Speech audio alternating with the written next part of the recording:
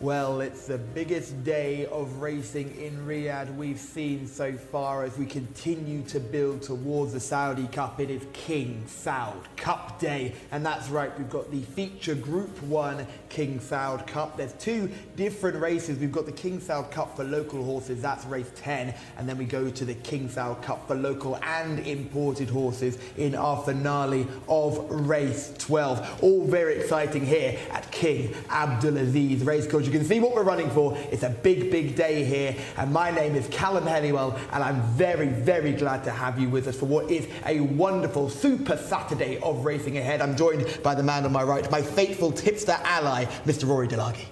Good afternoon, Callum. Nice to be here again. Nice to have you with me, clinging on at this point, aren't we? Now, Saturday is a big day. But it's not just because of the King Saud Cup. It's not just because of the King Khalid Cup. It's not just because we'll see some good horses in the purebred Arabian listed contest as well. We've got racing on both surfaces. But here are three horses I've got to look forward to coming up today.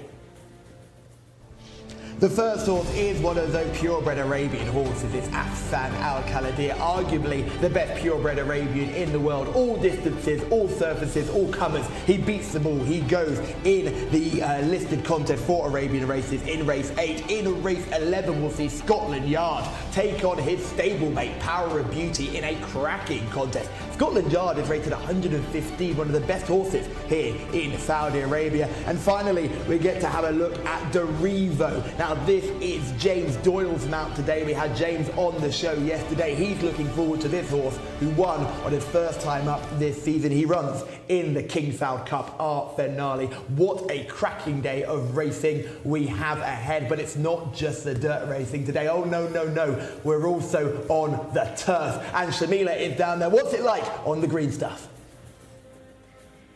Thank you very much, Mr. Callum Helliwell. Happy Super Saturday. Thank you for joining us live on YouTube, as always. Now, you might be wondering why I'm just lounging around here. That is because the turf track is now finally open. Races 5 and 6 will both be run on the turf track. Now, the rail has been brought out a little bit. There's only 10 runners in each race, but that is to preserve the inside of the turf track, and so they can just have a trial, because this is our first turf racing of the season. This is what we have all been waiting for. But it's not only about the turf racing today. We've got 3 brilliant Group 1 contests for you on this card, and of course it's Asfan Al Khalidiyya and Najib Al Zaman will go head to head yet again, and we'll be firing that stable rivalry between the two stables. So keep in tune, and hopefully we can all look forward to the beautiful turf racing on this beautiful turf track. Wonderful scenes there, Shamila. Certainly looking forward to getting out there in race 5 and 6. But the man who will be taking us through all the action, our voice from above, our man in the sky, it is Mr. John Blance. How are you, John?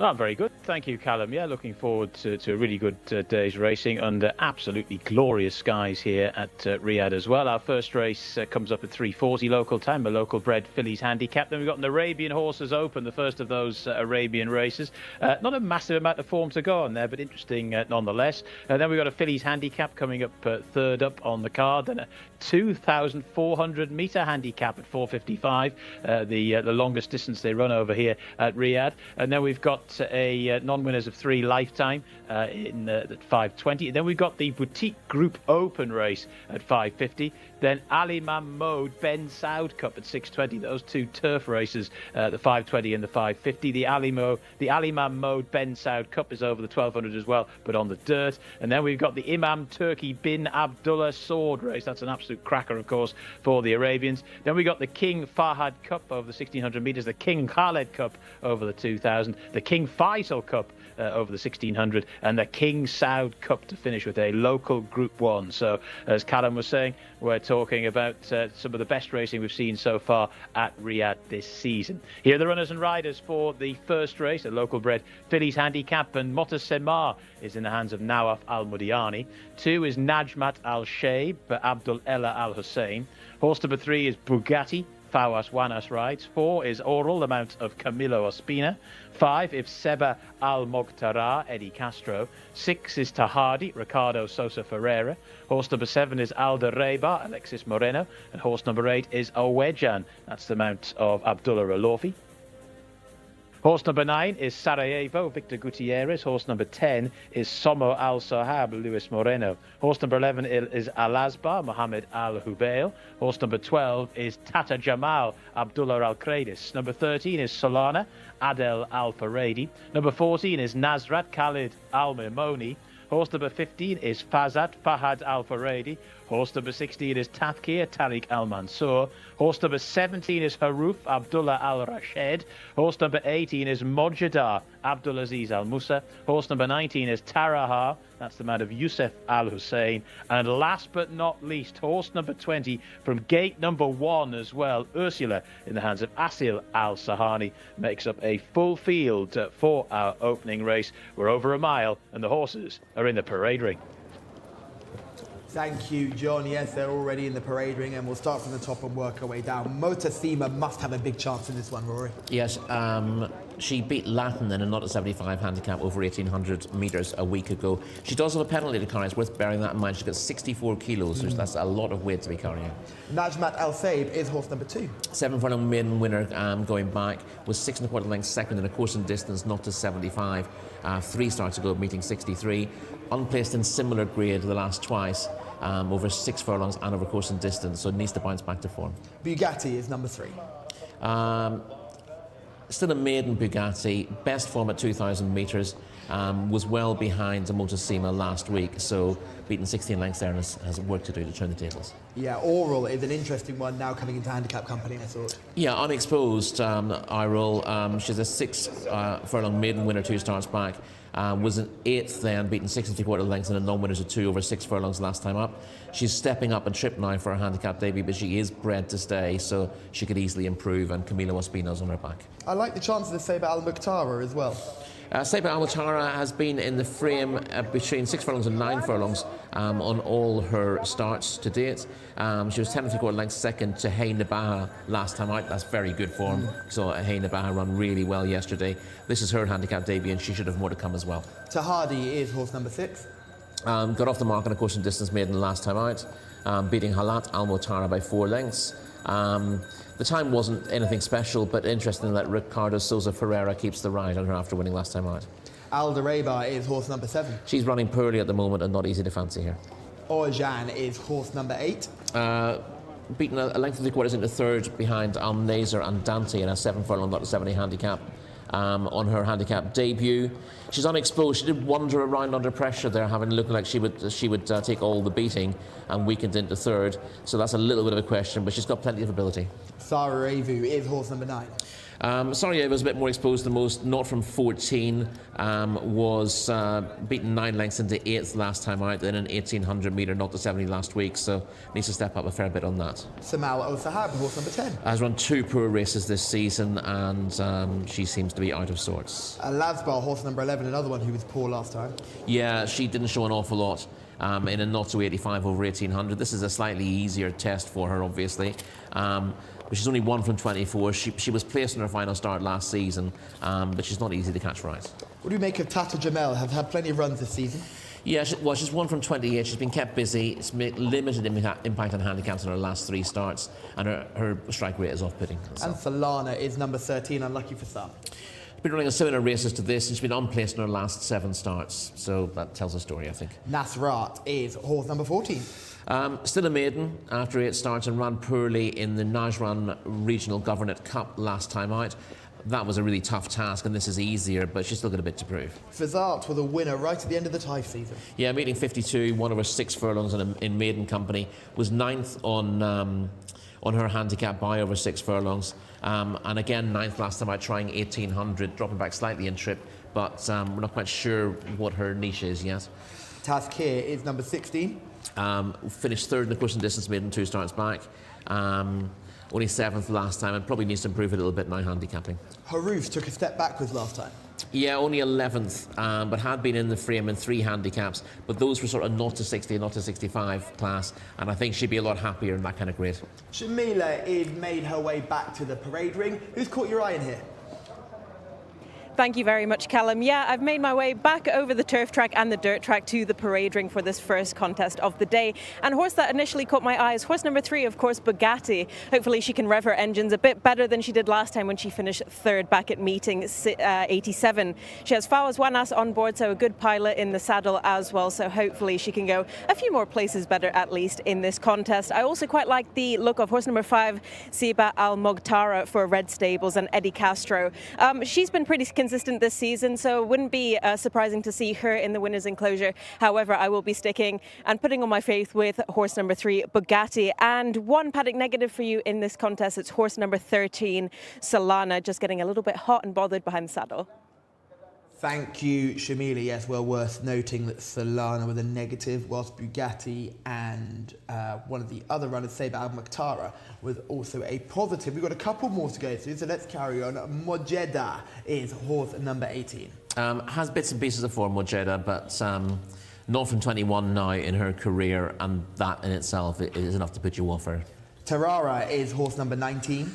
Taraja's quite interesting. Now she's had lots of experience, 3 from 66 in her career. She doesn't win very often, but she's slid down the handicap. And interestingly, she's often been highly tried, and she was last time out. She finished 5 1/4 lengths third to Danat Al Sayed in a Fillies Open over 6 furlongs last time out, doing her best work late. Strictly speaking, a reproduction of that run puts her right in the picture here. She's not one you could guarantee would back that up, but in itself, that's quite an interesting piece of form. I've been banging the drum for Ursula for a very long time. I think finally she's at a mark where she could be dangerous. But let's have a look at this form. Motosima is the horse we're looking at. The horse who's facing a penalty today in those blue blinkers right in the middle, and wins well and sort of shrugs off Latin, who I thought was going to be a real serious challenger. Yeah, Latin in the blue colours looked a big threat, but Motosima's done this nicely. Got a lovely seam through, just a few horses off the rails, and has seen it out very well. This was 1,800 metres last time out, dropping back to a mile here. Shouldn't in itself be an issue. She's won fairly narrowly, and she did get a good run through. But obviously, you'd like to stick with fillies in form. But she does carry a penalty. It's worth pointing out that 64 kilos here is a lot of weight for a filly to carry, and I think that she might struggle because of that. And obviously, it's only a week ago since that run, so she's being asked to back up fairly quickly. And remember, we are live on the Jcsa English-speaking YouTube channel, which means you've got Saudi Arabian racing free to air all the way through to the Saudi Cup and beyond. Okay. Remember to follow us on all our social media platforms, which will be Instagram, Twitter. We've also got a Facebook page, which I only recently discovered. People are still doing Facebook, but remember to like, subscribe, and turn on your notifications. Then just a little bit of news of the markets internationally. Number 5, Saber Al Makhtara, is your international favourite, so certainly one that a lot of people are latching onto, but there's certainly other ways you can look at it this race too. I'm fascinated by Tahadi, horse number 6, and Oral as well, horse number 4. Getting into handicaps now could be dangerous.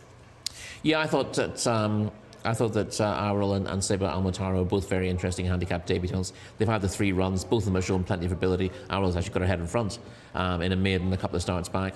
And Saber Al Makhtara's tried several trips in her 3 starts to date. The pair of them should be suited by a mile, and I thought that they'd probably have enough improvement to beat those with more experience in handicaps. International favourite Saber Al Makhtara, yes, is horse number 5, but it's drawn from stall 19. Now, this is a race where I don't want to be out wide, because I think everybody in this race, pace-wise, are much of a muchness, and I think it'll be a lot harder to get across than it would be in some of the Class 3 affairs we'll see later on in the card. Yeah, we saw plenty of horses do well from high draws yesterday. But we also saw races where high draws were at a big disadvantage. It all depends what happens in that first furlong or so going forward. And if the field as a whole goes forward roughly together, then it's very hard for wide runners to find room. But if there's not an awful lot of speed in the middle particularly, then the wide horses can do okay. But yeah, that's obviously a bit of a question mark for Saber Al Makhtara, being stuck out in stall 19. Tahadi, who you likes in 13.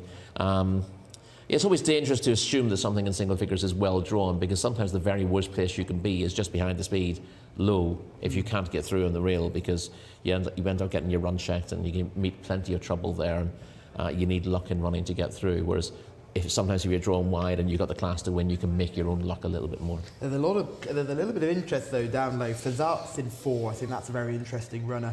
trying to bounce back from 2 poor runs after that win at the end of the Taif season. You've also got Taraha in horse number 19 coming out of 5, and then Ursula. I just keep on going towards her. She's coming out of 1. Haruf is coming out of 3 as well. So horses that have shown form previously, all having low draws. We saw it on Thursday, the low draws dotting up earlier on.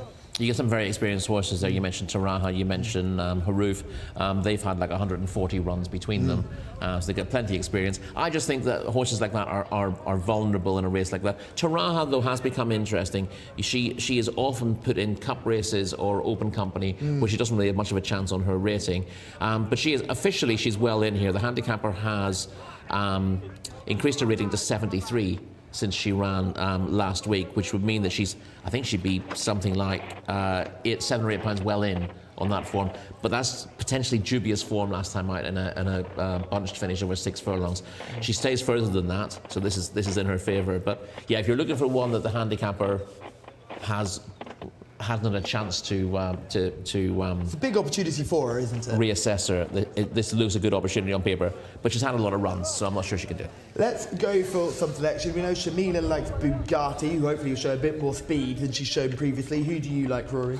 I like Sabre Al-Motara, despite that drawn stall 19. Eddie Castro, I hope, can get across and avoid trouble. I am going for the complete opposite of you. I'm going right down the round, giving Ursula one more chance, because I'm convinced she's at a mark where she's capable of doing a little bit of damage. So number 20, Ursula for myself.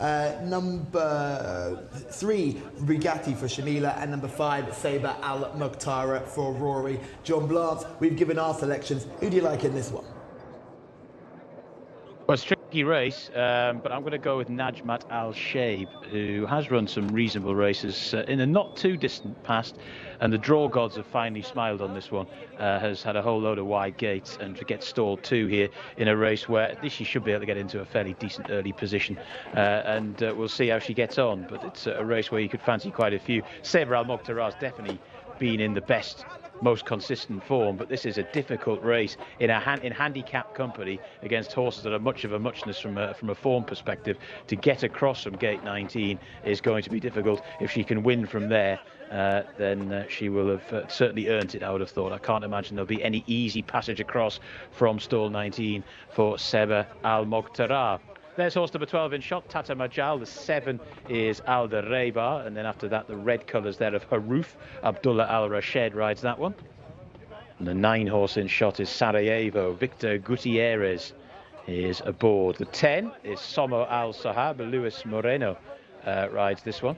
There's 2 runs so far this season, and a 14th and a 19th place posse so far.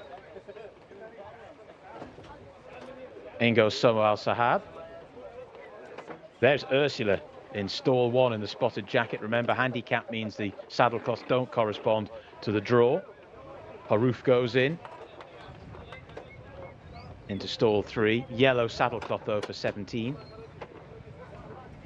Just like the 4 as well, if you're spotting your saddlecloths, and believe you me, that's the kind of thing you do as a race caller. No stone left unturned to try and identify them correctly. 4 to go. Fazat to come forward. Also to go in is Al Reba. The 3 is Bugatti, Shamila's selection. Motorbike puns optional. Horse number 12 is Tata Jamal. There is Bugatti going in. Tata Jamal. That's easy for me to say, going in over on the far side. And the 15 here is Fazat with a sheepskin noseband. Now just backing away, Bugatti. Fazat goes in, just waiting now for Bugatti. He's not behaving himself, or herself, I should say, Bugatti. Little tail flashing, and well, it'll take quite a few of our excellent stalls handlers here at Riyadh to get this one loaded up. Oh, dear me. That is why, in microcosm of why you would never see me do that stalls handler's job. I have the utmost admiration for them. You would not get me down there in a month of Sundays for all the tea in China when you've got a flighty thoroughbred doing stuff like that. And these guys, it's their job to then get to that part of the misbehaving thoroughbred to try and push her in. Hats off to you, lads. She's not playing ball at all. Bugatti's definitely got out the wrong side of the bed this morning. She's not happy.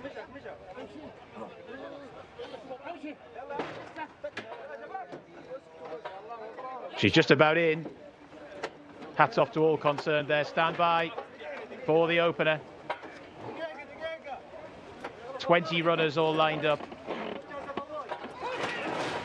Gates back and away they go. Looks like a pretty level break as well in the circumstances as they make their way through the early stages. Haruf, the red colours, has got away very well. So too has Ursula, taking up a nice position as well from stall one. Another one that's prominent in the early stages is Fazat. Right wide on the track at the moment is Awejan. Also rather wide is Bugatti after that rather dramatic attempt at going in. Has actually got into quite a nice position in the run itself. So they sort themselves out here towards the rear of the field at the moment. Nazrat doesn't have too many behind it, and also towards the back is Tarara as they make their way towards the end of the back straight. 11.23 and 14.01 to the first two calls, and out in front now, having got across, is Awajan in the black colours. The other black colours there towards the outside, the 12 Tata Jamal is also prominent. Then right up the inside rail now forcing through is Solana, and it's Solana with the sheepskin noseband that goes on to in second position Awajan. They're then followed in third by Tata Jamal. Then after that in fourth spot Tahadi, the striped jacket, getting a first mention. Right round the outside now comes Seba Al Mokhtarar from the very wide draw, but she's got a lot of work to do from there. She is though staying on, starting to make the turn for home, and it's Solana that leads. So in second position Awajan, who had to work to get across.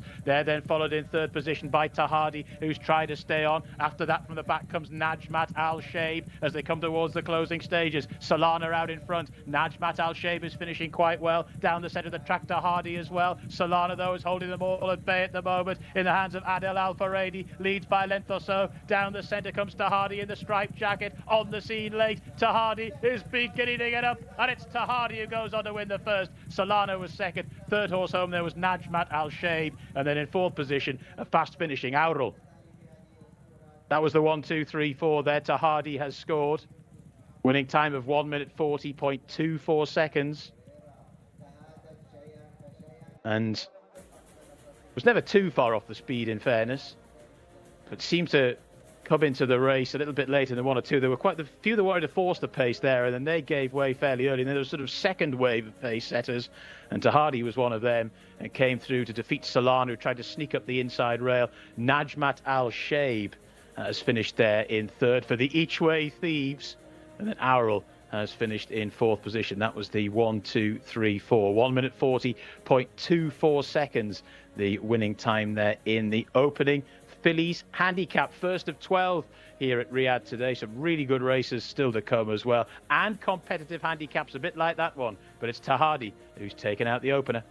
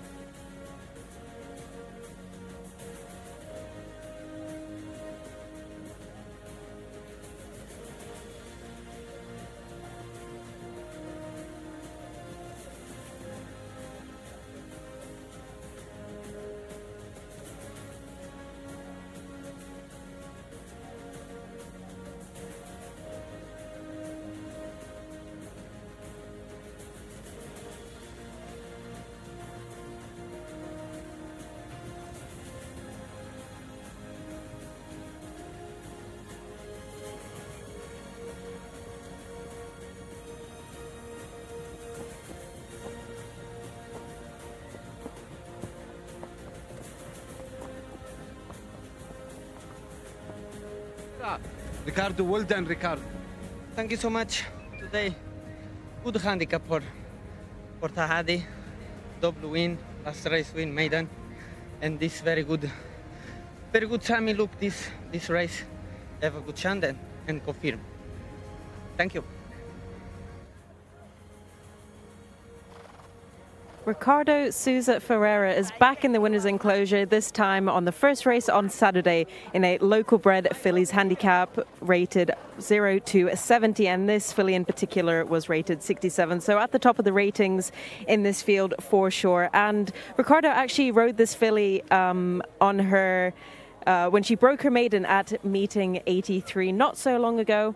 Over the same distance for trainer Sami Al-Harabi, who was flying at the moment. He was a bit quiet coming back off the Taif season. However, he is doing a lot better now in these last few weeks, and so is Ricardo Ferreira, who was flying. We were lucky enough to speak to Ricardo Ferreira. If you weren't watching our show on Thursday, he came to our mini set at the end of the day, so definitely go back and watch that if you haven't done already. Great insight to Ricardo Ferreira's life here in Saudi Arabia and how racing here has improved his riding style and ability all over the world. So it will be great to see what he thought of that race. Congratulations, Ricardo. You rode this filly when she broke her maiden. A tougher race today for sure, but she handled it well. Yes, not easy filly because sometimes scared horse. But today good chance, you know. Last time win maiden. I tell you, maybe she improved. And today good chance. Sami Al-Harabi, very clever for look this race handicap, and more chance for a nice race. Do you think she could be a cup horse, or better to keep her in handicaps for now to let her grow a little bit? For my opinion, I keep con. Cup, maybe come. Yes, for me now, yes, I need the cup for my honor. And I'm very happy because sometimes no come, and today come and win, and very happy about him. Brilliant. Thank you so much, Ricardo. So much. Yes, we should probably slow the boat on the cup race prospect for this one, but there's certainly a couple of handicaps in line in the future for Tahadi, who we gave a positive mention to at the beginning of the show and had justified that win last time out and backed up quickly in what possibly wasn't the strongest handicap on paper. Very good race planning from the trainer. No, I think most of the horses who appeared to have strong chances on the book were drawn wide. And nothing. Solana, actually, who was a paddock negative and had not been in particularly good form of late, has run best of those drawn in double figures. But you were right; they've gone forward pretty much in a line, and and those in the middle have gone forward. And when the middle horses go forward, it's very hard for the wide horses to do anything. You can't. If you go too fast to get past them, you're not going to see it out, and it's hard to tuck in. You'll see your eventual winner here, Tahadi, in the blue cap striped colours, about 4 from the left, from the right of your picture, towards the middle. Ricardo Souza Ferreira's got her in a lovely position. But look at where the international favourite is. They're almost together, but there's 3 horses' widths between them. Yes, yeah, and listen, I think Ricardo Souza Ferreira has given this a very good ride, because she wasn't, her draw wasn't the easiest. You saw all those drawn wider of her. Many of them would have been strongly fancied, just struggling to get themselves in a good position, and he's managed to find himself space and also ensure he wasn't pushed wide on the bend, even though he had to race a little wider than ideal. He's got himself in the pocket where he wants to be, and she's responded willingly to him. She's fairly unexposed. This is only her 9th career start. She broke her maiden last time out. She's done a much faster. She's done 1:40.24. When she won last time out, the time was 1:42.45. Yeah, so this is a big improvement in terms of times. But she's clearly going the right way. She was well beaten when we saw her once in time. She finished 16th that day. Did a lot better on her first start in Riyadh of the season 2 starts ago, and then won her maiden last time out. So although she's taken a while to get off the mark, she's clearly going places now. You're right, this wasn't a terribly strong handicap, and with Solana looking the likeliest winner for a fairway, you'd have to have your doubts about the form. And as I said, a lot of those who look to have big chances on paper were badly compromised by the draw. Yes, a special shout out to the absolute superstar that is Ursula, who made the most of that low draw and ran on to finish fifth, not threatening anything there, but she is going to pick up some fifth place prize money, 4,250 Riyadh for connection with Ursula, so they'll be chuffed to bits with that. And I think of the big run from Solana, who made that early move towards the rail, got across, because she wasn't drawn totally though, she was drawn until 10, yes. Yeah, she came from 10, broke well, got across, and then she was able to kind of dictate from there, and it's quite unfortunate that she'd been beaten by a potential improver in behind there in the yeah, I think she's very much got the run of things, Solana, and I wouldn't, given her overall profile, I wouldn't be in a rush to put her in my notebook, because she's managed to just get herself in a good position. And we see these handicaps all the time. You realise that horses can run poor races because they can't get themselves in a good position. For a lot of these, in this kind of bracket, everything needs to work out for them. Shamila is in the winner's enclosure. I am. I'm with the brilliant trainer, Mr. Sami Al-Harabi. Congratulations, Sami, on your fantastic filly. Thank you. Alhamdulillah, alhamdulillah.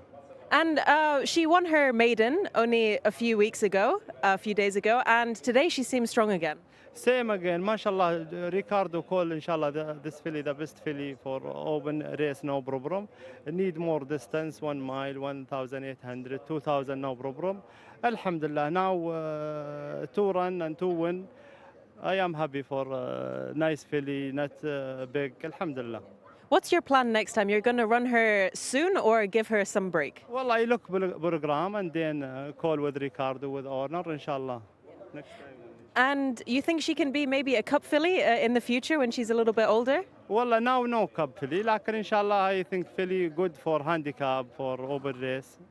Inshallah, next time, inshallah, he look what run, inshallah. Okay, brilliant. Thank you so much, Sam. Thank you, alhamdulillah. Of race number 1, Sami Al-Harabi, but I will be throwing you to John Blance to take us through the runners and riders of our second race. Many thanks, Shamila. Yes, we've got an Arabian race coming up now. This is the second on the card. It's over the 1,600 metres. It's an open contest, and there's quite a lot of debutants here. So one for maybe Shamila to find us in the paddock. Horse number 1 is Ajaj Al-Bari. That's the man of Abdul Ella Al-Hussein. Number 2 is Laith Al-Suhail, the man of Fahid Al-Furedi. 3 is Seraj Al-Hurra, Khalid Al-Mimoni. Horse number 4 is Hazwa Judah, Tariq Al-Mansour. Number 5 is Kasab, Rahid Al-Fayroz. 6 is Mohabbat El-Maydam, Abdullah Al-Rashed. 7 is Dayem, Jimmy Carrion. 8 is Shath Al-Qarnain, in the hands of Mohammed Al-Buhail. Horse number 9 is Saif Barzan, and that's the mount of Camilo Ospina, eye-catching jockey booking there. Horse number 10 is Mushrif Osama Al-Sharani. Horse number 11 is Salafar, Eddie Castro. Horse number 12 is out. Number 13 is Atabat Al-Sengar, Nawef Al-Mudiani. Horse number 14 is Radwa, Abdullah Al-Saidi. Horse number 15 is Murjan Ramadan, Mohammed Al-Daham. Number 16 is Asil Gouda, Abdulaziz Al-Yesh. Horse number 17 is Sinjar Al-Mashnar, Mohammed Al-Shamari. Horse number 18 is Fawaz Eliat Najd, that's the man of Fawas Wanas. And horse number 19 is Montera Al-Amal, Abdullah Al-Qradis. So an open race for Arabian horses. We've got a really good Arabian race a little bit later on. That big cup race, the Group 1 or the listed race for the Arabians a little bit later on. This lot might not be in that category, but there's some interesting runners nonetheless. And the paddock assessment vital, given the lack of experience on show here. So it's back to the guys and Shamila. Thank you, John. And yes, I think the only way we can go through this race is to take a look at them as physical specimens. But before we do that, let's discuss the fact that these are all 3-year-olds, which means they're all having their first start as purebred Arabians competitively. This is the first horse number 1, Ajaj Al-Bari. Now, this is a paddock eye catcher for me, quite strong, petite type, looks early. Yeah, having a look at a lot of these, some of them look pretty backward and pretty green, but 1 or 2 take the eye, and this is one of them. Certainly one. Ajaj Al-Bari. Yeah, I put him on the shortlist straight away. Not really familiar with the colours, but we will see some colours that we've seen racing before. So I think it's worth noticing who owns these as well. But certainly a fan of the Arabic TV channel had a long hold on that. This is number 2, Laith Al-Suhail, by Laith Al-Khaladir the Stallion, but not, because Layth for a different spelling. Not particularly doing much in the paddock. This is a big eye catcher for me. Horse number 3, Powerful Connection, Siraj Al-Hurra. This for me would be my biggest eye catcher so far. Yeah, it looks a bit more fit than some of these and looks fairly ready to go. Although Judah is just getting a little bit worked up in the parade ring, but remember, this is the first day of school. Well built in behind him, probably going to be bang up there in the vanguard, I imagine. Yeah, looks keen enough, very switched on, and one to bear in mind in a race that's got lots of questions. Al-Kassab is not the biggest, but you can see has really come into her own as the jockey's got on board there. He's an interesting one. Raquel Al-Farouz on board as well. So Ricardo Al-Farouz, sorry, on board too, who is also a quite good jockey too. Nice colour in the dapple grey. Yeah, quite close coupled. And as you said, yeah, the dappled greys tend to be a little bit more attractive than those who are a little plainer. Another one for powerful connections, Mohabbat El Medam, a nice interesting type here, certainly ones to watch owners wise. Yep. Not much I can add to that, to be honest. This is the one that looks very backwards. Yes, I wouldn't say this looks particularly wound up. Looked a bit green walking around the parade ring and carrying a little bit of condition as well. So one of the less likely types. Jimmy Carrion in the saddle, so she's got a good pilot on board, no doubt. We've got Shatat Al-Kanaya, who is in shot now. Looks a little bit more forward compared to what we've just seen, but again, light frame, big dip in the back as well. I think there's some growing to do there. Yes, that very much looks the case, doesn't it? Safe Barzan, the next one. This looks like a cart horse. This is the biggest thing in the field. 4 white socks, and there's a negative for some people. Do you feel the same way? Well, you know the old saying, don't Flashy. you? Yeah, but he is easy to spot at the very least, and does have size about him. So if you like those who've got a bit more scope, then you'll be interested in him. One for the same owners as Dayan, who looked a bit backward, is Mushrif, who also looks a little bit backwards too. Yes, yeah. Mushrif is one for further down the line by the looks of him. So it makes it a little bit more challenging when you look at Salfar, who's horse number 11, just coming through shot now, who's always going to look a little bit better than what we've just seen. But Salfar's not doing too many negatives, not a short couple to some of them that we've seen, and getting a little bit green with the jockey on. Yeah, still got a bit of growing to do. I certainly wouldn't call it lengthy, but a little lengthier than 1 or 2 in the field. We lose number 12, so we go straight to number 13, Abat Al-Sanga. Another one making debut, as all of these are, and another one who's not blowing me away in the paddock, but isn't quite as poor as some of the other ones we've seen. No, could be fitter, I think, but as you said, there's 1 or 2 that we've seen that were more backward than that. Here's Radwa. I like Radwa, a nice looking individual, again strong in behind, a little less of a dip back than what we've seen with some of these previously, and a nice short powerful neck. Yes, he'd be a bit of an eye catcher, Radwa, and looks reasonably professional walking around the parade ring. Our untrained eyes have had a good look at them now. Shamila's been in the parade ring getting up close and personal with some of these. Who caught your eye, Shamila? Thank you very much, Callum. Obviously, nothing to go on form here with these Arabians. It's all their first time at the racetrack, first time jumping out of the stalls at the races officially. So a lot of them are a little bit green and very much on their toes. The horse that I'm going to go with is horse number 2, Layth Al Shuail, who is ridden by Fahad Al Faradi. So here you want to be looking at the jockeys, you want to be looking at the connections, the owners, and the breeding of the horses as well to try and find a winner, because this could go one of many ways. Just because it has good breeding doesn't mean that it won't win, and the stalls and everything like that. So best of luck to everybody. I think even if we chose 3 horses each, Callum, I don't think we would find a winner. But I will be sticking with horse number 2, putting all my faith in Fahad Al Faradi, who's a great jockey on the Arabian horses, 3-year-old bay colt.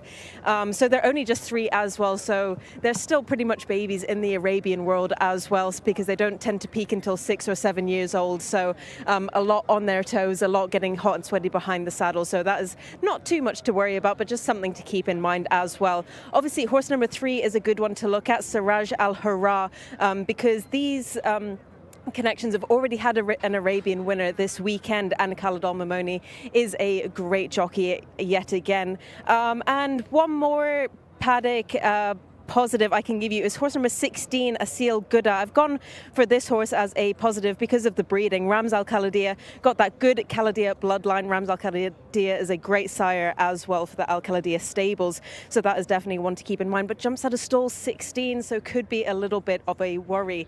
Now, a negative for me is horse number 8, who is ridden by Mohammed Al Hubail, just being very naughty in the preliminary stages. Definitely one of the naughtiest horses around, winding up all the other horses, so he is on my naughty list. But other than that, I will be sticking to horse number 2, fingers crossed. Thank you, Shamila. Oh, if you're still down there, Please let us know, what are we looking for physically from these purebred Arabians? We've seen such differences between them. We've seen some that look very big, strong and powerful, others that look a lot more light and a little more bony, I would say. What are we exactly looking for? What are the keys for success with these purebred Arabians? With these purebred Arabians, Callum, you want horses that look lean and fit rather than if they look like they're carrying a little bit too much condition.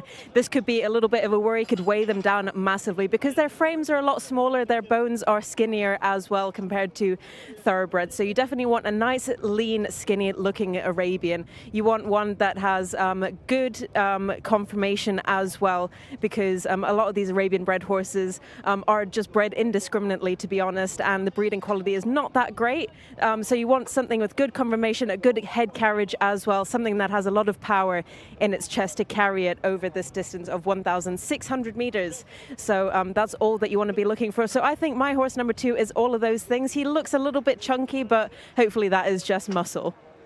Thank you, Shamila. Yes, and you can totally understand why Lace Al Suwail is your selection, because he does tick all of those boxes, looks strong and powerful, and hopefully it is muscle rather than chub, but we'll only wait and see. But a couple more we needed to get through. I'm obviously not going to tie you down for form or anything, but did any of the last 3 catch your eye? Sinjal Al-Mashnar, Fawad Eilat Najd, or Montera Al-Amal? I quite like the look of Asil Gouda, number 16. He caught my eye to a degree. Looks reasonably fit. I'm not sure, I can't tell exactly how switched on he is. Got a slightly less of a tail than some of these, but he looks okay. I thought he wasn't a bad sort, but it's complete guesswork. There's no point pretending that there's anything other than ruling out horses who don't look fit. It's not easy to find anything that stands out. So Laith Al Shawel obviously looks pretty good. You were reasonably keen on Siraj Al Hura, number 3. The fact that Camilo Ospina is on Safe Barzan makes that of some interest as well, but it really is. Given that they don't tend to knock your eye out anyway, the purebred Arabians, it's not the easiest for paddock watching either. Great to see so many people tuning in on YouTube and getting involved in the YouTube chat. Farhad is going to go for horse number 18, Fawad Elliot Najd. Fard is going for Fawad Elliot Najd. Interesting runner there. I'll be intrigued to see how he gets on for stall 18, but Fawaz Wanas is on board, which means we're going to get a little bit of... we're not going to get any weight off the back, because Fawaz Wanas recently rode out his claim. He did, indeed, so yes. He is now a fully very happy man to do it as well. He was over the moon, wasn't he? It was wonderful seeing when he rode it. Everyone came out and celebrated with him. I think he was on 49 winners for a while. Yes, he was. So he had a bit of a guard of honour for that achievement, and yeah, the grin on his face as he crossed the line was a joy to see. And he stayed in the saddle, which is not the same thing we can see for some of the jockeys on Thursday, who we lost. We had some celebrations that led to getting unshipped after the line. We did, yeah. No names mentioned there. But yeah, so Fard is going to go for horse number 18. I'm going to go with horse number 3. That's the one that caught my eye. That's Sarah Jalora, horse number 3 coming out at stall 3. Khalid Al Mamoni on top as well, which is a very positive jockey booking. He'd be one of the really top purebred Arabian riders as well, wouldn't he? We see Khalid often on some of the big named horses. Yes, so I certainly wouldn't put you off him. He did catch the eye. I will stick with, for the sake of having a selection, purely Asil Gouda, number 16. And Shamila was a big fan of Asil Gouda's breeding as well. Rams Al Kaladir, the stallion there, which is the stallion that I've actually recognised, which is unlike a lot of these in the field who are from stallions I have never heard of. So Asil Gouda certainly looks fit, has the pedigree as well to back it up. So that would be Rory's selection. Shamila likes horse number 2, Laith Al Suwail, and I like horse number 3. So 2 for Shamila, 3 for myself, 16 for Rory, and 18 for Fard in the comments. John Blance, it's over to you. Thanks, guys. Yeah, and right to comment, or safe to say that Safe Barzan is the international favourite here, and interesting that you guys mentioned that in terms of physical specimen, he's quite a bit bigger and stronger than a lot of them. So for no other reason than that, I'll be going with Camilo Ospina's mount here, Safe Barzan. But it is a race to watch, to enjoy, and to keep an eye on with the future in mind. It's interesting as well, if you're not particularly au fait with Arabian racing, what Shamila said there in the parade ring about these horses don't necessarily get to their peak until 6 or 7, or certainly not considered in terms of racing to be at their peak until 6 or 7. So these are young horses very much setting out on the early parts of their careers. Now, we've got one or two that are desperately keen to go. And this is Mohabbat Al Medam, horse number 6, who's just backing away. Abdullah Al Rashed rides that one. Does go in now, though.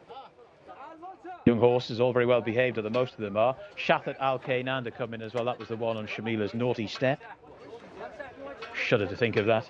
And horse number 9, Safe Barzan, will be the last to go in. Black and white colours, Camilo Ospina, top jockey here at or in Saudi Arabia. Stand by, 1600 metres, second race of the day, first of the Arab contests. All lined up, and they're off and racing. And, well, I say that, Ajaj Al-Bari doesn't want to come out. That one has been left at the start and has in fact unseated the rider as well. Abdullah Al-Hussein is out of the side door. Montera Alamal goes on from a very wide gate, flashing good early speed, that one. Also prominent is Safe Barzan, the international favourite there in the black and white check colours. Another one that's got into a good early posse as well is Salafar, the grey horse there in black and white colours. Towards the near side, poking up is Laith Al Shuil, that's horse number 2. But they're quite well strung out here already as they make their way through the first 400 metres or so and ticking along at 58 kilometres per hour. And it's Montera Alamal that leads. To in second position up the inside, Safe Barzan. Ospina's got his usual posse there, right on the rail. Then towards the outer, Salafar racing in third. Then up the inner, Laith Al Shuil. Towards the back of the field at the moment, Hazwa Judah. And also towards the rear is Aitabat Al Sanger as they start to make the turn here. 800 metres in 52.34 seconds. And still out in front is Montera Alamal. Leads now by a couple of lengths to Safe Barzan, who's being driven along by Ospina in second position.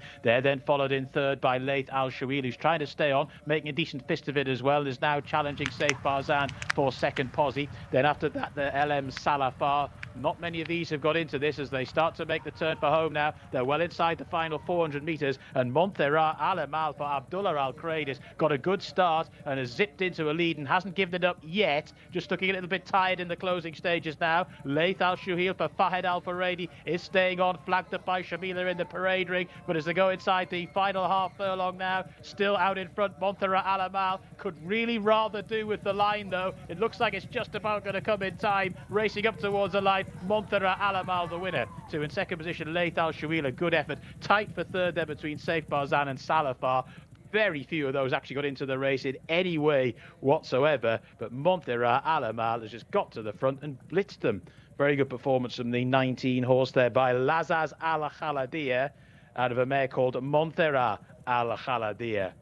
So there you go, 1 minute 50.84 seconds the winning time. Laith Al Shuhil has closed off pretty well. I say closed off, has always been relatively prominent as well, but it was a real noticeable factor of that race that if you weren't in the first 4 there, basically didn't have much of a chance because Safe Barzan was always prominent. Salafar was never too far away. Asil Goudar's got going a little bit late. That wasn't a bad performance from that one. And Shathat Al Karnain, who behaved badly in the parade ring, has actually gone all right in the race itself. But it was Montera Alamal who scored there by a length and a half in the end. There was a further 10.5 lengths back to Salafar, who finished in third. That was the 1, 2, 3. Montera Alamal has led them all a merry dance in race number 2, the first Arabian contest.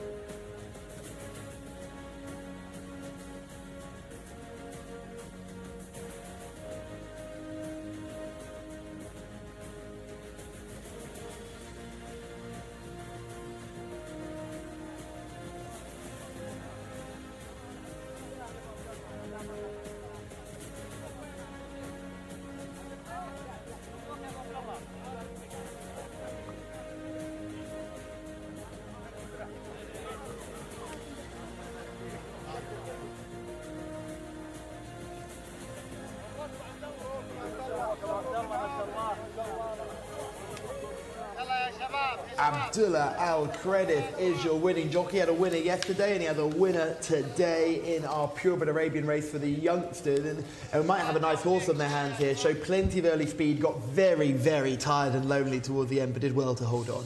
Yeah, got a really good position. Oh, obviously, Shamila's paddock pick, Laith Al Shwail, was closing, but had a lot of ground to make up, you know, with a furlong to run, and didn't quite have that target. You know, a length closer when the winner began to wobble would have given that one a real chance of running it down, but it was only getting close enough inside that last 100 yards to really latch onto it. But the winner's just about held on. I wouldn't go mad about the form, obviously. I think the key, when you get seeing races like this, you just want to see horses given a reasonable introduction. I thought that Asil Gouda, who's my selection, finished 5th in the end. That's been given a very considerate ride to run on, get a nice experience on debut and go forward. But let's not, you know, if any of these are going to turn out to be any good, it'll be in a couple of years' time, won't it? So. Oh yes, yeah. There's certainly you've got some precocity there with your eventual winner, but still that horse will no doubt improve. The second was second almost all the way through. Laith Al Suail was up there. You saw the international favourite Safe Barzan was up there for a long way, yeah. but then weakened quite tamely from the turn. Yeah, it was quite clear on the crown of the bend that you were in trouble if you were a supporter of Safe Barzan. But surely that horse will get better in time. It's absolutely massive, so we'll certainly feel that frame a little bit more. Didn't look particularly light, but I imagine we'll do better with some time. Yeah. We see the start again. Yes, Ajaj Al-Bari was the one we lost at the beginning from stall 1. Never broke, and when he did broke, went without the rider. Yes. And you can see already they're well stretched out as expected. A lot of these very, very inexperienced. You know, mentally as well as unfit physically, and not really knowing what's required of them. But the winner knew what the game was about. Safe Barzan, who was the international market leader, got into handy position fairly early on. Seraj Al Hura, I thought, was in a good spot early on, and didn't really build on that. But yeah, they seem to go fast enough given their age and complete lack of experience. But what happens in a race like that is that those who get behind lose confidence. They've got nothing to aim at. They're not in company, and it doesn't really help them see the race out. There was clearly some instructions as well to look after these horses too. Of course. Because if you're a supporter of Seraj Al Hura, you knew pretty quickly when the front four started to go away, Khaled Al-Mamoni was under no pressure to try and keep up with that group. He was just going to nurse his horse home and let him come home at his own pace, because the other four had already straight clear, and he was arguably travelling better than a lot of horses in behind. So I think of a positive run for experience and going forward, and I think certainly more to come in the future with a lot of these. Yeah, you'd like to think so. It's difficult to gauge what the form is worth at this stage. Obviously, it's a slow time. You would expect that. Not desperately, so 5 seconds outside the course record, almost exactly. But you wouldn't expect these newcomers to be getting close to any kind of record. And the winners run a nice race, probably a little bit better than the bare result, having got lonely and tired late in the day after setting a strong pace. Yeah, you can see as well. There's Abdullah Al-Kredith has just been really sensible on board. We've mentioned it a few times, just not flapping when you know the horse is tiring, just making sure you're keeping that balance, using the rail to help but not running into the rail. It's a very important skill. It is, yeah, and balance is absolutely key. You could tell the winner was getting very tired late in the day, but did enough to hold on. And the runner-ups made up quite a lot of ground from this point, but they're both very much learning on the job as the race goes on, and they've pulled well clear of the rest of the field. Safe Barzan as well, you can just see beginning to fade. That stride is shortening quickly and ends up fading right out of the mix. But again, ran well for a long way. Remember, this is over a mile. There are shorter options available for a lot of these purebred Arabians. So a horse like Safe Barzan, who showed plenty of early toe, might want to drop back and trip. Yeah, I'm not sure he necessarily does. I think when you've got a horse who's that size compared to some of these, when they get tired, it's really hard to maintain that kind of, you know, a bigger stride than most of these. When you've got a big stride and you're tired, it's very hard to hold that together. Some of the sort of the more petite horses in this race, they're able to maintain their stride length a little more easily when they're tired. Shamila is in the winner's enclosure. Thank you very much, Callum. I am in the winner's enclosure with the winning owners of this race. Congratulations, Mr. Mohammed. You must be thrilled with that win. Alhamdulillah, yes, very thrilled. I was having high hopes for the filly, first time running. Of course, you cannot expect her to win, but hope is always there. And alhamdulillah, she did well. Although she had a very difficult draw gate, I think she showed some class today. It was a tough race to navigate. It looked like, because so many runners, like so many unknowns in the race as well. Exactly. I think only four out of these fillies and colts did run before. This was not the plan. So the plan was for her to wait behind the first group, so being third, fourth. But I think she showed a really good class today. She outpaced, I think, the remaining runners. And the jockey is fantastic on these Arabian horses as well. Yeah, Abdullah, he's the one who's training her, so he knows her very well. And basically, we trust him to do whatever is necessary during the race. And I think he did amazing for the jockey and the trainer, so thanks to them both. And alhamdulillah, thanks to God before everything else. This is his blessing. What's your plans for her next time out? Are you going to give her a little bit of a break now or go straight back into it?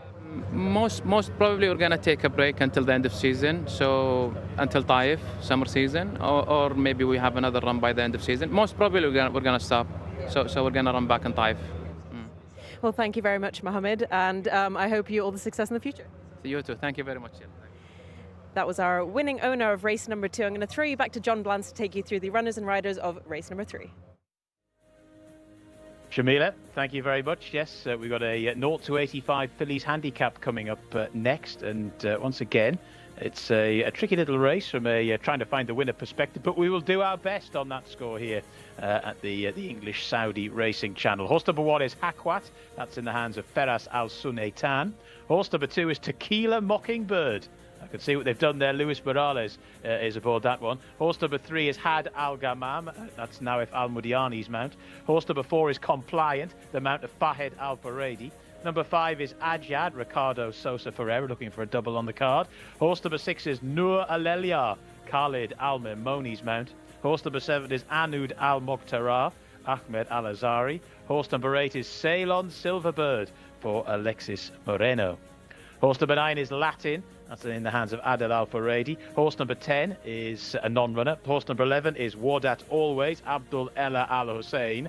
Horse number 12 is Mistrix, Tariq Al-Mansour. Horse number 13 is Leonella, Abdullah Al-Kradis. Horse number 14 is Mathael, Fawas Wanas. And horse number 15 is Silk Al-Jaman in the hands of Thurb Al-Timyat. So in the end, 14 got a post for this 1800 metres fillies handicap underway at 4:30 local time. Horses making their way into the parade ring. We are making our way back to the studio via the lovely topiary here in Riyadh.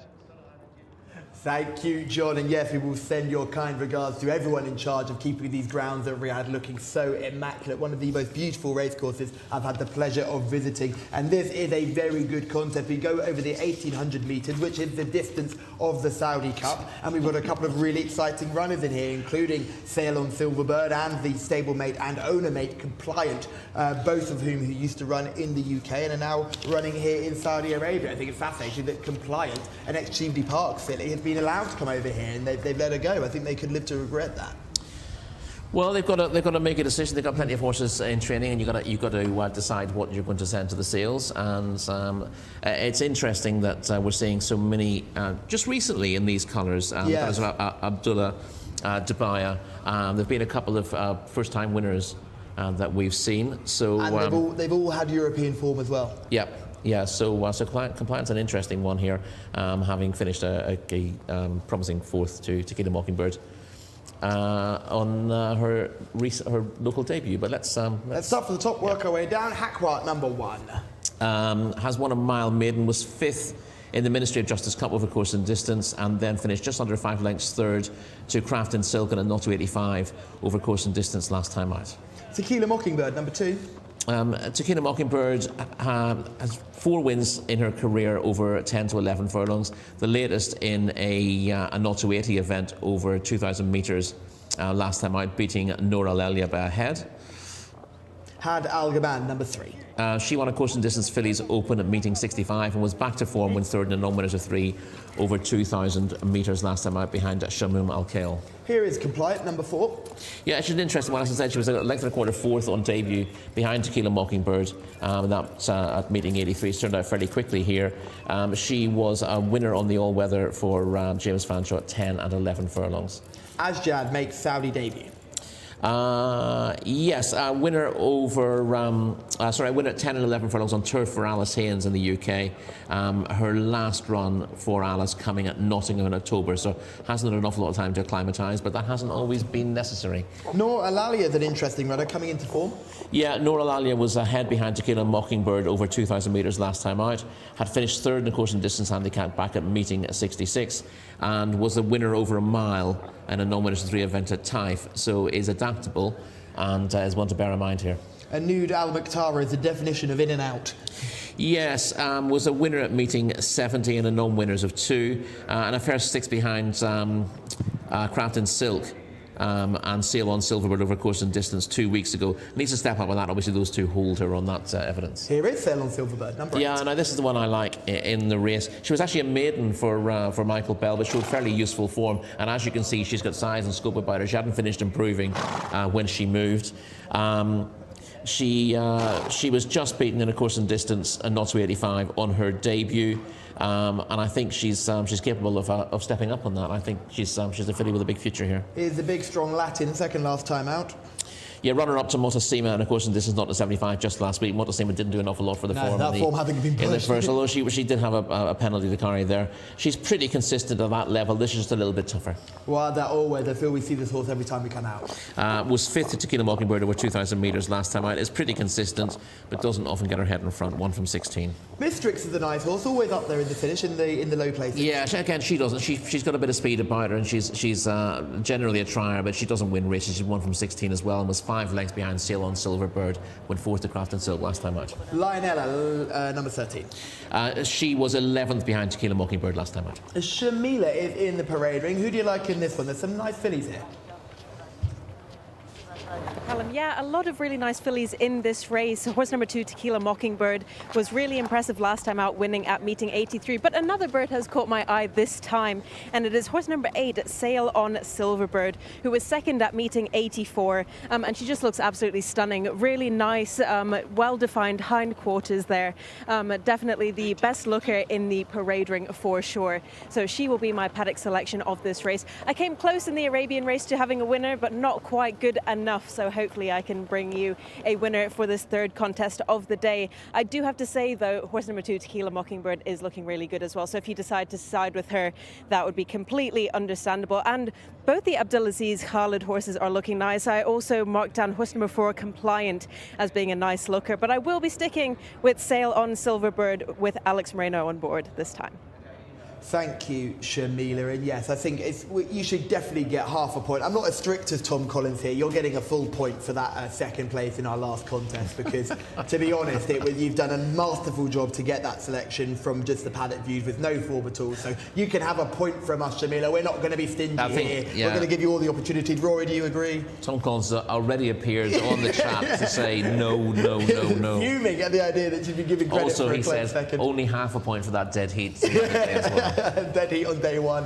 Unbelievable, Steve. Yes, but hopefully Shamila can get some more luck with Sail on Silverbird, who I know you probably like as well, Rory, but we'll keep going through them. Yes. Matayal, horse number 14. Not the last. Yeah, I didn't like much towards the bottom. Matayal, rated 64, not from 16 career, and her last couple of runs have been fairly underwhelming. And the final one, Silk Al-Jaman, horse number 15. Not from 18.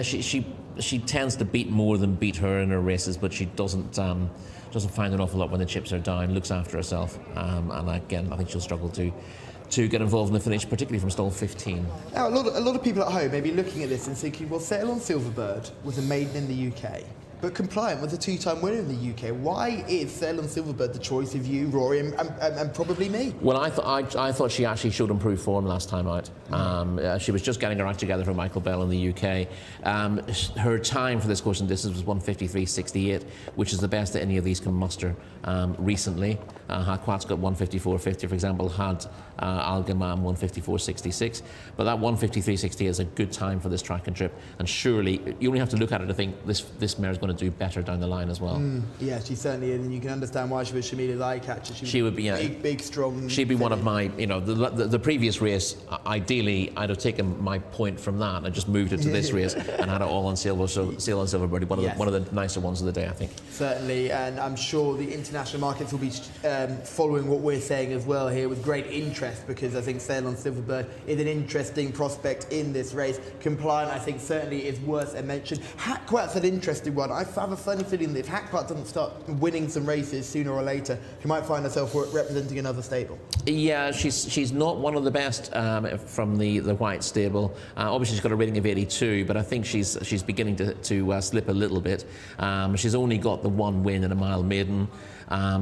She was running the Ministry of Justice Cup over the course of distance 2 starts back and wasn't disgraced in that. But her strike rate's moderate for one from that stable and with that breeding. She was behind Layla Doro, who's one of the superstars of the Riyadh racing scene, and Hey Nabara, who boosted that form on the next start. So it certainly makes sense why she's got the rating that she got, because she wasn't beaten a mile by then, but there were 3 white stable runners in that. It was only a 6-horse race, and I think she came 5th, and there was a big gap between the first and second and everything else. So it's hard.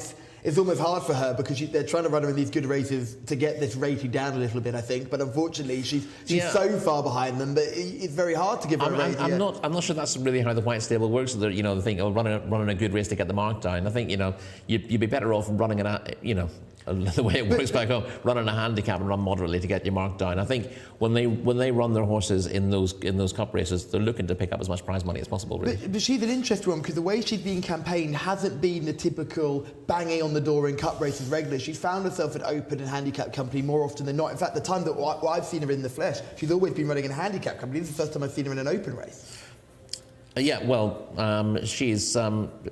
She is what she is. She's not going to be successful in Cup Company, but she's got lots of ability. Hence, she's giving weight away all round here. But the fact that she's got that much ability and has only managed to win 1 race is a little bit of a concern. We've got some selections coming in from the comments as well. Quite a lot of support for Latin horse number 9 Thard, is looking for a bit more luck than he had in the last race. And George Lazaridis is going for horse number 8 Sail on Silverbird. We've just had a question in, where is Ricardo Sousa Ferreira? Well, if you were watching earlier on, you would have seen him win our opening contest. Ricardo Sousa Ferreira is a jockey in great form. He partners Asjad in this race, for the same connections. Yeah, for the same connections as well. So hopefully he can run a very good race. Asjad, an interesting one.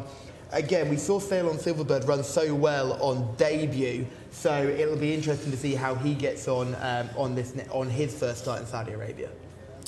Yes, absolutely. Interesting that we've been talking about how we've been going to time in most of our races. We're definitely going to be late off here. I'm not sure why.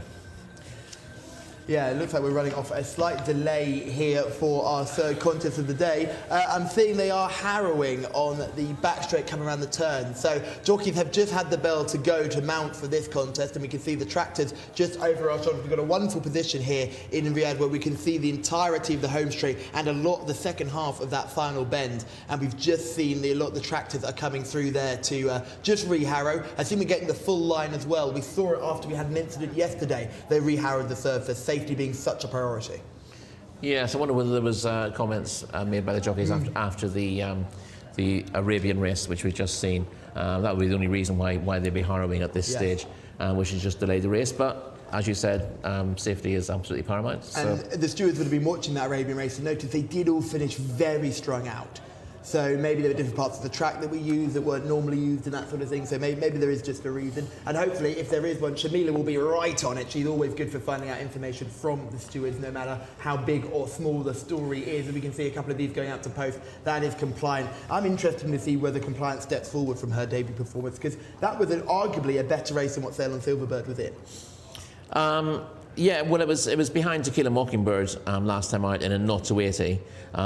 So it was a competitive affair. Sail on Silverbirds was a 0-85. So I wouldn't agree with your assessment of that. But would you not think that Tequila Mockingbird and the thoughts in those contests were possibly stronger horses than what the rating of the race suggests?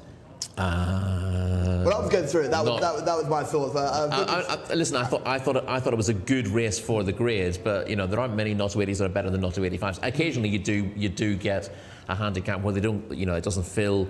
And the top, we the saw top it in our weight, last race, yes. Yeah, you might get a 0-90 handicap where the top rated is 75 in theory, but it rarely happens. But it happens very rarely here, where most of the races are oversubscribed. So it is possible that a 0-80 could be stronger than a 0-85. I didn't particularly get that impression, particularly given the time of the contest the Sail on Silverbird was in, and the ability that the winner of that race, Craft and Silk, has shown on numerous occasions. Yeah, Craft and Silk definitely above average here in Saudi Arabia. Just seeing some more go down to post. That's Matayel, horse number 14, make his way down there. And the final horse, Silk Al Jaman, horse who's been banging on the door, but is now a maiden after 18 starts. Hard to fancy here, but I'm sure there'll be support somewhere along the line.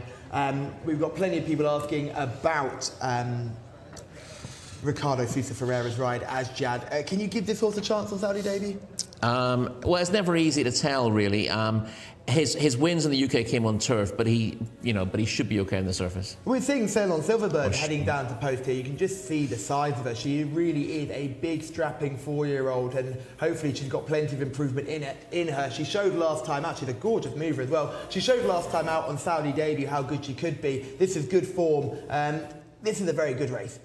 This was a 0-85 handicap over course and distance last time out, this was a very good opening effort from her. I suppose the one question you would ask is she? Do you think she's happy to come past here? The winner does sort of move out to her and intimidate her a little bit, but there's a slight question mark about her willingness to go past. She's been narrowly denied. She's still a maiden, despite showing a fair degree of ability. That would be your only concern. But I thought the jockey on the winner that day was very cute and deliberately moved his horse out into her path a little bit, just to try to intimidate her, and it stopped her going past. And Craft and Silk is famous for being a horse that empties very, very quickly when under pressure, so I think he was trying to hold on for as much as he could. But just look at the way she moves. She's one of the best movers I've seen. This is where you see the turf coming into play here, because she certainly moves like a turf horse. She does, but she has form on artificial surfaces in the UK for Michael Bell, and clearly handled the dirt really well last time.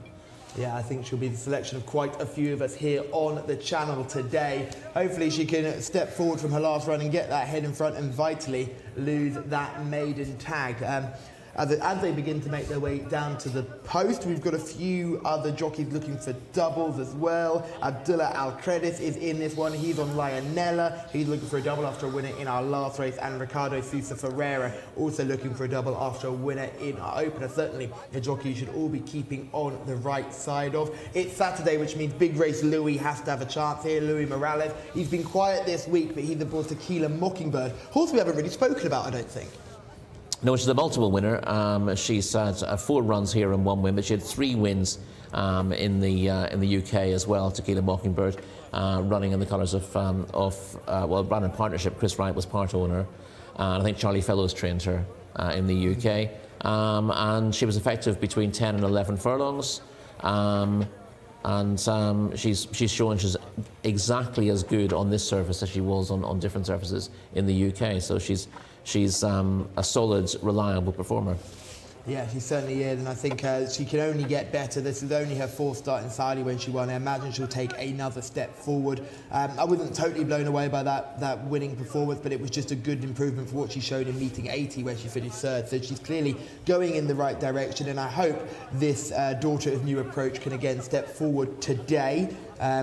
Let's have some selections here. Shamila's already said she likes Sail on Silverbird. Rory, I know you're going to go with the same horse as well, and I'm going to make it very simple. I'm also going with Sail on Silverbird. So all 3 of us are going for horse number 8. They're loading very quickly, John. Over to you. Yeah, they're going in. That's 3 or 4 just to load up here. Yeah, I'm a Sail on Silverbird man as well.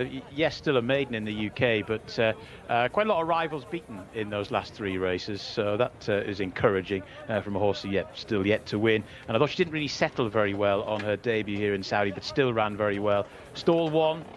Has she got the pace to really take advantage of that? We'll find out in the next few moments. But I think she's entitled to go pretty well here. Sail on Silverbird. They're all in. And they're off and racing for the third on the card. This filly's handicap, and a good start was made by Compliant in the orange sheepskin noseband. Anud Al Muqtara, the red colours, is also prominent there with a white bridle. Another one that's making good early headway is Latin as they head on through the early part of the race. Another one that's gone on is Sail on Silverbird from the inside as well. So it's Sail on Silverbird that leads in the early stages, now showing much better pace from the gates than she did on debut. Mistrix is racing in second, followed then by Noor Alelia, who's getting into this from a position in mid-division. Then after that, we have Anud Al Muqtara, who's just off the back of the speed, and then Hard Al Gamam, who's also up there too. But this Sail on Silverbird, well, she's sailed on by at the moment. She's 3 or 4 lengths in front to Mistrix in second, then up the inside in third, Anud Al Muqtara, then towards the outer in fourth position, the red and black colours there of Hard Al Gamam. Towards the back of the field, Mathael is just about last, also struggling at the moment is Silk Jaman, starting to make the turn round this long sweeping bend at Riyadh, and it's Sail on Silverbird to in second position Mistrix, the blue cap. Up the inside now, Anud Al Muqtara has got a slightly better run. Compliant, the orange sheepskin noseband, the same colours or the same ownership as the leader, is now into fourth spot ahead of a flailing around Had Al Gamam, who's in fifth.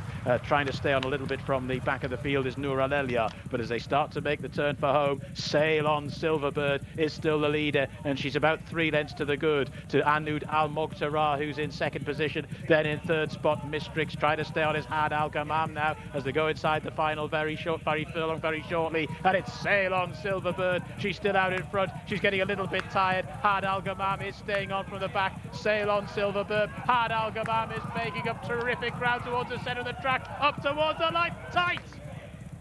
The 3, Had Al Gamam, in the shadow of the post, has laid it down to Sail on Silverbird. That is one for the judge.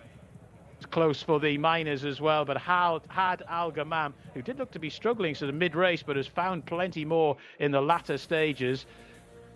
Let's take a look as they crossed the line. Sail on Silverbird, well, it was a very different type of performance to the one that she produced on debut, where she was held up a little bit in the run, and Had Al Gamam has been given the verdict. Had Al Gamam by a nose has beaten Sail on Silverbird, who's been chinned in the closing stages. Like I was saying before, she was held up and pulled a little bit in her first race here in Saudi. This time round she's been allowed to stride on, and it's almost worked, but on the bob by a flared nostril, Had Al Gamam has won. Sail on Silverbird has finished in second. Mistrix got third in the end, and Adyad from quite a long way back has finished in fourth. But it's Had Al Gamam. They've both recorded exactly the same time here, 1:53.43 seconds, but by a nose. And there's the very quickly produced print as well. Had Al Gamam has got there on the line. Nawef Al Mudiani has timed it to a nicety. Sail on Silverbird will surely be winning races here in Saudi in the not too distant future, but today she's been chinned by Had Al Gamam.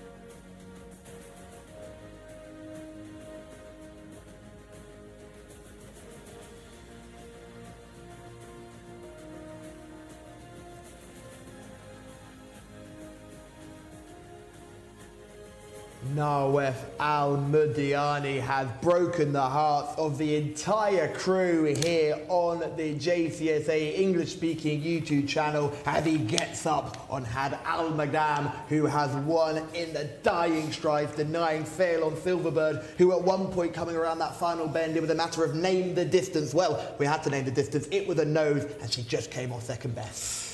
Yes, a bit of a blow that for me.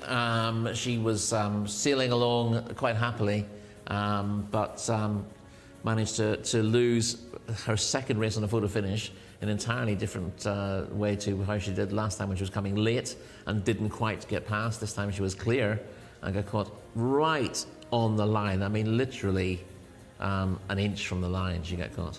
Now, you know I have to ask this question, and I know you hate it when I ask this question. Yep. But is it stamina or is it attitude?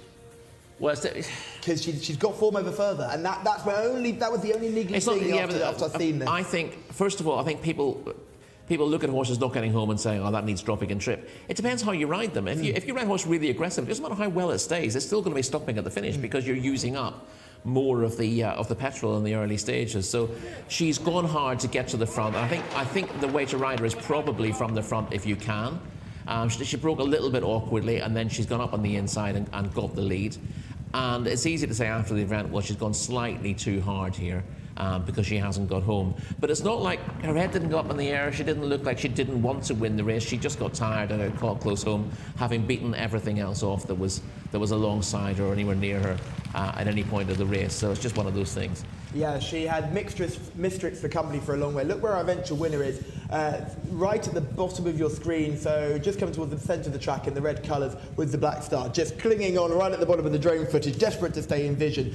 What's interesting about this will be interesting to track his run and where he comes from and whether he meets traffic problems. He looked to come noticeably wide on the turn, so I imagine he had to go about 3 or 4 wide. Yeah, she's coming through horses at the minute, and she was in. She's not had to veer off the course she took in the first place at this stage, and she won't have to go wide for a little bit yet, as you can see, still in exactly the same path. And the question is whether anything in front of her will duck towards the inside, or just to come around the outside. She's coming 3 wide at this stage, but that's roughly the path that she was in coming out of the stall. So she's pretty much running where she wanted to be. And although she's got a couple of horses weakening in front of her, she has to come wide of those. You don't see her having to be steered into the middle of the track. And she's actually lost very little ground in terms of getting around horses. This is a good ride, saved every inch, and every inch was really important in the end, wasn't it? Any deviation in her path through that would have cost her a tiny bit of ground, and that would have lost her the race. So, tremendous ride from Nawaf Al-Mudiani. And you just see this is momentum right on the line, and it's a heartbreak for everyone on sale on Silverbird. At this point you thought you were in a good position, but you can just see Alex's hand a little bit off the range. He's clearly still taking a bit of a tug. Yeah, and he's trying to get her to relax as well. He's got her to the front, he's had to work hard to get there. What he wants to do now is try to get a breather into her, but she is now that she's been set into motion, she wants to go on, and she's not maybe saving the energy that her rider wants her to at this stage. But he doesn't want to check her. He doesn't want to check her momentum. He just wants her to relax a little bit, fill up, get a breath in, and then see the race out. And what she hasn't done, she didn't really relax enough when Alex dropped his hands to fill up her lungs and find a bit extra for the finish. So she was wanting in the last furlong, getting tired and looking vulnerable. And unfortunately, the one horse who could catch her has done so. Certainly has. She's fallen into the laps of Had Al-Gaman, who is our winner, and she's a filly, certainly going in the right direction. She's had plenty of starts. This is her second victory. She was third last time out, but she was the winner back in meeting 65, so she clearly enjoys Riyadh. Yeah, I mean, it was a fillies open. She won meeting 65, and she was entitled to have her chance here. Everything panned out for her on the day. John Blance will take us through the runners and riders for race 4. John, have you got up from behind your sofa yet? Just about recovered, Callum, just about recovered. But there we go. Still a long way to go as well. So need stamina in this game. Horse number 1 in the 4th race is Gurkhali Warrior in the hands of Abdullah Al-Kradis. 2 is Maybury, Nawaf Al-Mudiani. 3 is Union Strength, Abdul Ella Al-Hussein. 4 is Don Julio for Alexis Moreno. Horse number 5 is Carabenio in the hands of Camilo Ospina. Horse number 6 is Rafio Abdullah Al Said. Horse number 7 is Tomahawk for Asil Al Sahani. And number 8 is Dramatic Advice from Gate 1, Abdulaziz Al Faradi. Elam Al Samawi is horse number 9, the man of Abdullah Al Fayrouz. Horse number 10 is Freshwater Cliffs, who is the international favourite here, although not a particularly short-priced one. Thurbal Timiat is aboard Freshwater Cliffs. Horse number 11 is Saudi Pride, Tariq Al Mansour. Horse number 12 is Promoter, Naif Al Anazi. Horse number 13 is Wanham, Abdullah Al Lofi. Horse number 14 is Abo Al Azem, Rayan Al Toesh. Horse number 15 is Capitulation, Mohammed Saeed. Horse number 16 is Gainline, Ahmed Al Shra. Horse number 17 is Mezbar Al Amal, Ali Al Memoni. Horse number 18 is Baroud for Eddie Castro. I think that one will run a decent race from Gate 2. And then we have Walad Al Dahawi, Abdulaziz Al Musa. And horse number 20 is Fusion Gold, Ali Al Mutiba. Bumper field once more of 20 got a post here over the 2,400 metres as well. The longest race of the day. It's for 4-year-olds and it's for fillies and for colts. And we get back to the guys in the studio. We can just see wonderful scenes as Abdullah Al Farouz is going to select his 300th winner saddle cross. Congratulations to that gentleman there, Abdullah Al Farouz. He had a double yesterday, including one of the big race group winners as well. So he's certainly a good jockey and a friend of Shamila with his win aboard Dahi, her favourite horse. So great to see him getting celebrated in that way. And it's a wonderful tradition that they have here with these ceremonial saddle cloths. It is, yes, and we've seen a few of those given out already, and it puts it into fairly sharp focus what these jockeys have achieved. And 300 winners, again, given how competitive things are here and how big the fields are, is quite an impressive achievement. And technically, he's a very talented jockey. He's lovely to watch, and when he's in rhythm, I thought he was brilliant aboard Dahi, the way he just kept the horse underneath him when he was beginning to wobble and roll around. So certainly a jockey to keep an eye on and follow throughout this Riyadh season. Here's Gurkhali Warrior, horse number 1 in our 4th race. Yes, a Gurkhali Warrior, both as recent places to come over course and distance. Disappointing last time out behind Loving Feeling, but he was second in a hands and heels, not to 80 and beating 78, and he drops back in class here. Mayberry is horse number 2. A length and a half behind Gurkhali Warrior, went 2 lengths third to Motair in a course and distance, not to 80 last time out, and is considered on that. Yeah, I thought he relished the stepping up and trip for the first time. Union Strength is number 3. Relying poorly at the moment. Second in Taif back at the end of the season there, but 2 poor runs in Riyadh since. Yeah, Abdul Al Hussein will be hoping for better luck. He was unseated in that purebred Arabian race. Don Julio is horse number 4.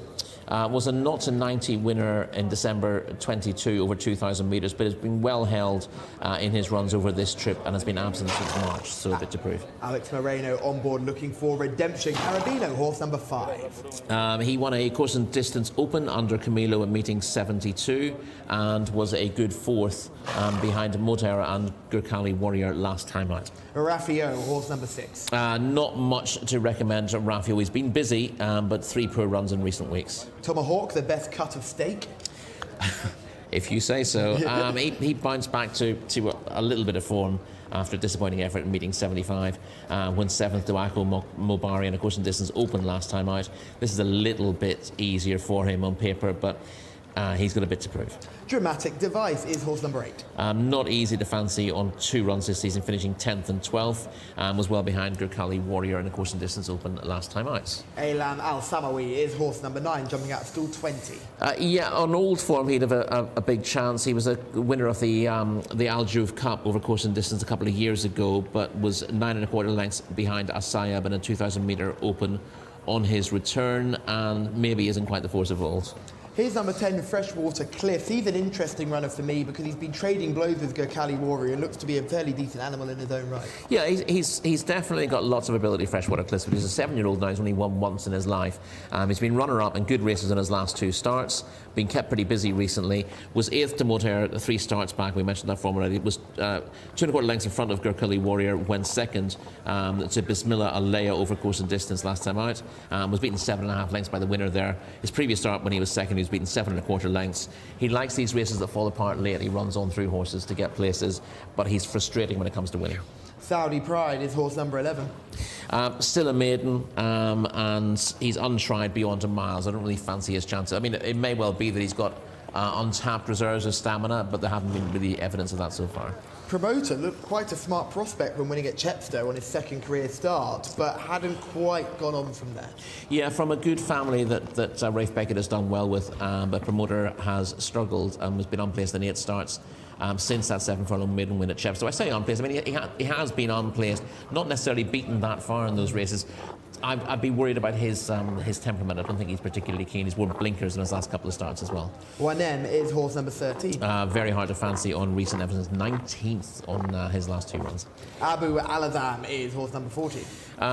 Was a winner over this trip in Taif and not in 90 company, but he's made less impact in handicap since, and others look to have stronger claims than him here.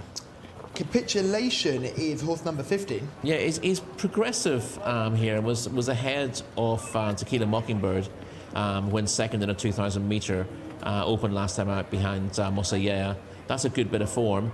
He's trying a new trip, or she rather, Capitulation's trying a new trip now. If she stays, she's got a chance. She's not bred to stay. All her form has been sort of at up to 1.25 miles. I'd be a little bit concerned about her stamina for this trip. Yes, Gain Line is horse number 16, a horse we know and love. Yeah, we've seen plenty of Gain Line. Was 11 1/4 lengths fifth to Bismillah Alea in a course and distance open last time out, and held by others on that form. Pretty consistent though, Gain Line, and shouldn't be too far away. Mesbah Al Amal, horse number 17. Was third in a JCS award race last time out. 4 lengths behind Carabeno, went 5th to Malta in a course and distance, not to 82 starts back. So comes here in reasonable form, Mesbah Al Amal. And although the drawn stall 17 is not easy, I wouldn't be ruling him out either. Horse number 18 is Baroud. Baroud finished 7th to Bismillah Alea in a course and distance open last time out, and that ties in with a couple of other runners in the race. Was a length and a half second to Carabeno over course and distance at meeting 72, but he's hard to win with. He's been placed in 3 of his last 4 starts, but he's only 1 from 22 lifetime. Walad Al Dawa is horse number 19. Only has form at 7 furlongs and a mile, won a 7 furlong maiden last time out. Stamina would be a massive worry for me. I couldn't believe they were trying him at this trip next time up. Fusion Gold is horse number 20, jumps out of stall number 11. Was third in a 2,000 metre maiden 2 starts back, and was then well beaten in the Saeed Al Majid Cup last time out. That would have been too tough for him anyway, but I think he might just struggle in this company as well. Just seeing Mesbah Al Amal in shot here, lovely looking individual, big strong behind and big strong up front as well. Got the blinkers on, the noseband on too, and has the tongue strap on as well. Baroud is going to come up next in shot. This horse is drawn on the inside, Rory. They're starting down the home straight and they have to traverse a few bends here. Does being on the inside become a hindrance in that situation? It can do, because it's the rail which isn't there at times is no help to you. Whereas the one good thing about being in stall 1, you go the shortest way. You've got the rail to help you all the way around. But when you do have this, you're crossing the track at various times, and you don't have a rail there, that can become a disadvantage. We've been here a long time in Saudi Arabia now, so we've worked at both Taif and Riyadh. I think the first bend at Riyadh is a lot more forgiving than the first bend at Taif, which really did cause some issues. Yeah, if you go into that first bend of time at full whack, then you don't want to be trapped wide. You will swing out on the bend. Ideally, the best way of approaching it is to approach it off the inside in the first place and make the bend less tight by doing so. If you go around the inside, you will swing off as coming out of it. Yeah, and you also have to consider all the other horses doing the same thing, though. Exactly, they're all coming out to come across to you. I remember Alex Moreno being very frustrated when he was giving a ban for doing a very similar thing on a horse drawn wide and having to come across. Yeah, and he does that very well as a rule, but you've got to be competitive. If you decide that you're just going to stay out of everyone's way, you're not going to be winning that many races, are you? Yeah, Ricardo Ferreira said it himself. It's like if you stay out of everything's way, you will end up getting beaten because everyone else wants to get that first line. So you must make the move first. One of the horses who's fascinating to talk about is Freshwater Cliff, who's been trading blows with Gakali Warrior all throughout the season. This is a real specialist distance, and I think Freshwater Cliff thoroughly enjoys it. Yeah, he stays the trip well, and what happens if a race is well run at this trip, then a few of them don't get home, and he always does. Shamila is down at the start. What can you see from down there? Thank you very much, Callum. I am down the start of the 2,400 metre race, and this is the closest the gates get to the grandstand, so that is why I'm able to hot-foot it over here from the parade ring and make it down to the start before the horses get down here. Now, the horses are starting to filter down here very slowly, one at a time, and there are 3 horses in particular I was very looking forward to seeing in this very competitive handicap. And the first one I saw was actually horse number 2, Maybury, for Jimmy Jerkins and the Red Stables team, one of the highest rated horses in the race, rated 80 for Nawaf Al Mudahani on board as well. They look fairly confident coming down here to the start. Third last time out at meeting 78, so that is a promising start. Also, one of our favourites on the channel, horse number 5, Carabino, who always does really well. Has had a bit of an up and down season, has been doing really well and not so good at the same time. Obviously, 4th last time out at meeting 78 as well. So both these horses can improve a few more places. Obviously, Camila Ospina is on board Carabino, but jumps out of stall number 15, which is the widest, one of the widest gate draws. Now, we do have a full field of 20 horses, so it is a very big field, a lot to get through, a long distance as well. Your stamina has to be well up there to get round this course. And the last horse I was looking forward to seeing is horse number 10, Freshwater Cliffs. Second last time out, second the time before that, and also third at meeting 72. So has been very consistent. And I'm just peeking around the top of the stalls here now, and he does look really well. So I'm a little bit torn. I think I will be going with horse number 2, Maybury. But we're just waiting for the rest of the horses to come in behind the stalls here so I can follow them out. Now, we do have 2 horses that are making their first start of the season. That is horse number 4, Don Julio, and horse number 12, Promoter. Now, they do have very good jockeys on board, and Alex Moreno and Naif Alanazi. However, being at your first start here in this race, I think it's very difficult. It's really competitive. You have to be absolutely on your A game and very fit indeed. Now, we're just going to look here. A lot of the horses are being taken into the middle. A bit like what we've seen back in the Taif season. If you were watching, I would go down to every 2,000 metre start race that we had, and you can just see here a lot of the jockeys readjusting their tack. That is totally normal. The tack might have slipped while they were coming down to the start, and the horses are starting to load, and I will be going with horse number 2, Maybury, for Jimmy Jerkins and the Red Stables, keeping my fingers crossed for them. This horse looks in fine form. So I will throw it back to you guys for the start of this next race. Thank you, Shamila. Freshwater Cliffs is a horse we've given plenty of mention to. Who do you like in this one, Rory? Who's going to be your choice? I am going to go with Carabino, who goes particularly well for Camila Ospina. Yeah, and I think the owners have a habit of picking up races like this. I was really torn here between a couple of them. I think I'm going to go for Gakali Warrior, the horse for me, who I thought will need to bounce back from a poor run last time, but he's got form with Freshwater Cliffs, so that's the route I'm going to go. So I'm going to go for horse number 1. Shamila likes horse number 2. Rory likes horse number 5. John Blance, who do you like? I quite like it, not a huge price, but Baroud I think will go quite well. Yes, has got a bit to find with Freshwater Cliffs, but might be able to do so from gate 2 here. Freshwater Cliffs was a good effort last time out, only beaten by probably a pretty progressive horse. Slightly trickier draw to contend with here, whereas Baroud's got a slightly better draw, so we'll see how we go. But Baroud is the sort of price in international markets where he could finish 3rd and you'd be very happy. Anyway, last 2 or 3 going in. 2,400 metres in front of them.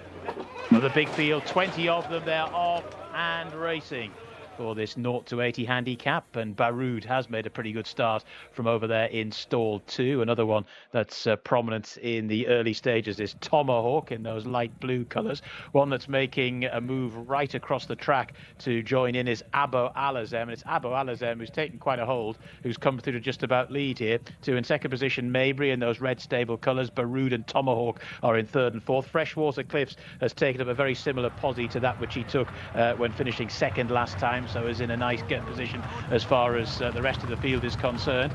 They're then followed by Carabino, who's in very, very similar colours to Union Strength, but nothing to really distinguish them. Carabeno, though, is prominent along with Union Strength as they start to make the turn and head on into the back straight. Towards the back of the field at the moment, Raffio hasn't got too many behind it. In fact, I'd say Raffio was last, and also towards the back of the field, Capitulation and Mesbah Al Amal. So they make their way down the far side of the track, and going on into the lead is Freshwater Cliffs in the orange colours.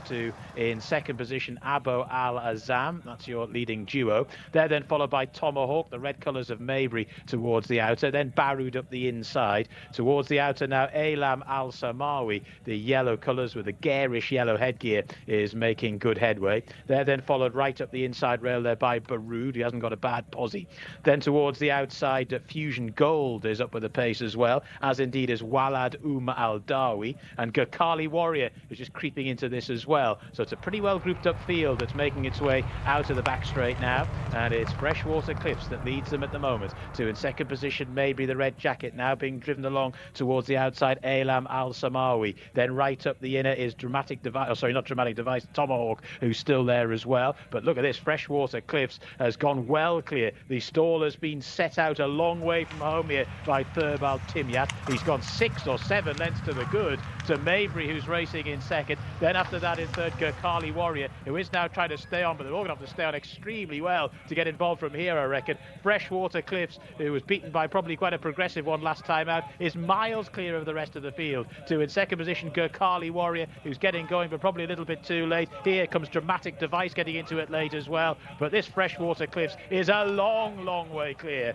Freshwater Cliffs for Thurbal Timyat by 6 or 7 lengths at the line. Freshwater Cliffs has gone on to score. In second position, Dramatic Device. Tight for third there. Could well have been Raffio, who's coming from a different part of the Arabian Peninsula. Might just have chinned my clever each-way selection, Barud, into fourth.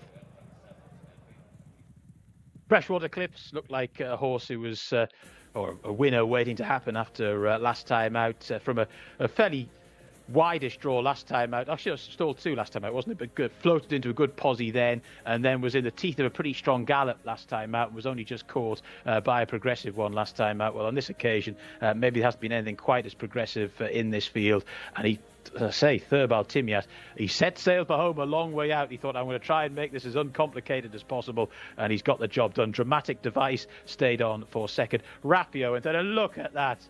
Barud, the clever each-way selection, has only gone and finished fourth. Would you, Adam and Ebert? Freshwater Cliffs those won. 2 minutes 36.25 seconds. Dramatic Device was second, beaten 5 lengths. Raffio was third, 3 3/4 lengths, and Barud finished there in fourth with Capitulation and Maybury in 5th and 6th respectively. That was race number 4. It's gone in no uncertain terms to Freshwater Cliffs.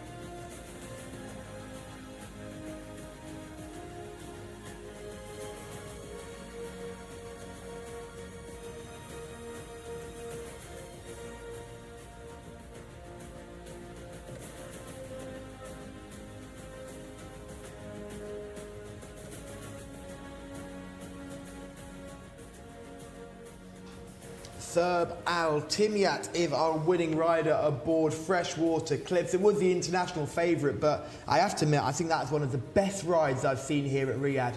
We talk about dirt racing, Rory, being all about maintaining speed and not being able to change the tempo. He clearly put the brakes on Harper around the bend and saved and saved and saved before kicking, before they got to the arc of the turn as well. So he kicked midway around the bend and put 6, 7, 8 lengths between himself and his rivals in the space of only a matter of stride, and they could never reel him in. Yeah, he lulled the other jockeys into a false sense of security. They all got reasonably close up, thinking they were well positioned. And he did the same to you. You didn't think it was a great ride halfway round. No, I thought he would fall into a hole. He's done it a few times where he's just... But I think the reason why they've put the brakes on is so he doesn't. And they've just let him conserve a little bit of energy, because he had a habit of stopping very, very quickly and to putting this run of 2 good performances together in a row. And this is the 3rd performance, and it is a winning one. And he's done very well from the front and done it impressively in the end. Yeah, he's not an easy... Listen, he was coming into this as 1 from 31 despite having tons of ability. Clearly not an easy horse to win with. His last 2 runs have been good runs on paper, but the question is, how do you get him to win? And you find out exactly how to do it here. I thought this was a really good ride, because he gets him to the front. Not too. I mean, he's only in about 8th or 9th place at this stage. Look at the pace from out he wide, actually jumped out the stalls really well. You get a lot of cheap speed out wide here. Well, Maybury would have been a horse that a lot of people would have selected. Yeah, well, no, Maybury would have had a chance, but the leader at this stage has gone off much too hard in front. But third moves up into a dispute of 2nd place after a couple of furlongs to make sure that he doesn't get trouble round the bend.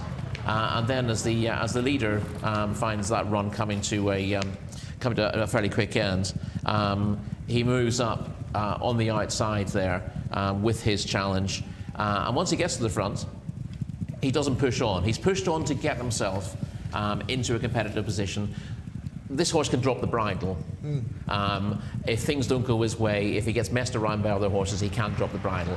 And you can see that from his record. But what he does, gets the horse to the front and then lets the field stack up behind him. And I think that was a very clever ploy on this occasion. The key horse watching here is Maybury in the red stable colours. We saw Julie within the chat cheering on Maybury. Great to have you with us once again. And we also had Gurkhali Warrior, the horse that I selected, who's just coming into play now. So Gurkhali Warrior has been able to just kind of move into position because they're going no pace at all. He's a thorough stayer. He's not got speed, so it just shows how slow they went early on. And at this point, you just think they really are stacking up. And I'm going behind. I'm saying to Rory off camera, look at there's some real stayers here who are right behind him. And then within a matter of stride, Serb says go, and it's over.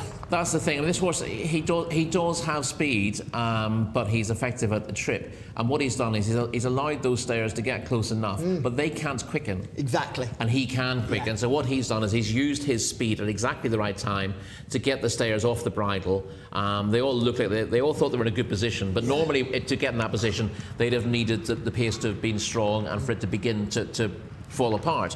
Whereas this time, he's allowed the pace to slacken and then he's quickened it at a point where he knows that he can gain 3 or 4 lengths. He's ended up getting 10 lengths in actual fact. It's a demolition job in the end, isn't it? Look at Dramatic Devices has managed to get the dream run down the rail to finish 2nd. Good enough run from that horse. And then Raffio coming from well off the speed to finish 3rd. And there was almost a pace collapse in behind. Those horses that had actually used some energy getting up in a false sense of security have ended up really falling into the laps of those who were well off the speed. They've got those who were chasing the pace didn't have the turn of foot to go with them, and then they ended up getting a bit lost.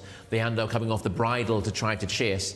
And Raffio, for example, who's hit the frame, would have been, a very, very hard horse to fancy on paper. And the race doesn't make an awful lot of sense behind the winner, but the winner has blown it apart. Yeah, so all credit to Serb Al Timyat, who was riding the international favourite, however, still gave it an absolute peach of a ride to win. Dramatic Devices bounced right back to form, and Raffio has probably taken advantage of a race that sort of fell apart around him. If you're a supporter of Maybury, you got excited for about 5 strides and then it was over. Same issue like Kali Warrior. We also had some love for a couple of others. Promoter, who was making first start in Saudi, never got nearer. Capitulation was an interesting runner on the improve, ran nicely. I think ended up finishing about 5th. Yeah, okay. We must move on to our next race, though, and our first on the turf. It's race 5 on your race cards. We go over 2,100 metres. There are 10 horses going to post, and John Blance can take us through each of the runners and riders. Certainly can, Callum. Thank you very much. Yes, we're going to be seeing them very shortly with the excellent backdrop there of the grandstand here in Riyadh. Mabdak is horse number 1 in the hands of Abdullah Al Fayrouz for the White Stable. Horse number 2 is Coco Kabbalah for Nawef Al Udiani. Horse number 3 is Rajil Abdullah Al Kradis. 4 is Wild Rhythm Ahmed Al Zahari. Horse number 5 is Dream With Me, very interesting runner. Tariq Al Mansour is aboard. Bismillah Alay, horse number 6, Adel Al Furedi. Horse number 7 is Mikelon Mohammed Suleiman. Horse number 8, Step by Step. That's the man of Mohammed Al Nasser. Number 9 is Billy Bat Selman Al Rashid. Horse number 10 is Pepperoni Pete. That's the man of Rayan Al Toesh. Horse number 11. So just the 10 runners. There are some non-runners in this race. I was looking at a few more there, but there we go. I just can't get enough of this. Can't get enough of this. Those are the reserves that won't be required at the moment. It's such a small field. I've been somewhat discombobulated. Anyway, they're making their way into the parade ring. We're going to be on the grass very shortly. Here are the guys in the studio. John is still recovering from Ceylon Silverbird's defeat. He's all over the place now. However, yes, just the 10 runners in this turf contest. The reason being they've moved the rail 8 metres further inside. Shamila is in the parade ring. She's had a chance to take a look at these. Any of these horses caught your eye? Because the form is all over the place. Yeah, Callum, form is all over the place. However, horse number 1, Mabdak, looks absolutely stunning. Look at him, a huge, beautiful 5-year-old grey colt by Al Najim Al Kadab. And it is a local bred horse here for the White Stables. And the White Stables were so dominant yesterday, weren't they, in the big cup races. And this is only horses who won 1 to 3 races. However, still a big contest because it's our first ever race on the turf this season, so all eyes will be on this contest. And I just think the White Stables horse is definitely the best looker in the race, rated 79, so not the highest rated horse by far, but definitely the best looker. I couldn't take my eyes off him. Hopefully he can get the job done. And he's got Abdullah Al Fayrouz on board as well, who has just got the saddlecloth for his 300 winners landmark, so very well done to Abdullah Al Fayrouz for that. Hopefully he can make it 301 today in this contest. I also do have to say that horse number 6, Bismillah Alia, is also looking stunning. Another 5-year-old, but this is a grey gelding, first last time out at meeting 84. But I will be sticking with Abdullah Al Fayrouz for this first turf race of the season. Thank you, Shamina. Yes, Mabdak is horse number 1. Let's go through them. Let's talk about horse number 1, Shamila's eye catcher.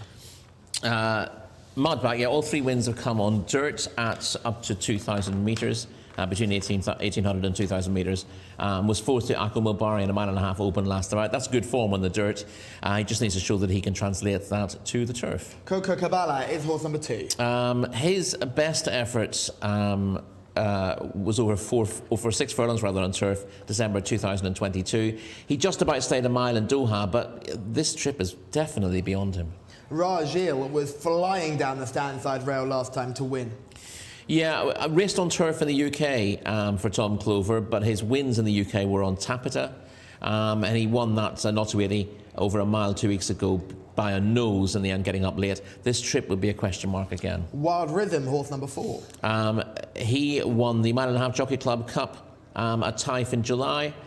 Placed once on turf in his younger days for Saibin, so very much bred for it by Jabawi. So you'd certainly give Wild Rhythm chances here. Let's have a look at Bismillah Alay in shot at the moment, just making his way down to the post. Now, he wasn't a bad performance when we last saw him. That was on the 1st of December. That was on December the 30th when he won, so that was last time out. And he's an interesting one for me because that was a quick turnaround from when he was 3rd, and he's continued that pace today. They're trying to get him out as much as they can. Yeah, he beat Freshwater Cliffs last time out in good style. And if he translates that form across to the dirt, he's got a big chance. But he's had 38 career starts. None of them have been on turf. And I think this is an opportunity. This is the best race for him today. The surface is a definite question mark, but obviously the form of this win has been franked by the runner-up bolting up in our previous race. Yeah, he absolutely cantered into this race as well. Almost looked like he was thrown in halfway around the bend. He was going so well, and then continued to find for pressure as well. If he can handle this new turf surface, he's the one they've all got to beat, surely. He is, but you do have to wonder why Ganesha's have never given him a go on turf before. I know there aren't that many opportunities here on turf, but yeah, he's been around for a fair while, and this is his first go on the surface. But yeah, a lot of these have got very unconvincing profiles. Not many of them are running at their ideal trip, for example. So the distance is more of a worry than the surface for a lot of these. And we've seen plenty of horses from the UK come over who've raced only on turf, who've adapted to the dirt fairly easily. It's a good surface here.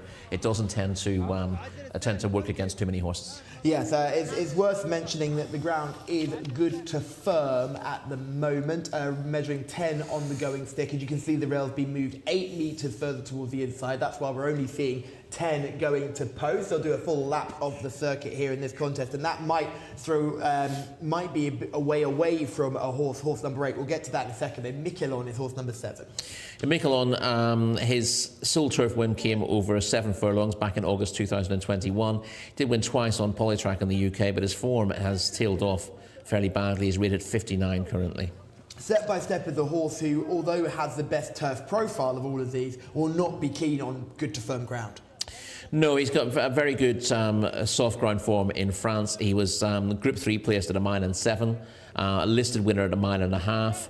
But he's been tried over course and distance before. Finished 14th in a much stronger race than this, in one of the in a trial race for the big meeting, and 2 runs this season have seen him well beaten on dirt. Now he'd be happier going back to turf, but it's difficult to know where we stand at the moment with him. His form was a couple of years ago. He's a 7-year-old now, and quick turf would be a little bit of a concern. But in terms of old form, he'd have a massive chance.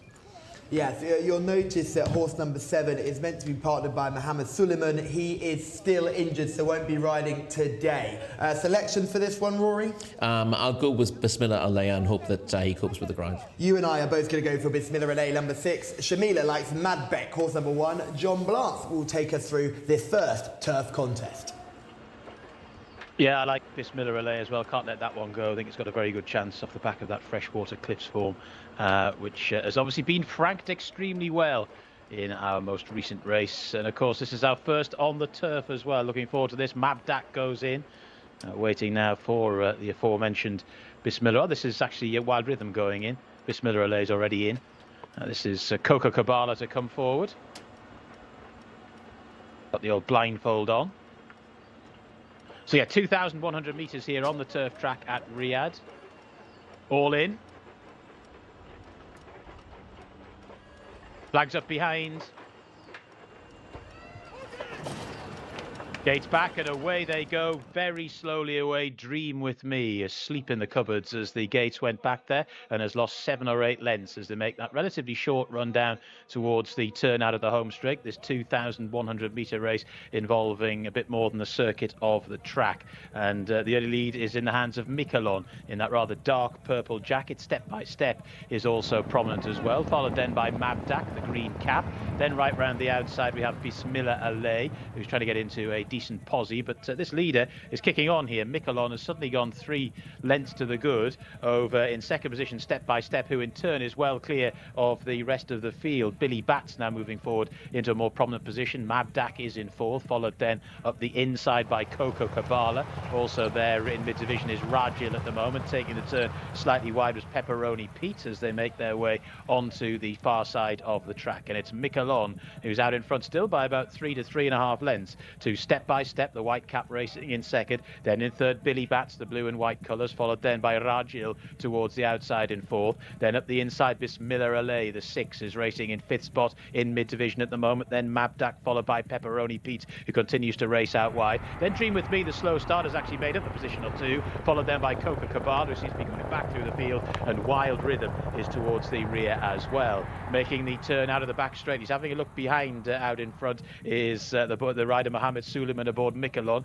Still leads by a couple of lengths to, in second position now, Billy Batts as they make the swing for home. Miquelon, Step by Step, now out in front to, in second position, Billy Batts, then followed in third position by an attempting to stay on Bismillah Alea. So they're starting to make the swing for home now, just under 2 furlongs left to go, and it's Step by Step that leads them. Step by Step the leader. Here now comes Billy Batts and also Bismillah Alea as they come towards the closing stages. They're inside the final 200 metres now. Step by Step being gobbled up by Bismillah Alay. Bismillah Alay quickly by 2 or 3 lengths and racing up towards the line. Bismillah Alay, a very good winner. The form was franked in the previous race and has now gone and done it here as well. Bismillah Alay, the winner, to Step by Step, who's finished in second. Tight for third there between Billy Bat, who was boxing on, and I think it was Wild Rhythm from the back as well.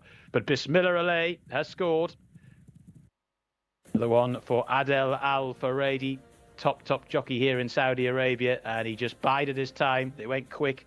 The original leader, Mikelon, there went out like the proverbial pilot light, and was quickly passed by Step, who in turn was then quickly passed by a couple of these in the closing stages, most notably Bismillah Alay, who isn't the most prolific, 38 career starts prior today with only 3 wins, but has been mixing it in pretty good company. As I said before, the form was franked and in the end has gone on to score. So Bismillah Alay wins our first turf race here at Riyadh for the season. And if you like that, well, the next turf race isn't too far away either. In fact, it'll be the 6th on the card, this time over the 1200 metres, and it's your next. But Bismillah Alay, the easy winner.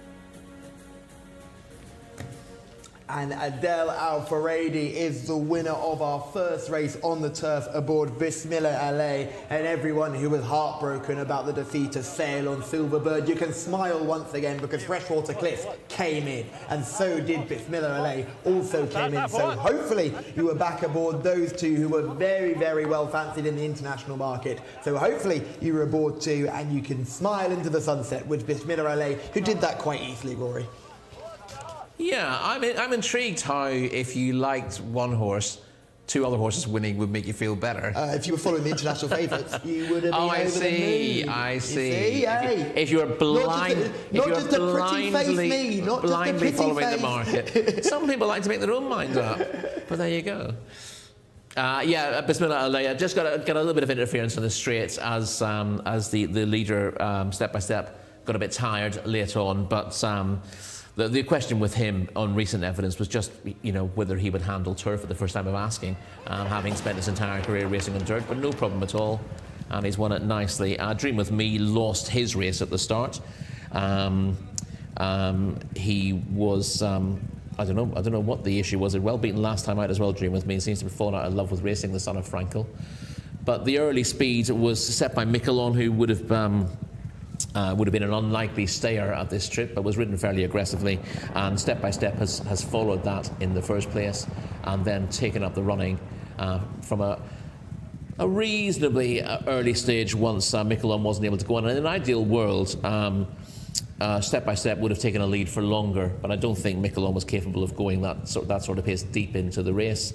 Bismillah Aliyah was held up in the early stages and came through with a strong run, as did Billy Batts, who's run well to finish third.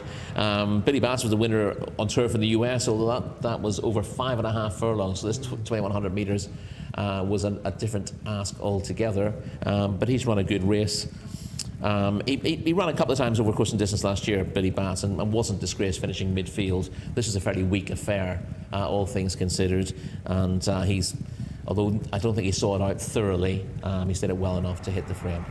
He certainly did. We can see the race is just beginning to develop now. Miquelon is just beginning to cry enough. He's given way down the inside.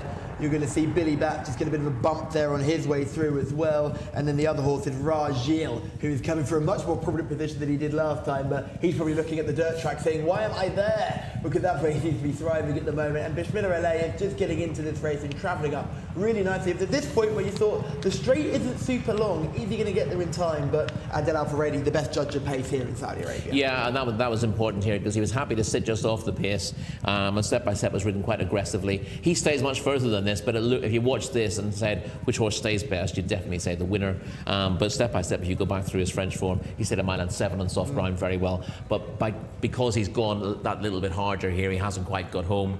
And Bismillah Aliyah, with that well judged ride by Adel Al-Faredi, has gone and won pretty tidily. We might see him on turf again, who knows? Yeah, step by step, has tried to cover every blade of grass at the finish there. It's got very tired and run around a little bit, but I think Connections will be happier with that performance. He'd shown precious little in his first 2 starts, and although they've ridden him very positive, if not too positively here, the fact that he's responded to the urgings and held on for second, I think they'll be much happier than they were beforehand. That's much more promising. It took a while to, I was going to say, it took a while to find his feet. This is his first form, actually, since coming to Saudi Arabia, and he'll be... He'll have a better chance next time, but also he's not going to find that many races as weak as this at the track here. But hopefully we'll see a little bit more from step by step with that more positive showing. And how good was it to see racing on the turf? We've missed it since you've been over here, and it's been good to see running on the green stuff. Yeah, and the track looks in pretty good condition. Obviously, we're keeping the inside, maybe 8 horse widths on the inside. Fresh for later in the season, but it looks in very good order at the moment. We're not throwing up big divots, and all the horses are handling it and finishing the race, which is a good thing to see. Yes, a couple of horses that disappointed. Mabdak was one of the real disappointed runners here. Came here with a rating of 79, but showed very little from the very beginning. Probably didn't like the surface. Yeah, he jumped out well enough from the inside draw. Mabdak was third coming into the first turn, but I think he's the one horse who is a dirt specialist and just gradually lost his way in this contest. Yeah, so they'll be hoping for better from him in the future. You'll see Dream With Me having dreams in the stalls because he missed the kick completely. You can just see him in the middle coming out of stall 5, just waiting for a little bit and then bouncing and just taking not far from a refuse to race. You forgive horse missing the start because they've just been caught on the hop or they're back on their haunches or something, but he just didn't want to jump out today. Had a good think about it, didn't he? And they came into this bend. I thought Miquelon had set a really ferocious gallop for the journey. You just see that's when he begins to cry enough, and step by step sort of swings into the race, but almost too well at that point. Yes, in retrospect, you'll see that he's set, he's been part of a pace that was overly strong. He didn't set it in the first place. Miquelon is essentially as a 7 furlong performer, and has gone 7 furlong pace here. Step by step set just off that, but then it has come through to ensure that that pace didn't slacken much. And it was a good decision by Adel Al-Faredi to sit off the pace and Bismillah Alea, who's just picked off tiring runners in the end. Would you be happy with Billy Batts, who's ended up coming third here today? Clearly wants to go for shorter. There are shorter sprints available, but this is probably just a pipe opener, getting him back on the surface. Yeah, I mean, obviously there are more races over this trip on turf than any other, but he doesn't really want this far. He stays a mile fairly well. I mean, he just about got home here, but he'd like shorter. Yeah, he certainly would like shorter, but he's a horse that you really want to follow. We must move on, though, because we've got another race on the turf coming up next. That race will be race number 6, and hopefully we'll get John to take us through the runners and riders for that contest. Many thanks, Callum. Yes. Oh, look at this. This is just marvellous stuff, isn't it? Nice backdrop to the runners and riders for this boutique group open. It's for local bred horses. It's for those aged 4 and upwards. And Yamtaz is the international market's favourite here for Eddie Castro. That's horse number 2. Of course, number 1, Well Done, is a non-runner. Horse number 3 is Habib Alanea, Ryan Altoesh. Horse number 4, Rustam Basha. It's got loads of early pace, this horse. I think will be suited by zipping round the tight turns there on the turf track. Horse number 5 is Mtaz, jockey to be confirmed on that. Number 6, so Tariq Al Mansour we're hearing. Tariq Al Mansour is riding Mtaz. Horse number 6 is Waradom, Ahmed Al Shra. Horse number 7 is Al Washmi, Abdullah Al Kradis. Horse number 8 is Al Fasem, Abdullah Al Lofi. Horse number 9 is Tikrit. That's the mount of Thurb Al Timyat. And horse number 10 is Dolmar. So those are the runners and riders, minus the 1 horse for this sprint race on the turf. It's worth a prize fund total of 95,000 Saudi Riyal. We had the aeroplane prior to the runners and riders. We're getting some of the bird life now here at Riyadh as well to enjoy some fabulous shots from our excellent camera operatives stationed all around the track here at Riyadh. The horses are currently stationed in the pre-parade ring. They'll be coming out very shortly. Smallish field, be interested to hear Rory's take on it, Callum's as well, and indeed what Shamila likes in the parade ring as well. But for me, Rustam Basha might just be able to sneak out here, and they might not be able to see which way this one went. We'll see what happens, and we'll go back to the studio now and the boys. John, they say great minds think alike, and they must be right, because I also think Rustam Basha is going to be very hard to beat here. Rory, are you with us or are you against us on this one? Well, normally I keep my powder dry a little bit longer than that, but yeah, Rustam Basha is one of 3 interesting ones in the race for me. He won 3 from 3 last year here on the dirt. We were expecting good things in Taif, but he didn't really fire in a couple of runs there or in his return, but showed a lot more last time when 3 3/4 lengths fourth to Yana in a 6 furlong contest last time out. That was an award contest, so if he can build on that, he's got a decent chance. Obviously, he's not proven on turf, but he's got really good early speed, so he should be able to lead into the turn. The other ones that are of interest would be Habib Alanea would have some sort of chance having 3 wins at 6 and 7 furlongs. Yamtaz is a sprinter through and through. All 4 of his wins have come at 6 furlongs, all on dirt, of course, but is a decent sprinter who comes here. Ignore the last run. Ran pretty well in a Jcsa challenge 2 starts back, so he comes into the equation as well. And the one I quite like at maybe a little bit more under the radar, given how he's been running recently, Al Washmi, well beaten in 2 starts recently, but has good turf form last season. Uh-oh. Wait a minute. Wait a minute. Somebody take a look at this. Somebody take a look at this. Is that Shamila getting some race tactic from Alex Moreno? About time that he can give her a winner. Every time he tends to ride a winner, Shamila says, is this going to be the one? He says, I'm not going to tell you. Looks like Rustam Basha fans have had another big win here. If you're aboard Rustam Basha, horse number 4, sorry, you'd be very excited to see that. We've talked about Yamtaz, we've talked about Habib Alanea, we've talked about Rustam Basha. Let's go on to number 5, Mtaz, Tariq Al Mansour on board. 3 wins have come over further, 7 furlongs and a mile his wins through his career. He's a 7-year-old entire now, and he's not been in any great form this season, or indeed the back end of last season either. That's 4 runs. I've seen him finish no closer than 11th. So he needs to show that he's still got a bit of fire in his belly here. Waradom is trending in the right direction. Oh, I've been waiting to say it. Have you indeed? 4th in a 0-70 handicap behind Al-Nazer last time out, over 7 furlongs. He's unraced on turf, and you'd argue his best form is at the 7th, so he's got a little bit to do here. Al Washmi, interesting horse that you've already mentioned that you quite like, more of an under-radar selection. Yes, he's in and out as a rule. He was a winner here the first day of the season in Riyadh on the dirt. He's out of form recently, but interestingly, he ran twice over 6 furlongs here last year. He was 4th to a Tizalat over course and distance, and he was also a good 3rd of 14 here on this card last year. So clearly he goes well on the turf, and I thought he might just be the sneaky one in the race. Alpha Them is horse number 8. Alpha Zem I just talked about. I was talking about Al Watch Me, wasn't I? Our last win came in a 0-60 handicap way back in September 2021. So you have to dig a long way back to find winning form for Alpha Zem. He's had 68 starts in his career. Tick Trick is horse number 9, only after 14 starts. Yeah, he's less exposed, I suppose, but he's a maiden after 13 starts with a rating of 45. It'll be a surprise and a big one if she's good enough to get involved. And Dolma, horse number 10. Yeah, she's a mare who's been around a fair bit. She's won 7 times in 43 starts, but it's 2 years since her last win. That at least did come in a course and distance 0-90, so she's shown that she can go well on this surface as well. But the signs recently are that she's not quite the force of old. Just having a look at horse number 6. This is Waradom, who was 4th in that lower level handicap last time. Certainly a lot to like about the way he's walking around the paddock and how he looks a gorgeous individual. Only 4-year-old, just turned 4, and plenty to like. All the red stable ones tend to be turned out in really good style. They do, yeah, and he's a good looker. He's got a disappointing strike rate all told, but he is running into form at the moment. Al Washmi looks fit, so that's a positive for your under-the-radar selection. Yeah, well, he's been on the go recently. He ran last week, but he ran disappointingly. I just hope that the switch to turf will actually see him come back to life again.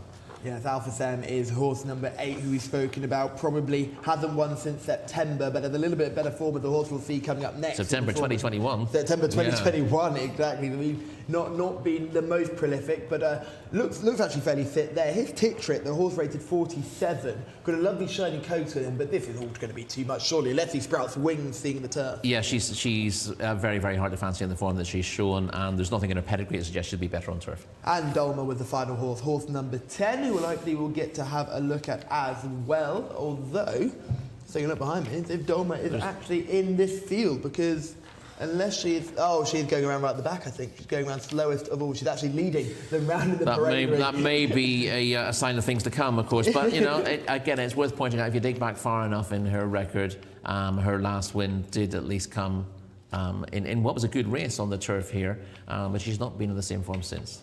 Yeah, there is Dolma in shot. The camera team had lost her and we'd lost her too, but here she is in all her glory, the 8-year-old filly. She's been right out of form recently, but had the rating of 85, which must have come from somewhere. Well, yeah, she had good form a while ago. Downgraded to 82, sadly, since a very disappointing run, meeting 85. But yeah, would have been 90 plus a while ago. Yeah, I'm really sticking with Rustem Basha. I just think speed could kill here, and I think Rustem Basha is a horse who has got absolutely bundles of early speed, and we'll see that when we get to have a look at that form as well, because he ran really well last time for an awfully long way, despite setting blazing fractions early. Yeah, to be honest, he'd been a bit underwhelming before that. I remember seeing him for the first time in time for thinking, well, this one 3 from 3 last season, and these type horses aren't anything special. But he just, you know, I wonder whether he trained on, to be perfectly honest, when his early starts. But that run last time out was definitely a step in the right direction. And this is a good spot for him. This basically is his chance to prove that he does have all the ability that he showed last year. And there is Alex Moreno, who hopefully has been telling all his tactics to Shamila. He is on board this day. He'll be hoping to get himself back in the winner's enclosure after having a very big week. Shamila is in the parade ring and she can tell us who caught her eye. But I guarantee you already know the answer. Shamila, while you've been having wonderful chats with Alex Moreno, did he tell you that he was going to win? Well, actually, I was the one giving Alex Moreno the tactics for this race, but we can't tell you because, that's top secret information. But my paddock selection in this race is definitely horse number 4, Rustam Basha, who is under Alex Moreno. 4th last time out, a meeting 83.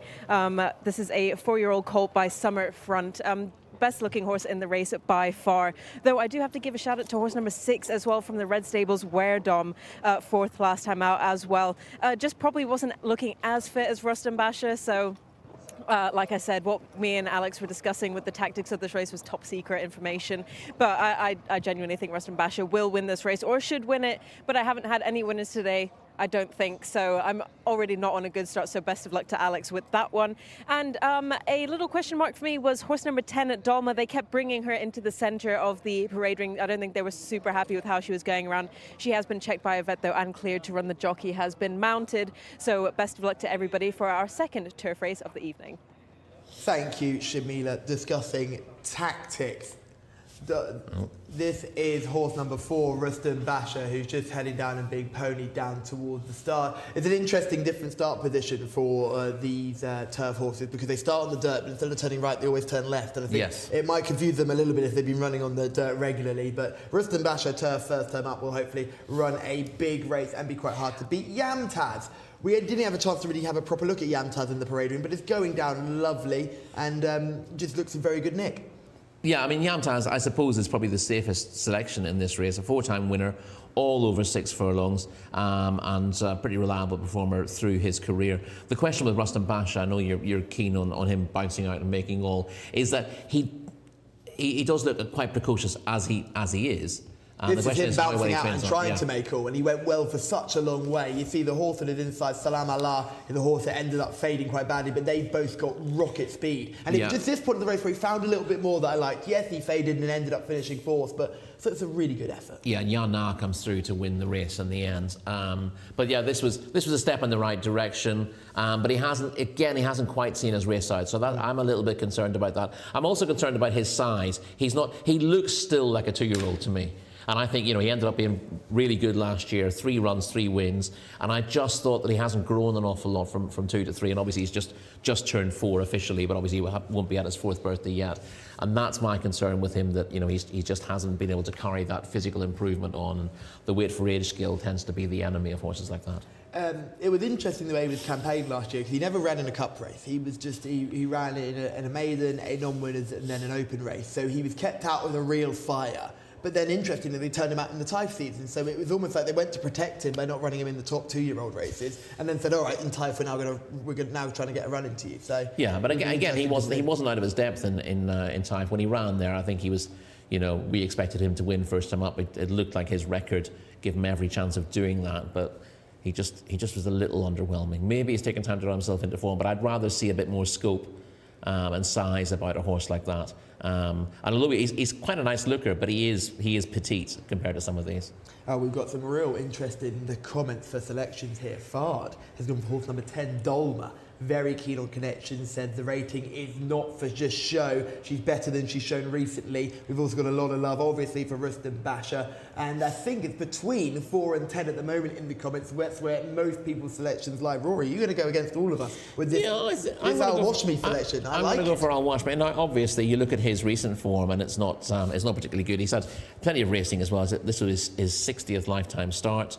He's finished 12th and 14th in his last 2. Looks like he's run out of form, but I think he's the kind of horse who might just get bored with routine, and the occasional switch to the turf just sparks him up a little bit. It certainly did last season, so I'll give him a chance to prove that point again. And it's interesting to see that connections have come with a sort of a plan. This doesn't feel like an afterthought when they've entered the horse. But we saw in our last race, a lot of those horses aren't really destined to run on the turf. It's almost like, well, it's almost a fact-finding mission. It almost felt like a trial race, didn't it? Right, lads, we need a few horses to run on the turf to see how it goes first time.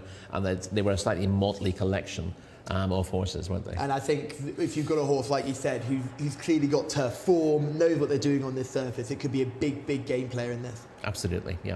So Al Watch Me would be Rory's selection, horse number 7. However, Shamila, John, myself, most of YouTube are all on horse number 4, Rustum Basha. But there are some shouts for horse number 10, Dolma, who will look to turn her form around. But she certainly is in the right sort of race to be able to do that. This will be interesting to look back on when we move further through the rest of the season, because we'll have to keep an eye on these results, because when we'll see like a 3rd or 4th place here, you actually realise there were only 10 runners. So it might not have been the position that's worth following. But those at home, you can view all of those results and every race replay from here in Saudi Arabia, all in English commentary as well, all on the Jcsa website, the Jockey Club of Saudi Arabia. It's available in English, it's available in Arabic, and it's certainly a place that Rory and I spend a lot of our afternoons and evenings here in Saudi Arabia pouring through that website and looking for form.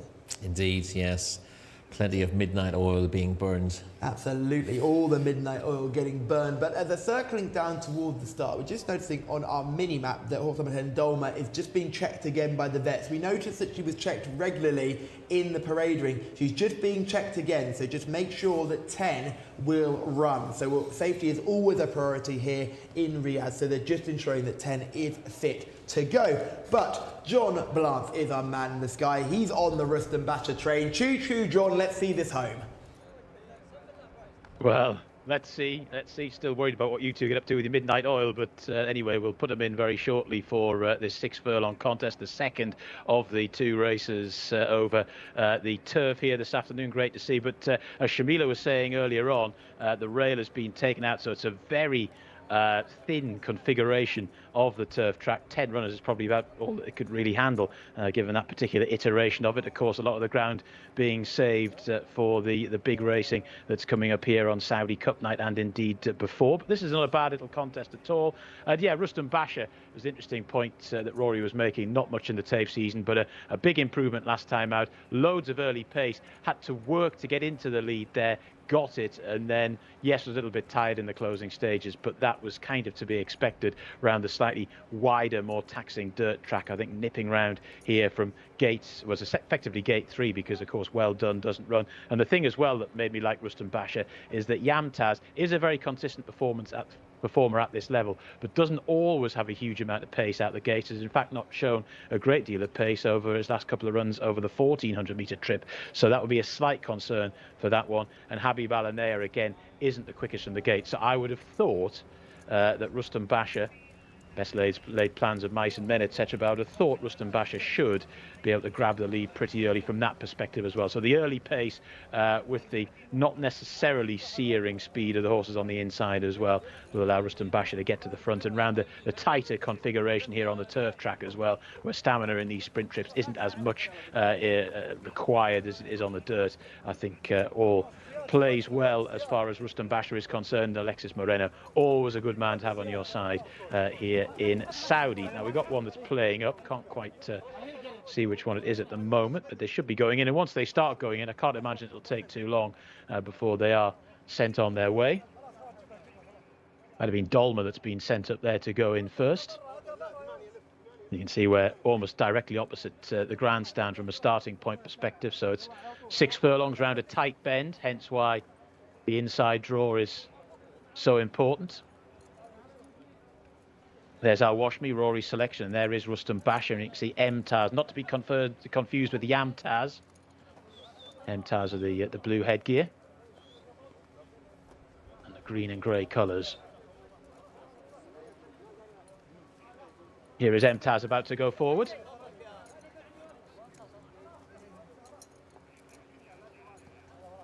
Dolma's still a little bit reluctant to go in, but Mtaz has now gone in on this billiard table looking turf track. Rustum Basha about to go in. This is Waradom going in, the white distinguishing cap for Waradom. Yamtaz wearing the first red stable colours there, the red cap. This is Tikrit in the sheepskin noseband. There's Al Washmi. And there's Al Fassem, blue headgear for that one. Then Habib Alanaya.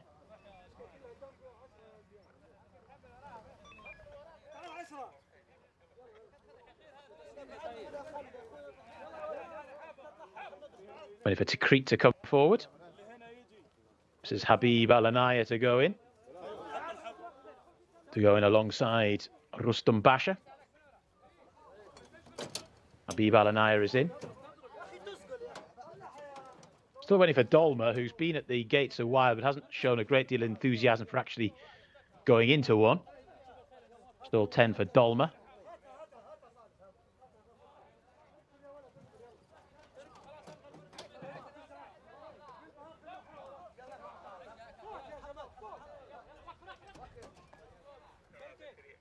Next to come forward is, well, Dolma. They're going to try again, but this is not going to plan with this one.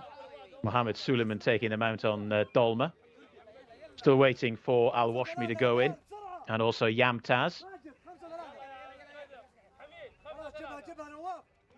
Patience beginning to wear a bit thin with Dolma.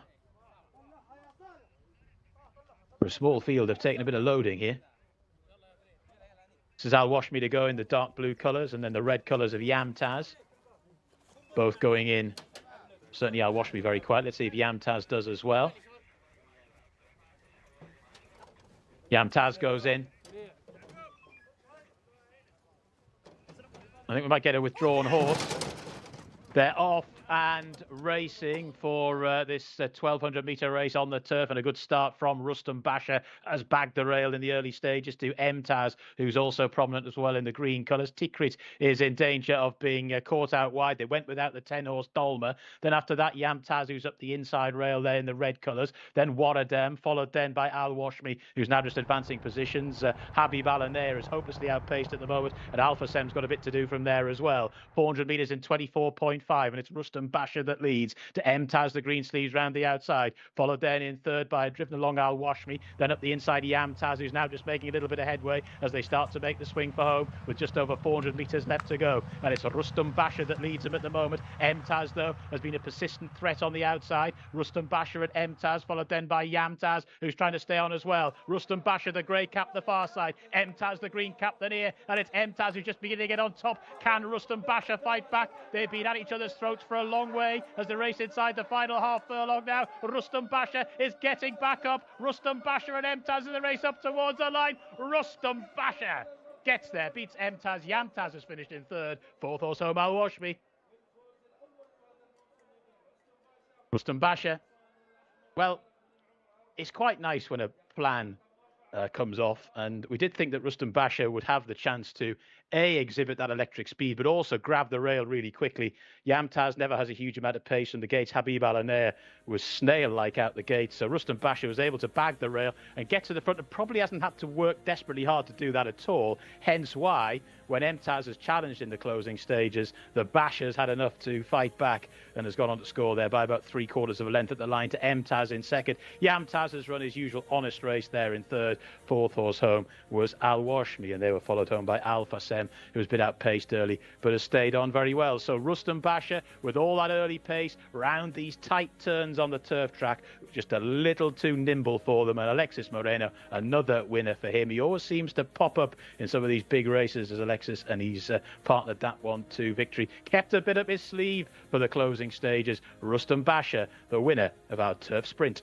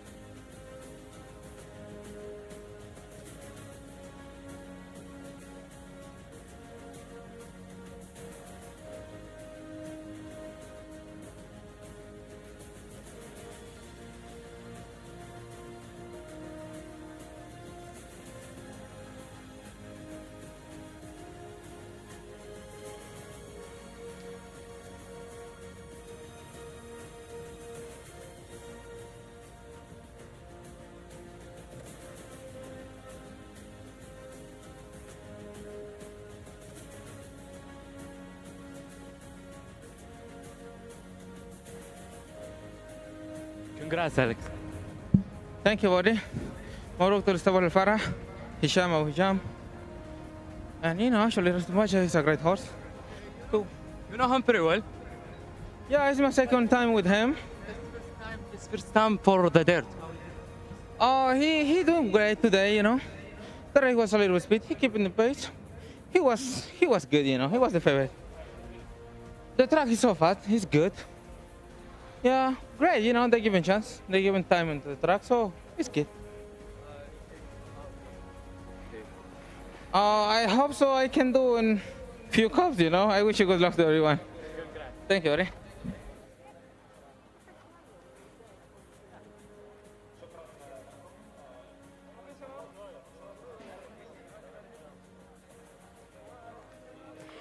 Well, another winner for Alex Moreno on the weekend. So our tactics paid off eventually, as you can see. So well done to everyone who was on Rustam Basha for that race. I'm pretty sure every single person was on him, me, Callum. I can't remember if Rory was, but I'm sure he would have been on Rustam Basha as well. Great performance there and a great battle to the finish line as well between Rustam Basha, horse number 4, and horse number 5, Mtaz, as well for Tariq Al Mansour.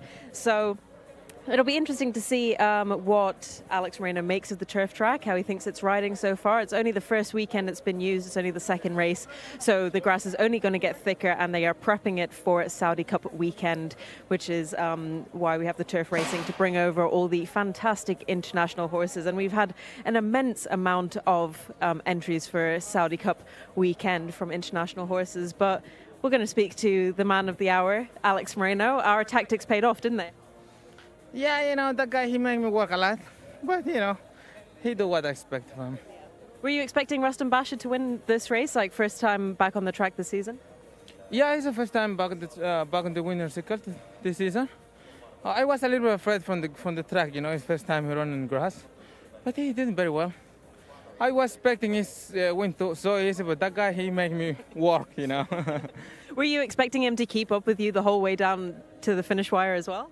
Nah, I don't want to expect that horse. He can be close to me, but he was in a good performance today. Would you keep him on the turf? Did he go well with it? Well, I don't like it that much. He's better on dirt. But if there is no races, you have to run the turf, And just generally, how is the turf track running? Obviously, it's the first weekend being used. Well, she's looking good, so fast. I hope she can grow a little bit. She needs to grow a little bit. That's all. Brilliant. Thank you so much, Alex. Thank you.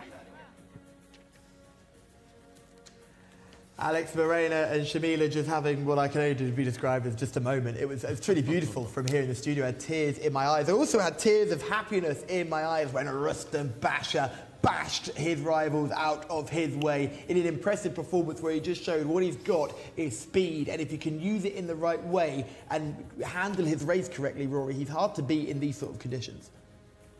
Well, we find out this is the first time he's had these conditions. He's clearly perfectly well suited to turf. And he showed a good attitude here. The horse he was pressing him up the straight wasn't easy to fancy on what he's been showing recently. He's been 19th, 11th, 17th and 15th in his last 4 starts, Mtaz. So it was a bit of a surprise that he was able to be so competitive for so long in the race. But Rustam Basha showed a good attitude to fight back and get his head in front in the last 50 yards. Do you think it was the early speed that probably did it for Rustam Basha? Because Mtaz is having to go at his tempo. And once they get into the straight, Mtaz has nothing less. Not only has he been having to travel a longer distance because he's wider, but he's also had to go at Rustam Basha's pace. And Mtaz is he's just overextended himself early and has got nothing left when the taps are turned. How much further do you think that Mtaz has run here? Now, bearing in mind, I'm not doing this on live television. I'm rubbish at math, and you know it, and I'm just going to make myself look silly. So no, I'm not doing it. I refuse to, flat out. 2 pi r. That's as simple as that. 3.142, and it's not simple. Yeah. I mean, Rustam Basha was able to dictate the pace, which meant that Mtaz was having to work at his tempo. But in fairness, he's running much better than you would have thought, and he hasn't dropped away. He's only been beaten a length at the line, so that was a remarkably good performance from Mtaz, clear of the others. I mean, you wouldn't have fancied Mtaz to finish in front of Yamtaz, in this No, race. you would not. And, you know, it's a pity we didn't have a driving Emtaz Yantaz finish, really. I think John, I'm sure John Lance would have absolutely loved that. John would have been very thankful for that. And Rustam Basha has done well. And just, I think, the speed that he's got. These turf sprints are going to become an option for him, and I think now he's proven himself on this surface, it does open up other options for him. There is a turf sprint on Saudi during the Saudi Cup weekend, so hopefully we'll see him there, and maybe he'll have a run beforehand. Bit of a bad start from your selection there, Rory. Yeah, unfortunately, Al-Washmi did not come out of the stalls particularly well. He looked very awkward, got himself in a poor position. He was soon chasing that pace, but the pace held up very well, and Al-Washmi couldn't really get on terms. He ended up being passed by Yantaz coming out of the final turn. But he has run a lot better than he has been doing recently, and has again shown that he's actually quite well suited by the turf track here. But he wants to get away in better fashion than that if he's going to be winning races this season. Yeah, I had a chance to catch up with Keith Otterson, clerk of the course, before we came on air today, and he was saying they're excited to see how this turf course runs and rides. They thought they knew the tactics of how they were going to run these races. They said the 2100 will be nice because they'll just go a nice steady gallop. This, they'll go flat out and put the brakes on into the first bend. I didn't see many brakes being applied into that first bend.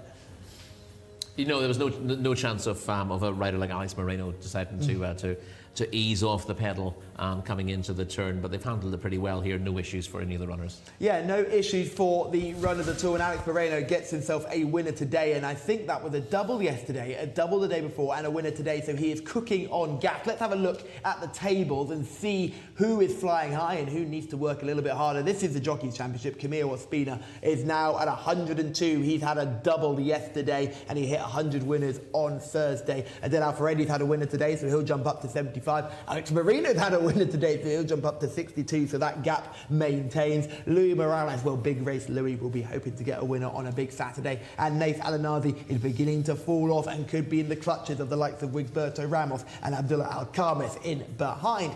We must move on, though, to the next championship, which is the Owners' Championship, or the Traders' Championship, as I should get that corrected. Ahmed Mahamoud is in front, the White Stables trader. They had a lot of success yesterday, as you can see. Group 1 winner, Group 2 winner as well, so they're flying along now. They've really sort of got their teeth into these group races, and I hope they're going to do some more in the future today. Saib Mutlaq is there still with 46, but could be reared in by Ahmed Al-Bada sooner rather than later. Gace Al-Gace has been ticking along nicely as well. That's a trainer to keep an eye on and one to follow. When him and Louis team up, they're always a team to keep on the right side of. And finally, the Owners' Championship. Rory, this is a foregone conclusion. It's all about how far now with the White Stable's success. Yes, it's they've got an incredibly strong bunch of horses, as we saw last night with multiple representations in the group races yesterday, and again strong representation in the big races tonight. And that's what a lot of the season is about, having big winners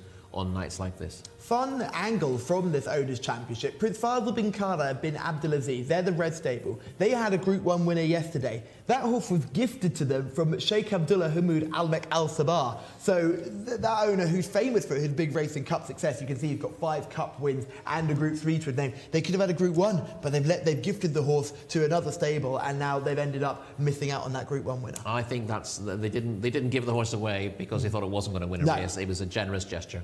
Let's go back to Shamila, who has caught up with somebody.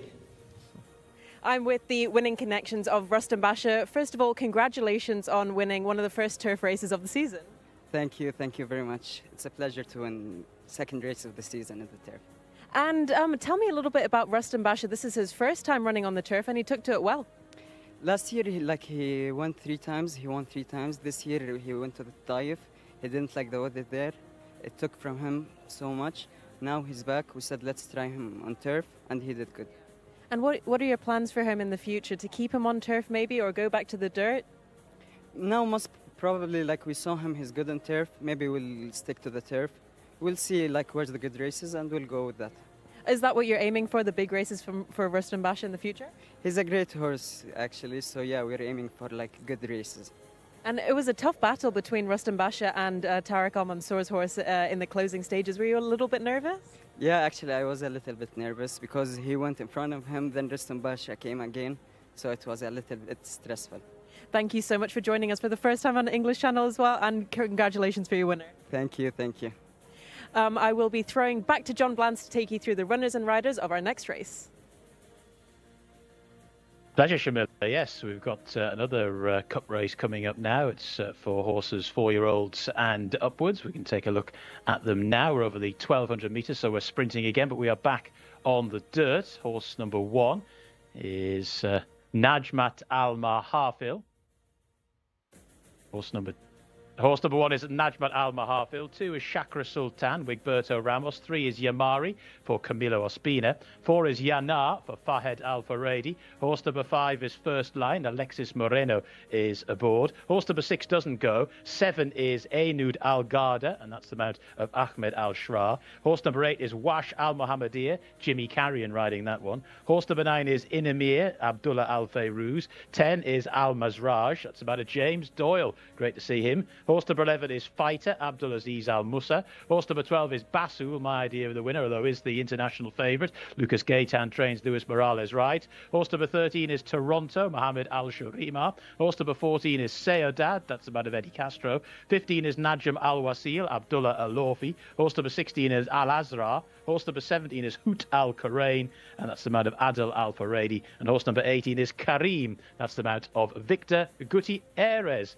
Horses number 19 and 20 are both running as well. Shibble Latam and Lama Al Zulfi. Horses 2 and 6 have been taken out the race. Chakra Sultan and also Medbasi. So those are the runners and riders, or in that case the non-runner as well. And we can hand back now to Callum and Rory in the studio, with apologies for the lack of graphics there. No need to apologise, John. You did a marvellous job taking us through the runners and riders, and we'll have a good look at them as well. We'll start from the top and work our way through them. Najmat Al Mahafil, horse number 1. 3 wins at 7 furlongs and a mile, but passed overnight, dropping in trip, but not really a sprinter for me. Yamari is horse number 3. Was a 6 furlong winner in Taif and finished 5 1/4 lengths fourth to Basul in a course and distance Latin America Cup last time out. That makes Yamari look a pretty solid performer here, and one to bear in mind. Yana is horse number 4. Yeah, we saw Yana in action in one of our previous videos. His best effort since joining his new yard came when winning a course and distance contest last time out from Intimir, but was well held in the Latin America Cup last time out behind Yamari, and is hard to fancy in this company. Yeah, First Line is a horse they absolutely adore. He's looking for the 4-timer, horse number 5. Yeah, he's won his last 3, including 2 course and distance open wins, beating Sayaf by 6 1/4 lengths in a good time last time out, and First Line clearly thriving at the moment, and one to be very interested in here. Ainud Al Gada is making first start this season, comes here with a rating of 95. Yeah, her best effort rather came when taking a course and distance handicap by 7 3/4 lengths from Himbar, and has claims, if fit, starting out on her first run since the 11th of March. Here's another absolute favourite of mine, Wash Al Mohammedia, an absolute speed demon. Yeah, but she won't be competitive in this contest. She's rated 87, probably slightly flattered by that, well beaten last time out. She's got plenty of speed, but she's got some very good horses against her here. Inhima is horse number 9. Yeah, was beaten by Yana in a course and distance event last time out. I think there shouldn't be too much between that pair again, but both of them are up markedly in class. That win, meter 42, that's a Taif victory, isn't it? So you imagine she's going to have to step forward from those maiden sort of wins. Al Mazaraj is horse number 10. Second in a 7 furlong open last time out, beaten the neck by La Tahati. Doesn't tend to run at 6 furlongs, so James Doyle is on board. I think a few people might be interested in Al Mazraj for that reason, but might just be taken off his feet here, racing at 6 furlongs for, I think, might be the first time in his life. Fighter is making his second start of the season. Yeah, it was only 6th on his reappearance, ended last season on a fairly low note as well. Did win a 7 furlong Jcsa challenge November of last season, so November 2022, but has been well held recently, and again, another one who's not really a sprinter, is a 7 furlong mile horse. Basul is trained by Lucas Gaitan, ridden by Luis Morales, running on a Saturday. Can't lose, can it? This is a sprinter, Basul. 3 course and distance wins already, including that Latin America Cup last time out, where he beat Sodad by 3 3/4 lengths, with Yamari back and forth. Yamari's a good horse, Sodad's a really good horse. Basul beat them all ends up last time out, and will take plenty of beating here. Shamila is in the parade ring. We've seen plenty in this field. We're back on the dirt. We're back with full fields. Who do you like? Very much, Callum. Yeah, it feels good coming off the back of a winner, and I think Alex Moreno can do it again on horse number 5 here, First Line. Rated 102, you can just see the horse exiting the parade ring here now, back out onto the track. And really lean-looking horse compared to the other horses. Definitely not as chunky, very muscular, but a very good-looking horse nevertheless. And won 3 times on the bounce, last seen at meeting 71. So rated 102, the highest rated horse in the race, the fittest looking horse by far. Alex Moreno's just off the back of a winner as well. It gives him that confidence to go for it yet again. We've seen Alex and how he rides and his style of riding, and it's very much like that. Once he gets a bit of confidence behind him, nothing can stop him. So I'm going to be siding with First Line for the 7th race of the evening, worth 900,000 Saudi Riyal. Isn't that insane? Beautiful prize money. Yamari, horse number 3 for the White Stables, is also looking brilliant. 6-year-old by Premium Tap. You know the Premium Taps always look good. And a little bit of a dark horse, I think. The grey horse number 9 in Himmer. Second last time out, partnered with Abdullah Al Fayrouz. So that is my 3rd eye catcher of the parade ring. But all fingers and toes crossed are for Alex Moreno to get that double. Shamila, have you been discussing tactics with Alex in this race? We know you obviously did so well being his tactical judge in the last time. Have you had the chance to sit him down and run him through this contest? Well, you know, when we were speaking, we weren't just speaking about that last race. We were talking about all his races. And I just said to him before he mounted First Line, I said, whatever I said to you, do it again. Go from the front and don't stop. Well, First Line will be looking to make it 4 wins on the spin. And with Shamila's words in Alex's ears, I'm sure he's going to have an awfully good chance. We must move on, though, because Toronto is horse number 13. Yes, over the page to Toronto. 6th in the Latin American Cup, beaten 9 1/4 lengths.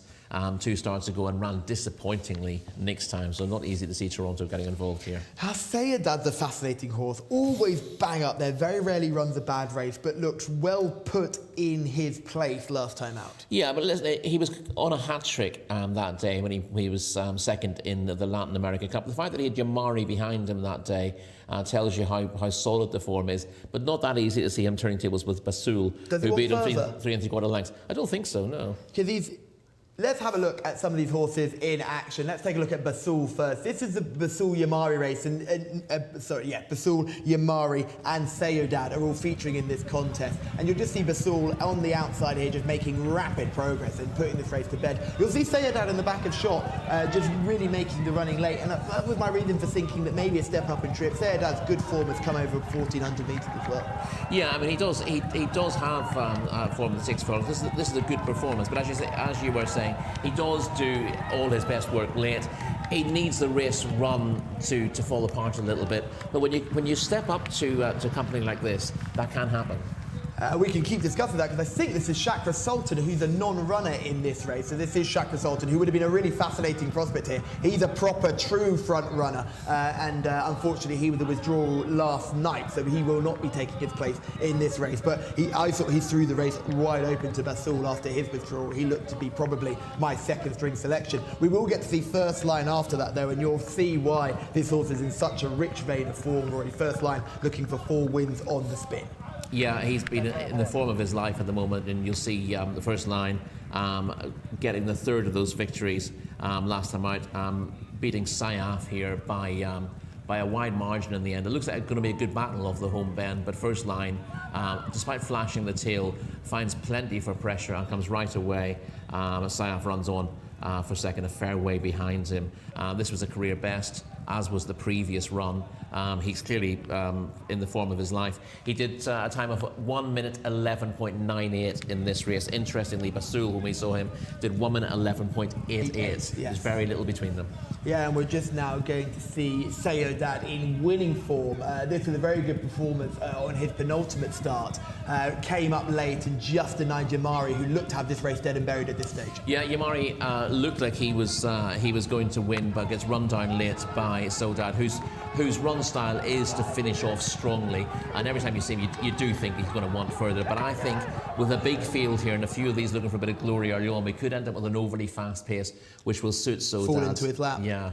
But the other thing is Basul doesn't need to be bang up there in the vanguard either, which I think helps his chances too. If there is a strong pace, it's going to make it even easier for him to come through and make that challenge. It'll be fascinating to see where they go, considering where they're drawn. Basul coming out of 12, Soudad coming out of 14. We haven't talked about some of the others here, so let's carry on with Najm Al Wasil, horse number 15. Runner-up over 7 furlongs on his last 2 starts, the most recent one being a non-winner as a 4. But he's got something good to find on balance. A rating of 85 sums him up. And Lazarette is another horse I absolutely adore, with a massive emotional winner for me 2 starts ago. Yeah, he won a 7 furlong open 2 starts back, but was only 6th in a similar event over course and distance last time out, and he's got no realistic winning chance here. He might benefit from the fact that they go really hard. The fact that he's got stamina for 7 might help him, but he's a bit of an outsider in this field. Hoot Al Karain is horse number 17. Dual winner over this trip at Taif. His win here last time, though, came over a mile, beating a star by 3/4 of a length. Needs to step up a little bit on that. And I wonder, although he's won at Taif, and people think, well, Taif's a sharper track, it's a deeper track, and you don't necessarily have to have raw speed to win over 6 furlongs there. It is an advantage if you can get to the front, but I think he's clearly got stamina for a little bit further, and this might be a little bit of a shock to him in a race that's bound to be run at a really strong pace. Kareem is horse number 18. Victor Gutierrez on board. He finished 3rd in the Rashid Al Zendi Award over course and distance last time out. But I think, again, his rating is 86. He is a reliable performer in his grade, but I think this is just a little bit too tough for him. And the final 2 reserves that sneak in. Shibal Latam is horse number 19, and Lama Al Zafly is horse number 20. Yeah, I thought the pair of them was they're okay. Shibal Latam's not been in great form on his last couple of starts, finishing 13th and 10th.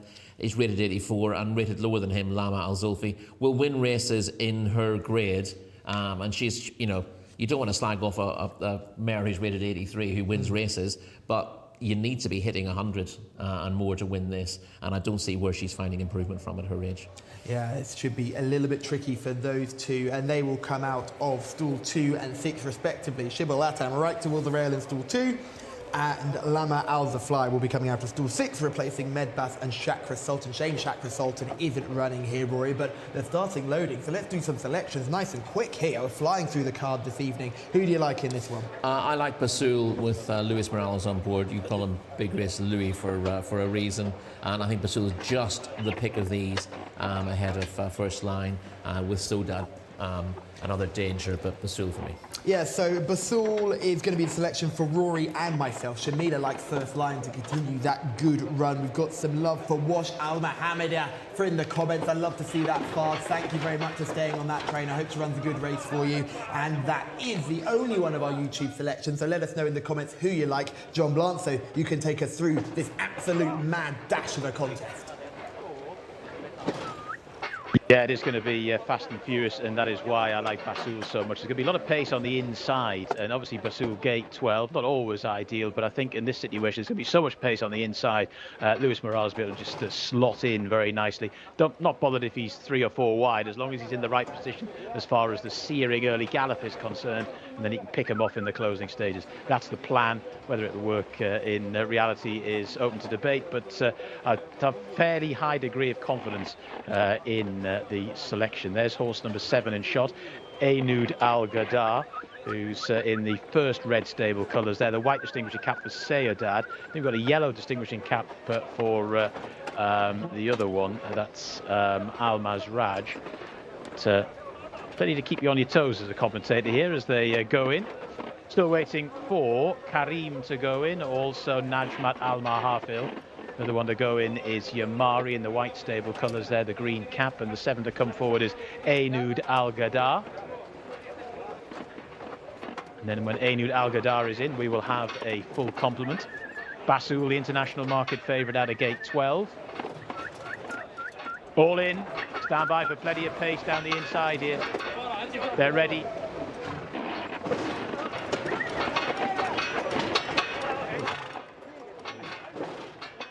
Still waiting. Flags back up.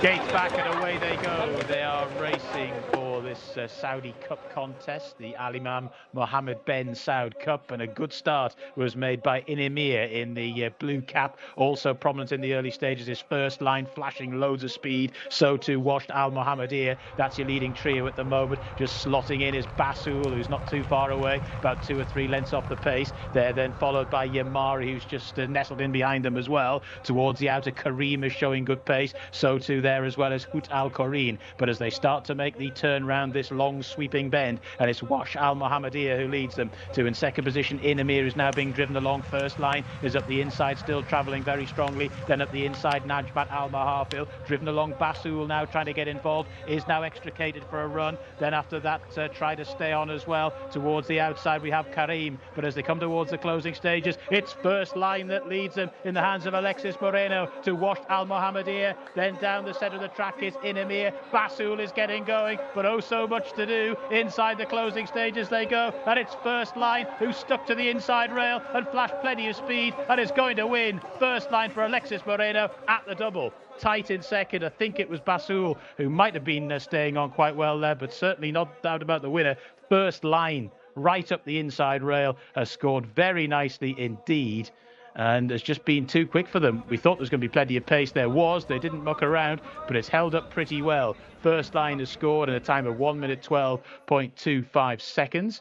As far as the minors were concerned, we'll just get a look at those very shortly when they are confirmed, very quickly confirmed here in Saudi as well. Good run from Inimir in the orange and blue colours. Basul was staying on. Inimir, though, has got second. Washed Al Mohammedir was just getting a little bit tired in the closing stages. Najmat Al Mahafil was giving it a good go as well. Basul was third in the end behind Inimir, who was second. So that was your 1, 2, 3 there, with Shibal Latam from the back of the field getting going late as well to finish a neck further down in fourth. But it's First Line. He's on a rich vein of form as Alexis Moreno at the moment, beating Inimir. Basul in third. Moreno will be ecstatic. Shamila will be ecstatic as well. They all seem a bit of a conflab there when it comes to the tactics, and they've got it absolutely right in each of the last 2 races. First Line has won the Ben Saud Cup here, race number 7 on the card. Plenty more high quality action still to come, including a really good Arab race up next, the 8th on the card. Right now, though, we can bask in First Line success in race number 7.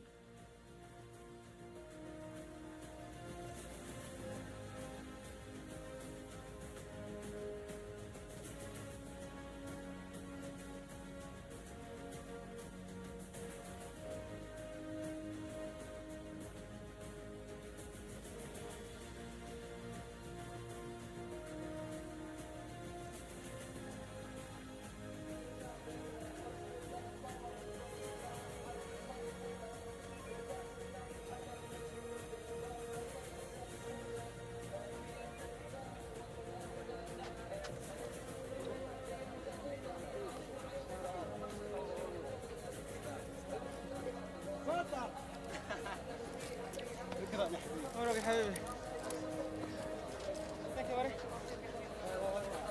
شكرا يا دكتور. مبروك يا السوداني وحقق اول نسخ من كاس الامام محمد بن سعود مع الخيال الكسس مورينو. Alexis, well done, good race, Alexis. Thank you very much. I want to say thank you to Bassam, Stable Jabber. Congratulations to everyone. Yeah, well, he's a good performance and he's a beautiful horse, man. Mabruk to everyone. Thank you very much.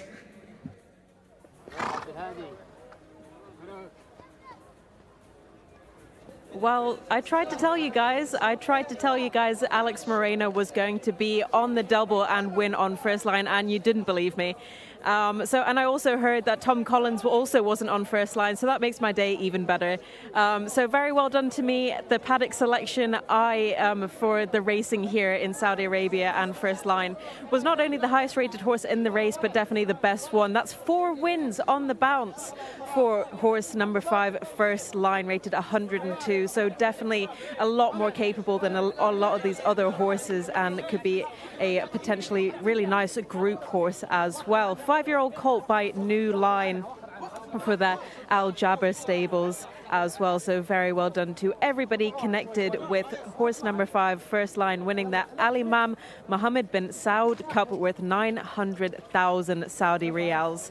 Like we said before, the prize money up on offer this weekend is just insane, and I'm sure that Alex Moreno won't be able to take the smile off his face.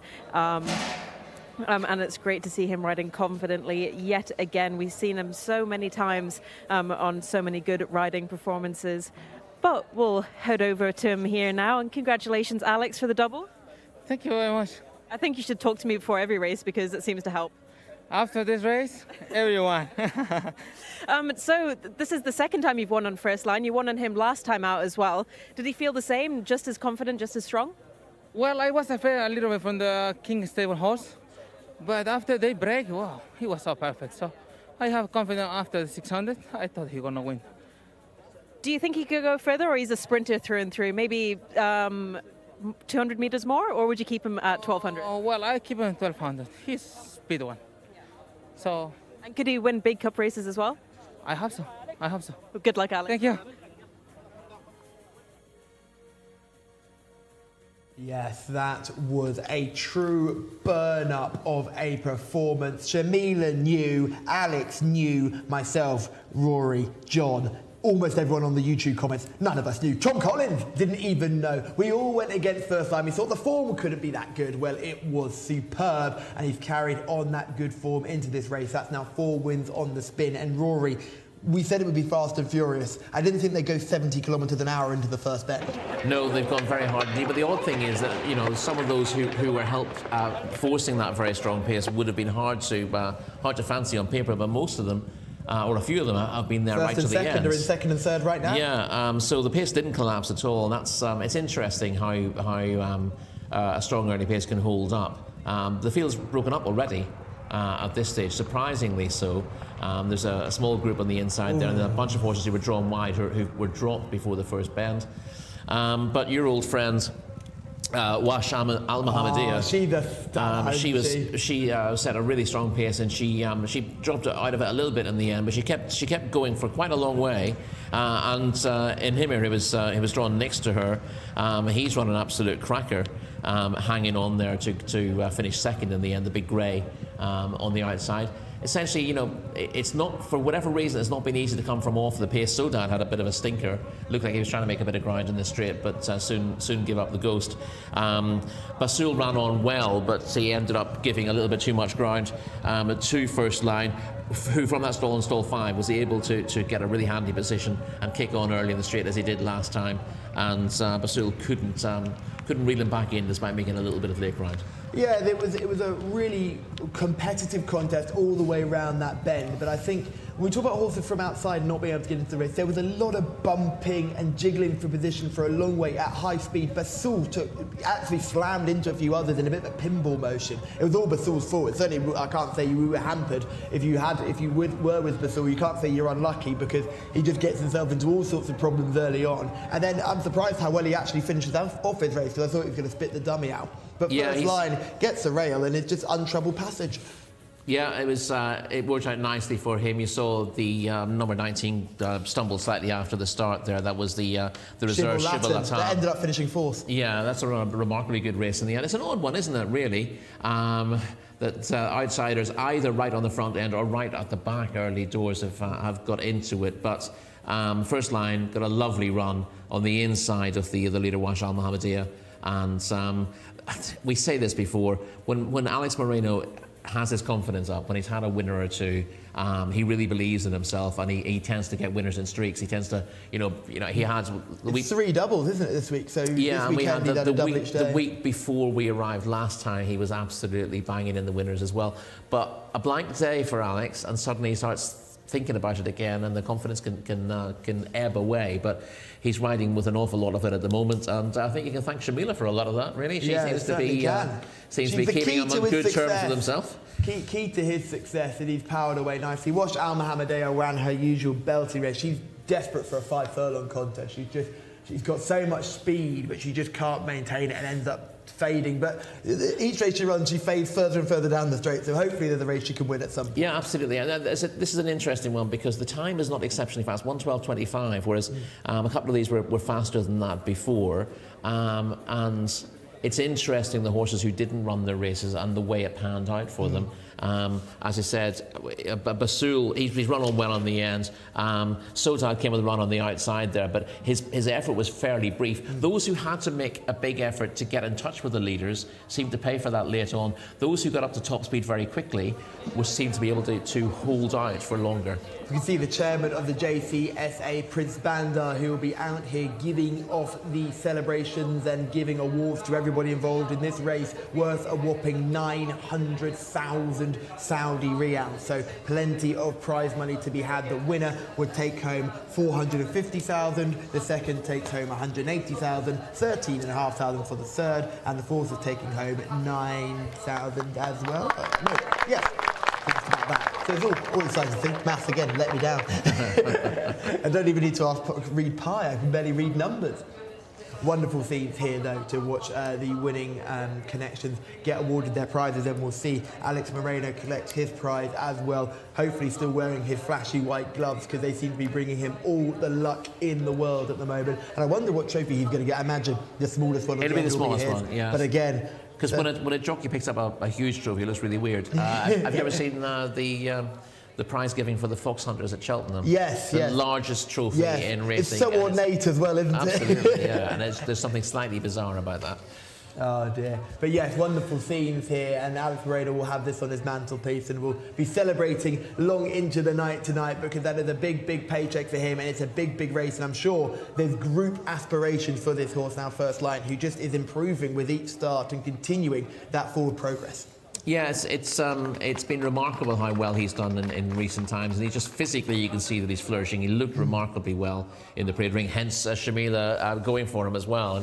But he's not your typical sprinter build, is he? No, you he's not. That. He's not, but he's athletic. But he's forward going as well, and that helps him at this trip. But the fact that he stays a little bit further means that he can go that early pace and still kick on when others would be flagging at the end. So it's working for him at the moment for whatever reason, and when horses are thriving like this, you've got to press on with them. And he's clearly got bags of early speed, which has helped him here, because you see a lot of these horses who are sprinters and they're not built like power-packed speed balls. They don't have the early speed to contend in a race like this. Look at Al-Azra, who's definitely built on the more middle distance time.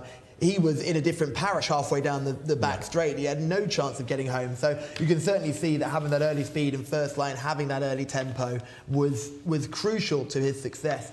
We must, however, move on to our next contest. John Blance can take us through Afsan Al-Khaladiya, returning to the racecourse.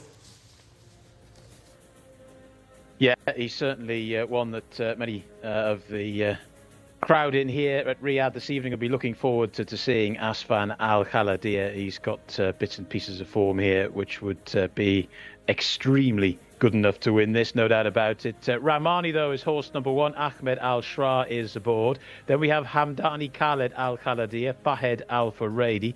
Horse number three is Afsan Al-Khaladiya, 11 from 11 in Saudi Arabia, and the very, very warm order in the international markets for this. Horse number four is Al-Hareth for Fawaz Wanas. Number five is Nanawa. That's the man of Khalid Al-Mimoni. Horse number six is Rizq Allah Al-Khaladiya, Naif Al-Anazi.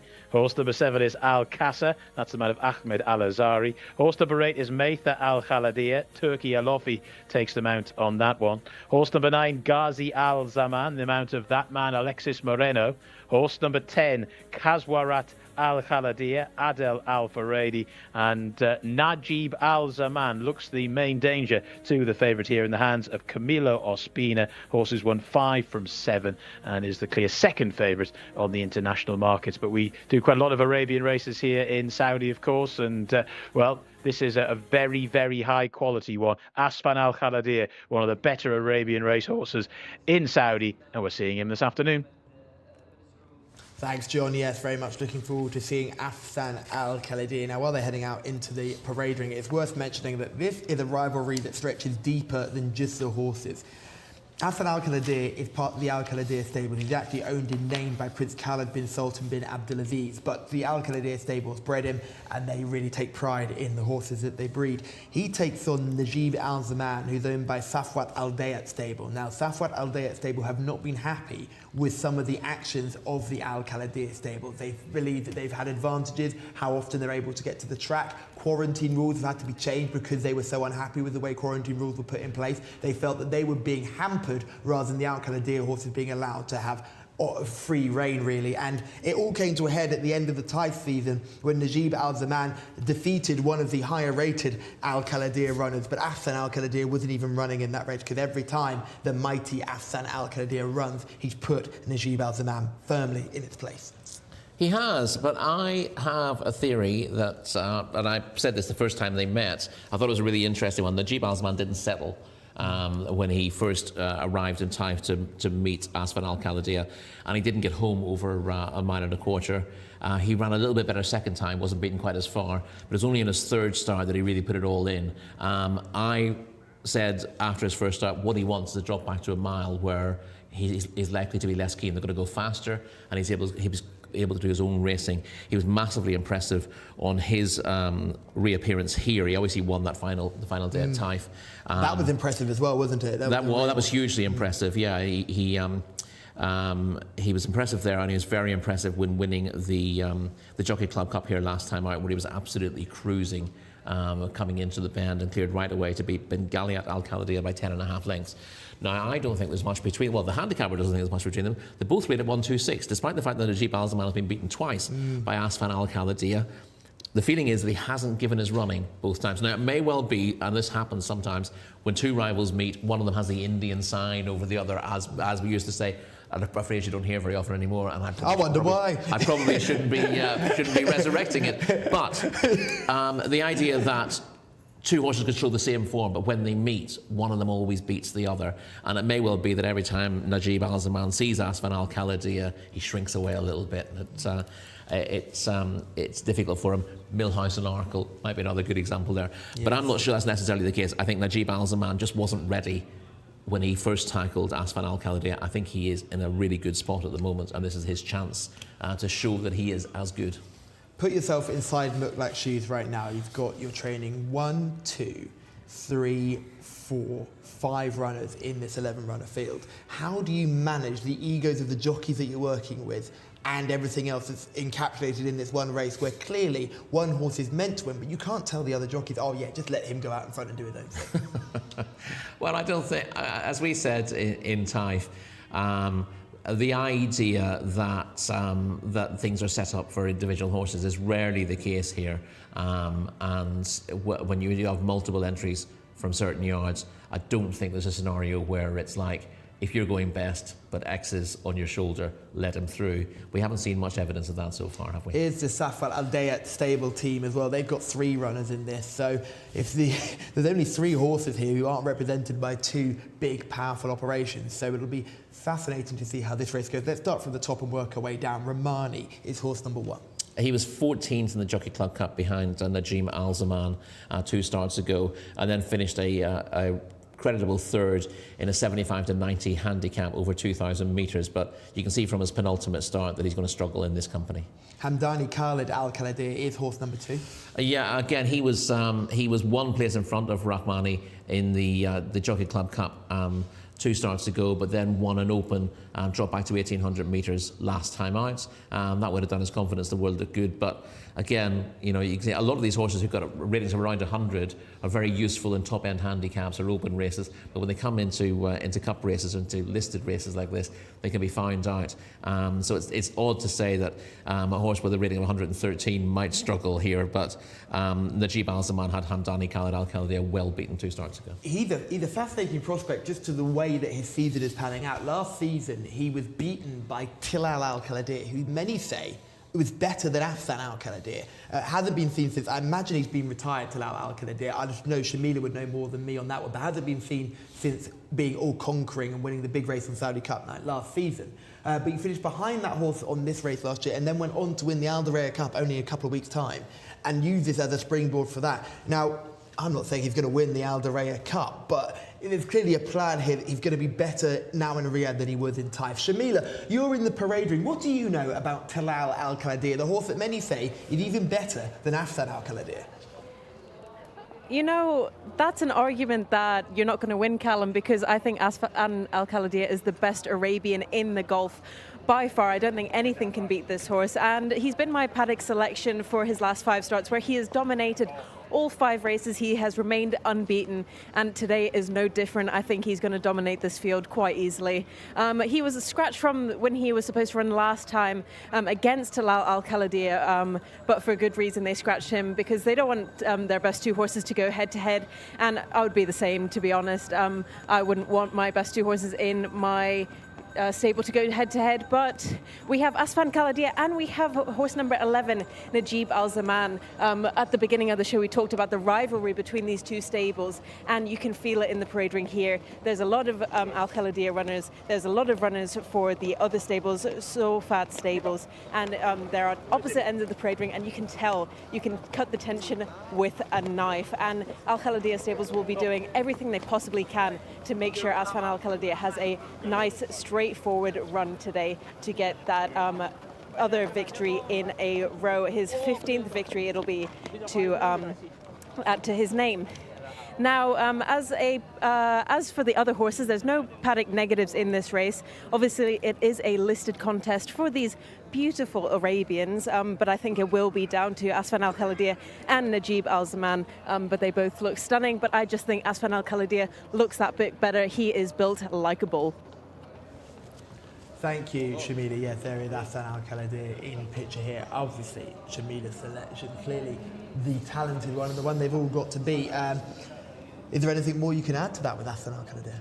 Not really. I mean, listen, he's according to the records, he's won more races than he's run in. Yeah, well, no, I think it's a really weird system in the way that he always keeps coming up. He's looking for win number 15 in a row. He's only run 11 times under official Jcsa rules. Yeah, so all his runs have been in Saudi, but not all of those are sanctioned by the Jcsa, which is why you get some of the odd figures occasionally. But yes, there's not much more you can say. He did look vulnerable once. He got given a fright by a horse he's facing today over a trip that they're running over today. And obviously he stays further, but he was impressive over 6 furlongs last time out, so there aren't many holes in him. I'm just hearing now that 8, Mesa Al-Khalidiyah has been scratched. That's horse number 8, Mesa Al-Khalidiyah has been scratched. Wouldn't have been an afterthought here, but there's no room for Mesa Al-Khalidiyah, who would have really enjoyed this trip. Al-Hareth, horse number 4. A second to Manab, and of course in distance open last time out, was second in the primary championship of the race course over 1,800 metres 2 starts back, so comes here in very good form. But again, the overarching aspect of this race is just how good the best horses are, and it's difficult to make a case for the likes of Al-Hareth to beat them. Yeah, same can be said for Nanawa, who's a very good horse in her own right, was actually only just behind Mesa Al-Khalidiyah when the pair met last time out. Now Mesa Al-Khalidiyah isn't here, but Nanawa's chance doesn't seem to get any better. No, again, that was a good second to Mesa Al-Khalidiyah over course and distance last time out, but again, you step back one run, and she was well behind Najib Al-Zaman on the Jockey Club Cup, only 11th there, and that makes the form of the Jockey Club Cup look really good. And this is where I think the potential. I don't think it's a weakness in Afsan Al-Khalidiyah. I think it's just the fact that you've got an incredibly strong horse up against him for the first time here, who didn't really show his best in his first 2 runs at Taif. Let's look at Afsan Al-Khalidiyah in action. This is a run from December the 30th. This is the last time he was seen, in a very good effort, coming widest of all and just picking them off one by one. Yeah, impressive win. This is over a trip which would be short of his best as well, but won by 6.5 lengths in the end in very good style to show himself. To be honest, more impressive visually than he was at times in Taif, despite the trip being against him. Here's Najib Al-Zaman under Camille Espina, who must have ice running through his veins at this moment in time, because he's on the other side of the draw. But if he can get similar performance to what he got here, where he was destructively good, he might be the one horse that can threaten Hassan Al Khalidi. Yeah, look, he's got his field well beaten here. It sort of gives the impression that he's managed to build up a lead from the start, but he wasn't. He was actually held up in the early stages of the race, but he just moved up so smoothly on the turn. The race was over 400 metres out, and he's absolutely cantered clear of some very, very good horses. And that's the thing, Loads the of them horses in behind are good horses, aren't they? The next, horses finishing 10th, 11th, 12th are 100+ rated horses, and he made them look absolutely, slow as boats. He's made them look ordinary, and he's not ordinary. Let's move on to Rizqala Al Khalidi, horse number 6.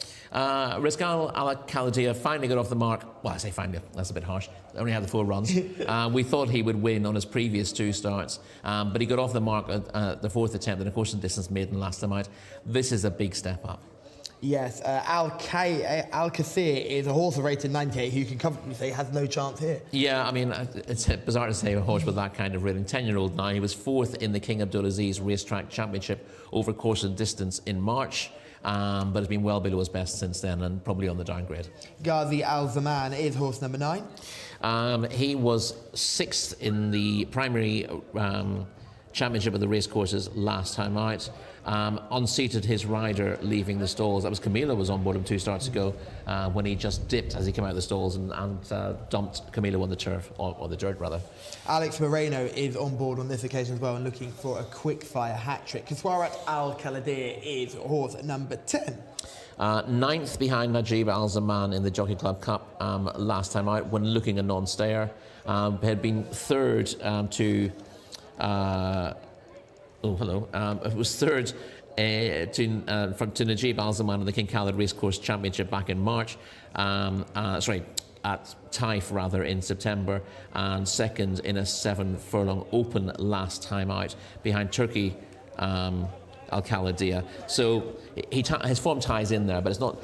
Despite a rating of 119, he's held on several form lines. Yes, and we've already spoken about number 11, Najib Al Zaman. Tactically, what do you do if you're Camille Ospina coming widest of all?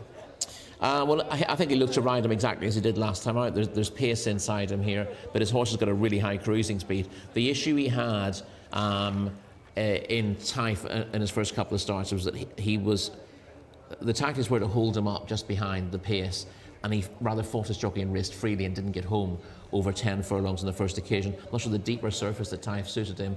As we got later in the season, the track rode a little bit quicker, and he looked a much happier horse in that King Khalid Racetrack Championship, where he absolutely bolted up. And then he looked really happy just tracking the pace on his most recent start. The tactics will be much the same. The key is to get him to switch off early, so he won't look to be going for. It won't look to be really going forward. He'll just keep him wide of horses. Is he in danger then of letting Hassan Al Khalidi go?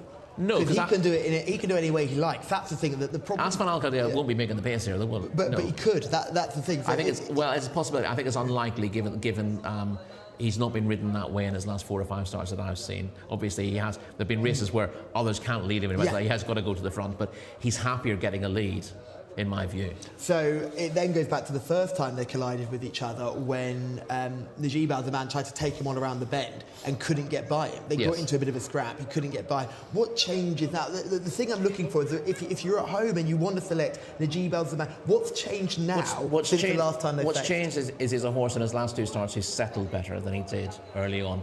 He came, Asfan Al Khalidi was fully established at Taif before Najib Al Zaman turned up.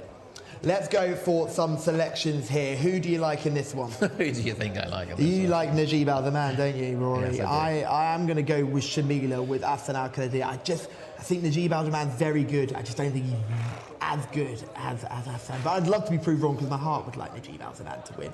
But Shamila and myself are going to select horse number 3, while Rory is going for horse number 11. John Blanche, it's an absolute cracker of a contest for the Imam Turki bin Abdullah Sword Prize, and it's a beautiful trophy as well. John, take us through it. Thank you very much, guys. There's Naif Al-Anazi aboard Rizqala Al Khalidiyah. For those who are not desperately au fait with Arabian races, it's going to be quite interesting to try and sort the colours out here. That's Nanawa going in. The red cap for Najib Al Zaman isn't a grey horse, of course, but just bear that in mind. This is the 6 going in, Rizqala Al Khalidiyah. That's one of the 2 from the Al Khalidiyah stables now that Meita Al Khalidiyah is out. Next to go in was Ghazi Al Zaman. This is horse number 4, Al Hareth, to come forward. Also Al Kaza in the sort of dark red, almost maroon colours. Then towards the outer, Najib Al Zaman. Rather flashy looking chestnut there. Main opposition to the favourite on the international markets. And then Kazarat Al Khaladir to come forward as well. Afsan Al Khaladir is in stall 3. Tend to come forward, Kazarat Al Khaladir, blue cap for that one. Looks like they're ready. 1600 metres. Off they go, they're racing. Very, very awkward start from Al Khazar in the Imam Turki bin Abdullah Sword, a listed contest. And good early pace has been shown by Nanawa, getting into a posse there. One of the horses in the check colours. Also pressing on from a bit wider out is Kazwarat Al Khaladir. The favourite at the moment sits in around about 4th or 5th spot. That's the 3-horse Asfan Al Khaladir, just off the speed. Remember, back at his best trip. Principal market rival Najib Al Zaman is a little bit wider at the moment, racing in around about 4th, just going on then from Asfan Al Khaladir.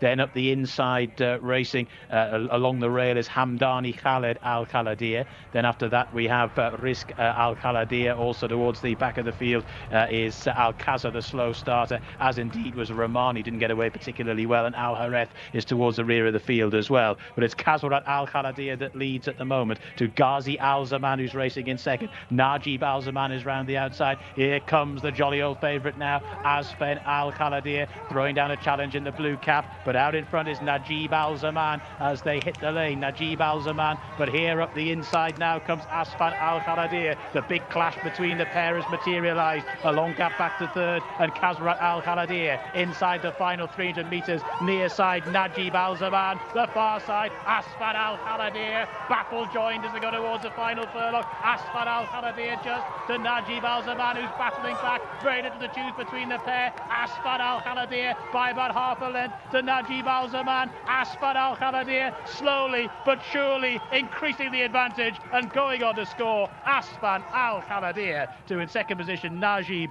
Al Zaman, and a long gap back then to the third. It was Hamdani Khaled Al Khaladir in the end, and it was tight for fourth. Some very, very happy owners giving thanks to a higher authority. Asfan Al Khaladir has scored 1 minute 46.10. The winning time, it's actually only 4/100ths of a second outside his personal best. Asfan Al Khaladir has beaten Najib Al Zaman 1:46.33. That, if my reading of the form is correct, is a personal best for that horse. Then Hamdani Khaled Al Khaladir, and then Kazrat Al Khaladir has finished in 4th spot, and Romani was 5th. But it materialised into the head-to-head we always thought it might be, and it was Asfan Al Khaladir who just in the latter stages incrementally got clear and went on to score from Najib Al Zaman, 6 3/4 lengths back to the third. Asfan Al Khaladir continues that tremendous record, 12 from 12 here now in Saudi Arabia, and has won this afternoon.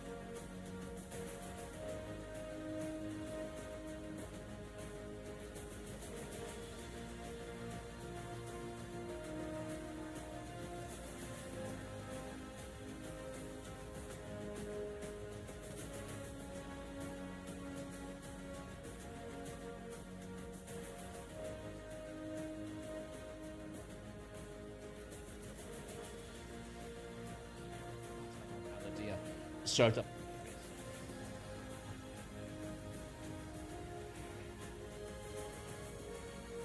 And yeah, he's certainly a horse to keep with because he's just so stunning.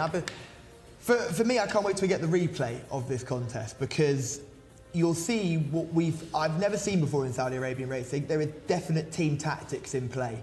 Najib Al-Zaman was forced as wide as he could possibly be forced by Afsan Al-Khaladia's stablemate. I couldn't quite work out who it was at the time, but it's led to Najib Al-Zaman having to travel a little bit further around the bend to get involved in the finish. It was Adel Al-Faradi and Kaswarat Al-Khaladia who was looking around to see where his main man was, and the same thing from Khalid Al-Mamoni and Nanawa looking around to see where his main hope was, Najib Al-Zaman, and they wanted to make sure that their horses got the run through that they wanted. I don't think there was really a case of Najib Al-Zaman being deliberately pushed wide. I think what he wanted to do was make sure as is Adel Al-Faradi, just wanted to make sure that he wasn't interfering with Asfan Al-Khaladia. Oh yeah, Asfan Al-Khaladia for him. He made sure there was a gap there for him. It wasn't a case of he didn't take a right turn on the bend or anything out there. He just didn't want to be the guy who was actually stopping his own stablemate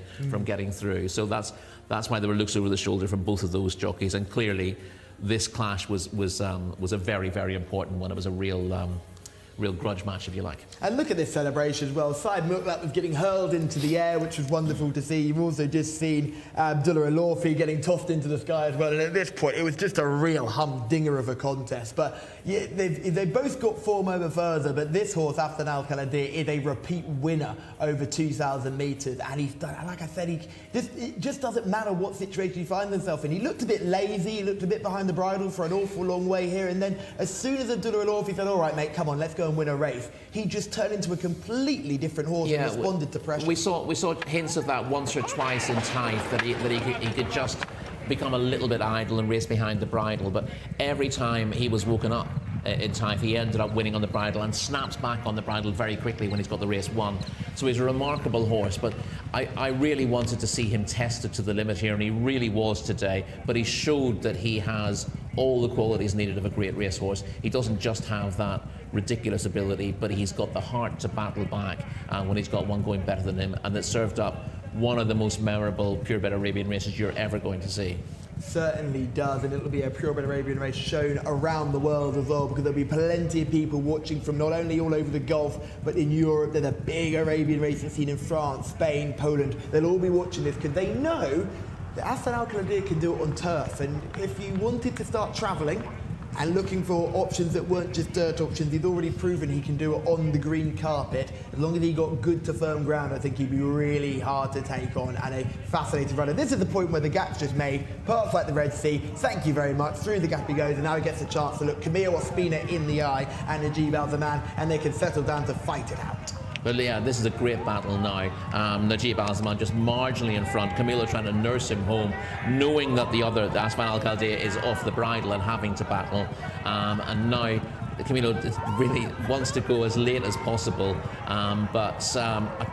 You can't say that Najib Al-Zaman hasn't found for a pressure, but he may be just wandering off a straight line briefly there inside the final 100 metres, and a really game, brave and brilliant performance from Asfan Al-Khaladiya, the race we really wanted to see, and it was served up to us on a silver platter. Was he outstayed?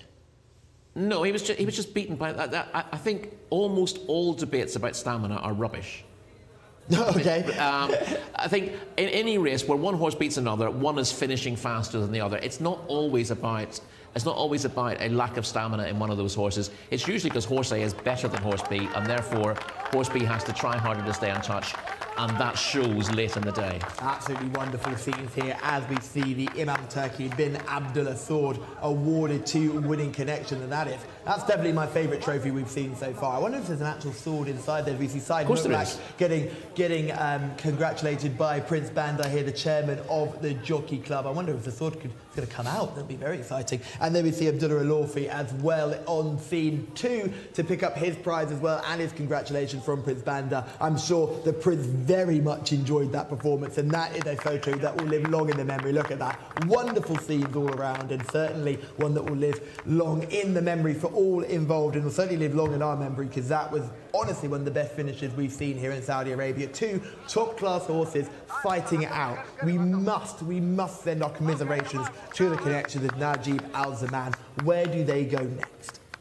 Well, they'll go in any top-class race. Will they be sticking to the smile, or will they be going over? No, I mean, as you know what the programme is like. There are races at a mile, there are races at 2,000 metres, he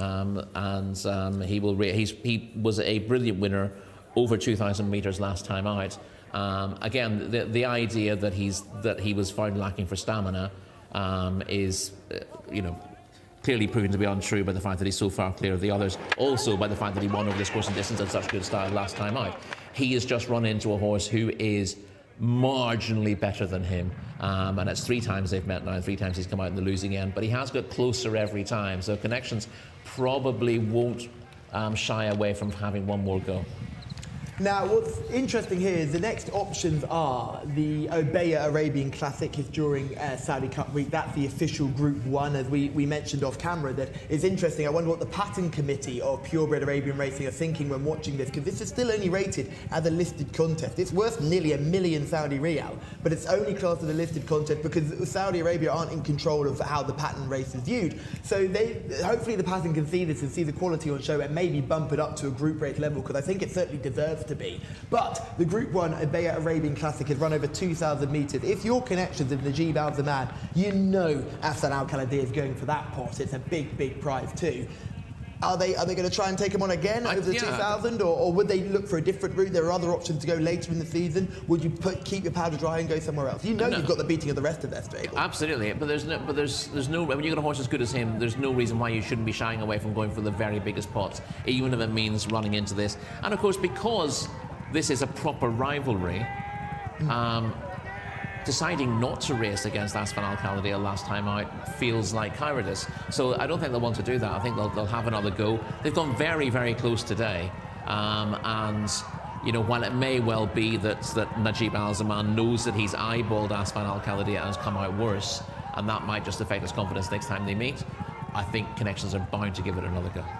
Hopefully we'll see them pairing up again in the Obeya Arabian Classic.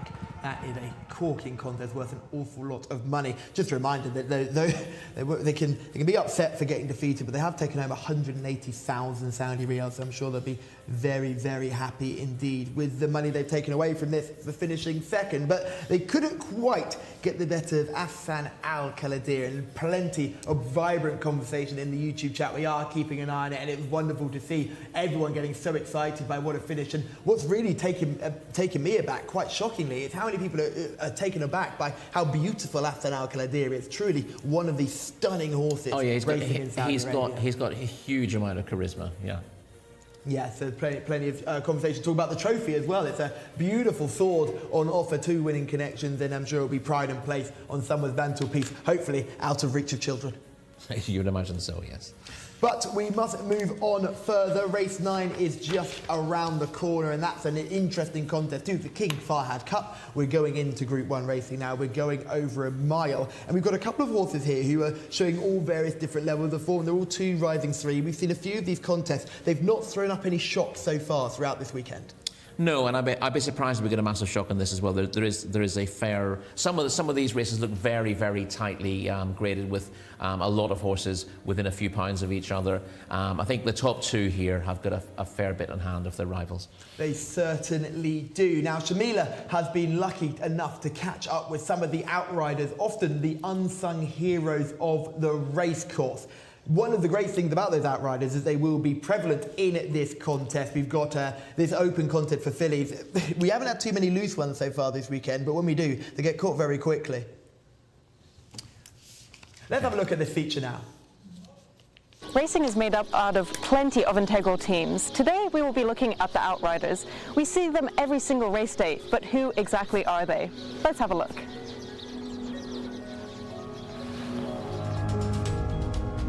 I am Faisal Al-Chamri, working outrider for the Jockey Club in Saudi Arabia, almost 18 years now. Tell me a little bit about your career and your career before becoming an outrider as well. Actually, I started my riding because my father and my family always with the horses. I started riding horse when I'm a little kid. So after I be 9 years old, because before we have a rule for riding the race, so I started riding race from 9 years old until I get 16 almost. Before I come to be outrider, the thing stopped me from riding jockey. I'm taller a bit and I have a lot of weight, so like 56, 58 kilo. And then you're still young actually, because apprentice, you have to lose weight and something. So it killed me this thing to lose my weight. And from 2005 until now, 2023. And tell me a little bit about your social media presence as well. Actually, the social media helped me a lot with this job, and even let the people outside know about our job. And we actually, the first 10 years we working, nobody know about our job until the social media came and then I started with Instagram. I posted the first video for me, and he took like over 4 million views with the first week actually, and everybody know me, and especially the people before he see us, we just walking behind the horses and coming, the outrider, and nobody know what our job until I share the video loose horse, and then I catch him. It took actually 6 seconds to catch this horse. Until now, this video viral, and always I find him in other accounts. Yeah, especially outside people. When the first Saudi Cup and the people coming from outside, and I never meet these people, and he come and call me by name. He say, we need Faisal going with our horses, especially the American people, because always the American style going with the bony and something. Even the European with the time, and he see our job going success and good, and we have a special way to lead the horses and never make the horse panic or anything. So even the European people now start using the bony in the morning and sometime on a race day.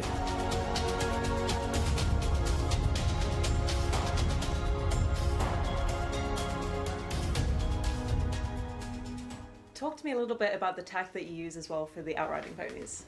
Actually, we use it like Western saddle without horn, because before we use this, the cowboy saddle. Sometimes when you reach and catch, he actually touch your body, and that actually dangerous actually for the outrider. So we use the flat weather here, and also not same we don't use same saddle for each horse. We switch in the saddles because some horses have flat weather like a quarter horse, and some horses we have them skinny a little bit. We use different saddle because we ride, and you're talking about almost 6-7 hours. You don't need to hurt your horse back. So thank God we never have this thing happen, because we always carefully with how we use our saddle.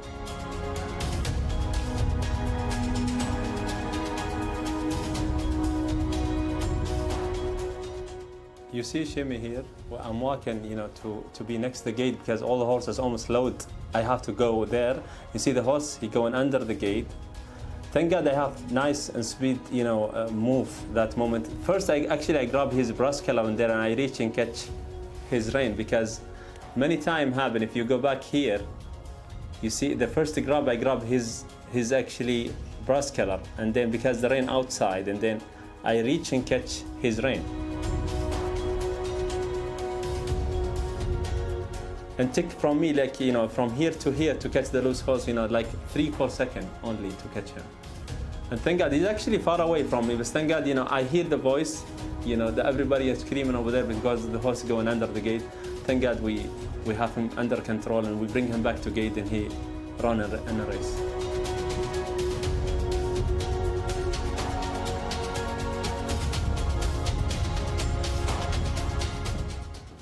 Faisal Al-Chamri and his team work tirelessly throughout the whole year to ensure everybody's safety on track. They really are some of racing's unsung heroes.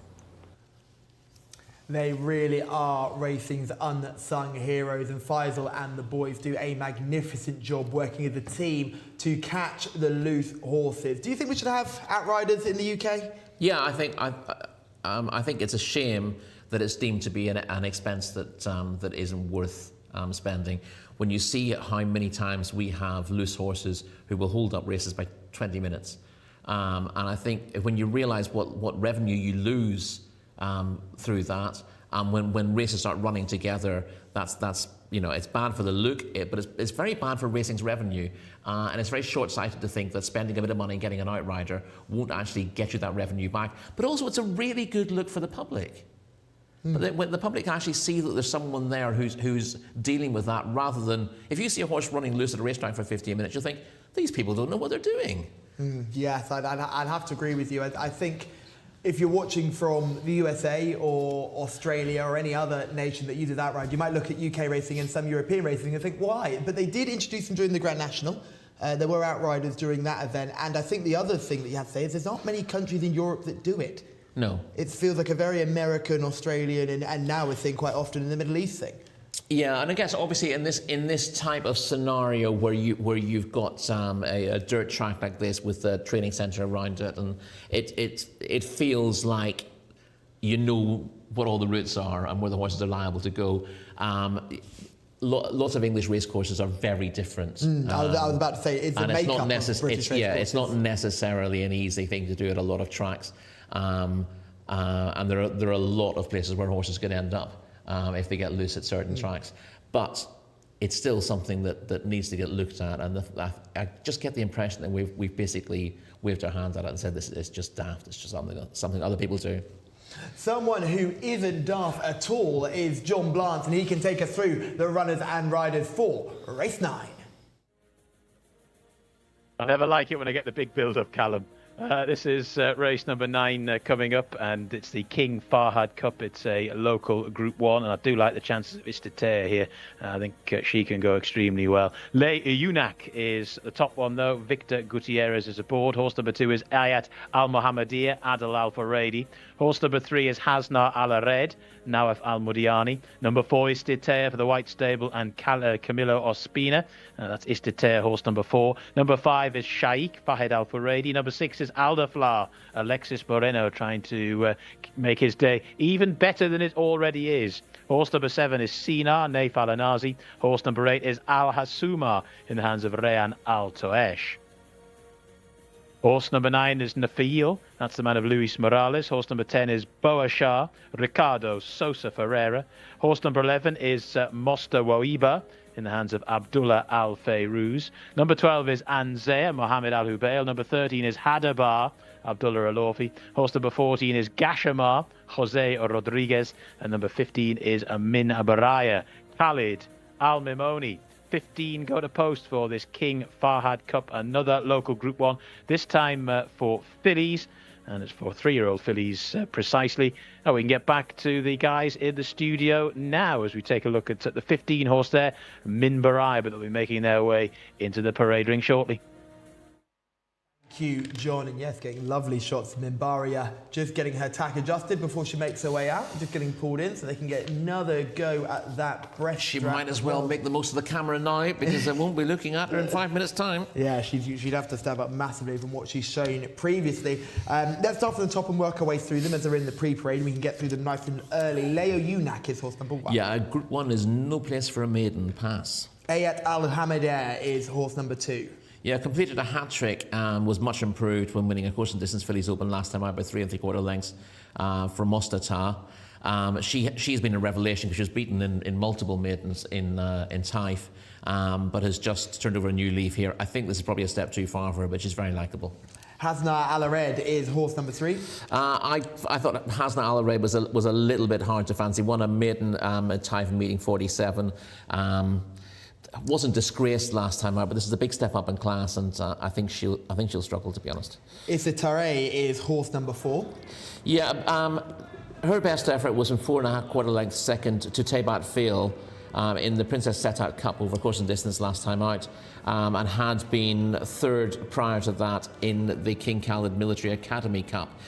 Those are solid efforts, and she should not be far away. Shaikh is horse number 5. It took a non-winners of 3 over 1,800 metres last time out, beating the likes of Minbaria and Fonder. But those are not group performers, and I think she's going to struggle stepping up in class. Aldaflar is horse number 6. Was 8 lengths behind Istita in the Princess Setat Cup last time out, although had finished just in front of that one when second in the King Khalid Military Academy Cup on her previous start. Al Dakhla needs to bounce back, but if she can find the form she showed 2 starts back, she's competitive. Al Hosuma is horse number 8. Al Hosuma is unbeaten in 2 starts, taking a nominated 2 last time out by 7 1/4 lengths from Lily Nation. This is her first try at a mile.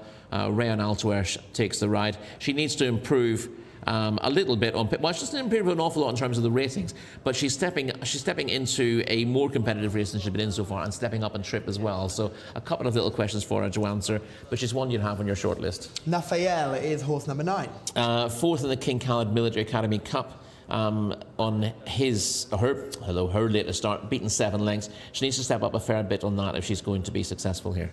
Jcsa is horse number 10. Was 6th in the Taif Cup, and then 6th again in the King Khalid Military Academy Cup last time out, beaten 10 3/4 lengths. She's useful, but I think she's found her limit. I'm really excited to see what Mustawa Weiba is looking like now, having had a break. Yeah, she's really exciting, isn't she? She blew us away in Taif. She won a Jcsa challenge on her second start. It was 7 furlongs by 5.5 lengths from 8th Barat. Now, I've mentioned the King Khalid Military Academy Cup several times. Horses finishing 2nd, 3rd, 4th, 5th in that. Well, 8th Barat, who was put in her place by Mustawa Weiba, went out and won that King Khalid Military Academy Cup at meeting 75. So that seems to suggest that Mustawa Weiba has got the beating of most of those who raced in that contest, if she can translate that form from Taif to Riyadh. And, of course, handle the step up and trip as well. But she does look like a mile will suit her very well. And Zare is horse number 12. Yeah, it's difficult to fancy all the rest of them from here on down, to be perfectly honest. 1 from 6 career. Ran okay last time out, but not up to this sort of level. We must give Halibar a mention. She is on the hat-trick. Well, she would be on a hat-trick, which she was... oh, sorry, no, she was defeated meeting. 5th last time, wasn't she? Yeah. I'm ridiculous, And sorry. again, she's a likeable sort, and she's won a couple of races at a slightly lower level than this, but Group 1 company's liable to be beyond her. Abdullah Al-Orfi will be looking to stay on cloud 9. And Gashama with a horse that was a really good winner on debut and then disappointed when finishing 2nd in a race where she should have probably won. Yeah, I thought she made hard work of that, and then she was very disappointing last time out. So she's got a rate of 83. I think that's probably flattering to her, and she's certainly not going to be winning this unless she leaves that form well behind. I'm just going to make a presumption here, Rory, that you're going to stick with Mustawa Weiba. Yes, I mean, I think you can throw a couple of questions out and say she needs to prove that she'll handle this track, and she needs to prove that she'll get a mile, but I didn't think those looked likely to be problems. And if you watched her in Taif, everything about her suggests give her a break, bring her back, she'll be even better next season. So it's difficult to be against her here. Yeah, I am. Okay. Ayat Al Muhammadia is going to be my selection, and we just see one of the princes in shot there too. We're racing for the King Fahad Cup, so a brilliant trophy for one of the leaders of Saudi Arabia, and we can see Prince Bandar in shot there in the middle too. All the big members of the Jockey Club of Saudi Arabia are here, and this has felt to me, I don't know whether you felt the same thing, that this had been a prep for the Saudi Cup weekend. Yes, I guess in a manner of speaking, but it also it's worth pointing out this is a massive day on its own. Yeah, it is a big day on its own regardless, and the prize money for these races suggests just that 800,000 Saudi Riyal for this, 900,000 Riyal for the 2 races previously. It is a big day, and the big horses are coming out to play. Yes, and it's worth bearing in mind just how important it is to commemorate the great names of the past here, and King's Cup Day is a way of doing that. So there's a lot of prestige involved, well beyond the prize money. Yes, certainly is. Here is Ayat Al Muhammadia here, a horse who I think has been a revelation since coming to Riyadh. And if you were to take away all that type form and pretend that type didn't exist, she would be the one they'd all have to beat here. Because she's done absolutely nothing wrong since she's been here, and in fact she's improved with each start, and she's got a very similar profile to First Line, who struggled in Taif and has come here to Riyadh. And yeah, and that is true. Although she's her best time that she produced last time out over the course of the distance is still about half a second slower than Istita has done. So I think she's got a chance. I think she could surprise a few, but she would still be considered as a relative outsider in this field. It'll be interesting to see how she gets on. Here is Istitari who is in shot here, horse number 4. Again, it's interesting to see a winner on debut who hasn't won since, but has not done anything wrong in those 2 defeats since. No, she's gone from strength to strength despite those defeats. She's run in 2 very strong contests the last 2 starts. Yes, Shamila is in the parade ring. Give us your opinion on Mosataweba, a horse we're all fascinated by. Well, Kalamoto Sueba looks absolutely stunning. And this weekend has been all about the fillies, and these fillies are no different. They look so good. But my paddock selection is going to go with horse number 2, Ayat Al Muhammadiyah, partnered with Adel Al Furedi. Now, we saw New Line previously make it 4 wins on the bounce, and I think that Ayat Al Muhammadiyah can make it 4 wins on the bounce as well. She looks absolutely stunning. Definitely one of the strongest looking horses in this contest. She's trained by Gaith Al Gaith as well, who has a great track record. So he's been doing really great this season. His horse is doing really well, and we've seen them winning all the big races, and I just really like the look of her. 2 other horses that I really like the look of. Horse number 7, Sinar, always the bridesmaid, never the bride, but this will be her first start during the Riyadh season. So it'll be interesting to see how she takes the track. She's just coming up behind me here now with Naif Al-Anazi on board. So hopefully she can go one better, but it's difficult for some of these horses to make the transition from the Taif season to the Riyadh season. The tracks are completely different. And one more horse I want to highlight is horse number 8 for the White Stables for Rayan Al Turaish, who is looking to make it 3 wins on the bounce as well. But I'm putting all my faith in Adel Al Furedi. Thank you, Shamila. And it's nice that we're joining up forces again here with Ayat Al Muhammadiyah. Good to see. Hopefully she can continue her great run of form. And it was also wonderful to see Prince Sultan bin Fahad bin Abdulaziz in the stands there with Prince Bandar. Really an expression of how serious racing is being taken across this nation. Yes, and the growth of racing is enormously important. We were lucky enough to have a conversation with Prince Bandar earlier in the year about his vision going forward for racing, not just about promoting the likes of the Saudi Cup, but getting this day-to-day racing and Saudi racing on a world stage and showing people exactly how well it's run, how important racing is, and how important horses are to the people of Saudi Arabia as well. And it should be deemed to be a real nation of horse lovers, which indeed they are. Yes, certainly. I was amazed. I remember when we were in Taif and they were really pushing. It was the Taif Derby evening, and I remember the push that it got on social media. On all my social platforms I was seeing advertisement for it. We got there, we had the sports cars, we had the big crowds.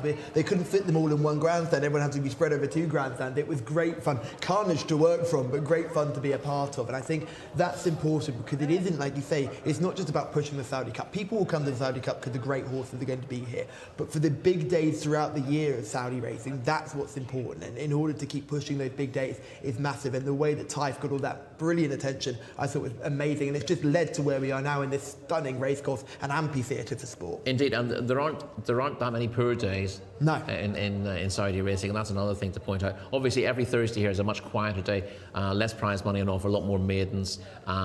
It's essentially. It's a feeding ground for future champions. We're seeing horses when they're fairly young. The Friday and Saturday cards are very competitive. And when you think about, particularly this time of year, when you're opening up a newspaper and looking at the racing on offer in the UK, it can be fairly dire on some occasions. It might not even be on. There's always there's always quality on show here. We do get a mix of quality through the card, but the racing we've been served up in the last 2 days has been absolutely top notch. Here's Al Hasuma in action last time out. I thought she really relished this trip and looked like she'd get a lot further. Yes, she's a really nice prospect. Obviously, her lack of experience is a little bit of a worry coming into this contest, but you've got to like the way she comes away when asked to quicken here in the final 200 metres. And she ends up winning by 7 1/4 lengths here from Lily Nation, who looked at danger with a couple of furlongs to go. And clearly, she is going to improve further. This is her first run at a mile, but she looked like she would handle it pretty well there. Yeah, we're just having a look at horse number 11, Motasaweba, in action going down the post. Rory, are you happy with that, what you've seen? Very much so. Yeah, she's got a lot of physical scope about her, and she was blindingly impressive in Taif. I think she took Connection slightly by surprise.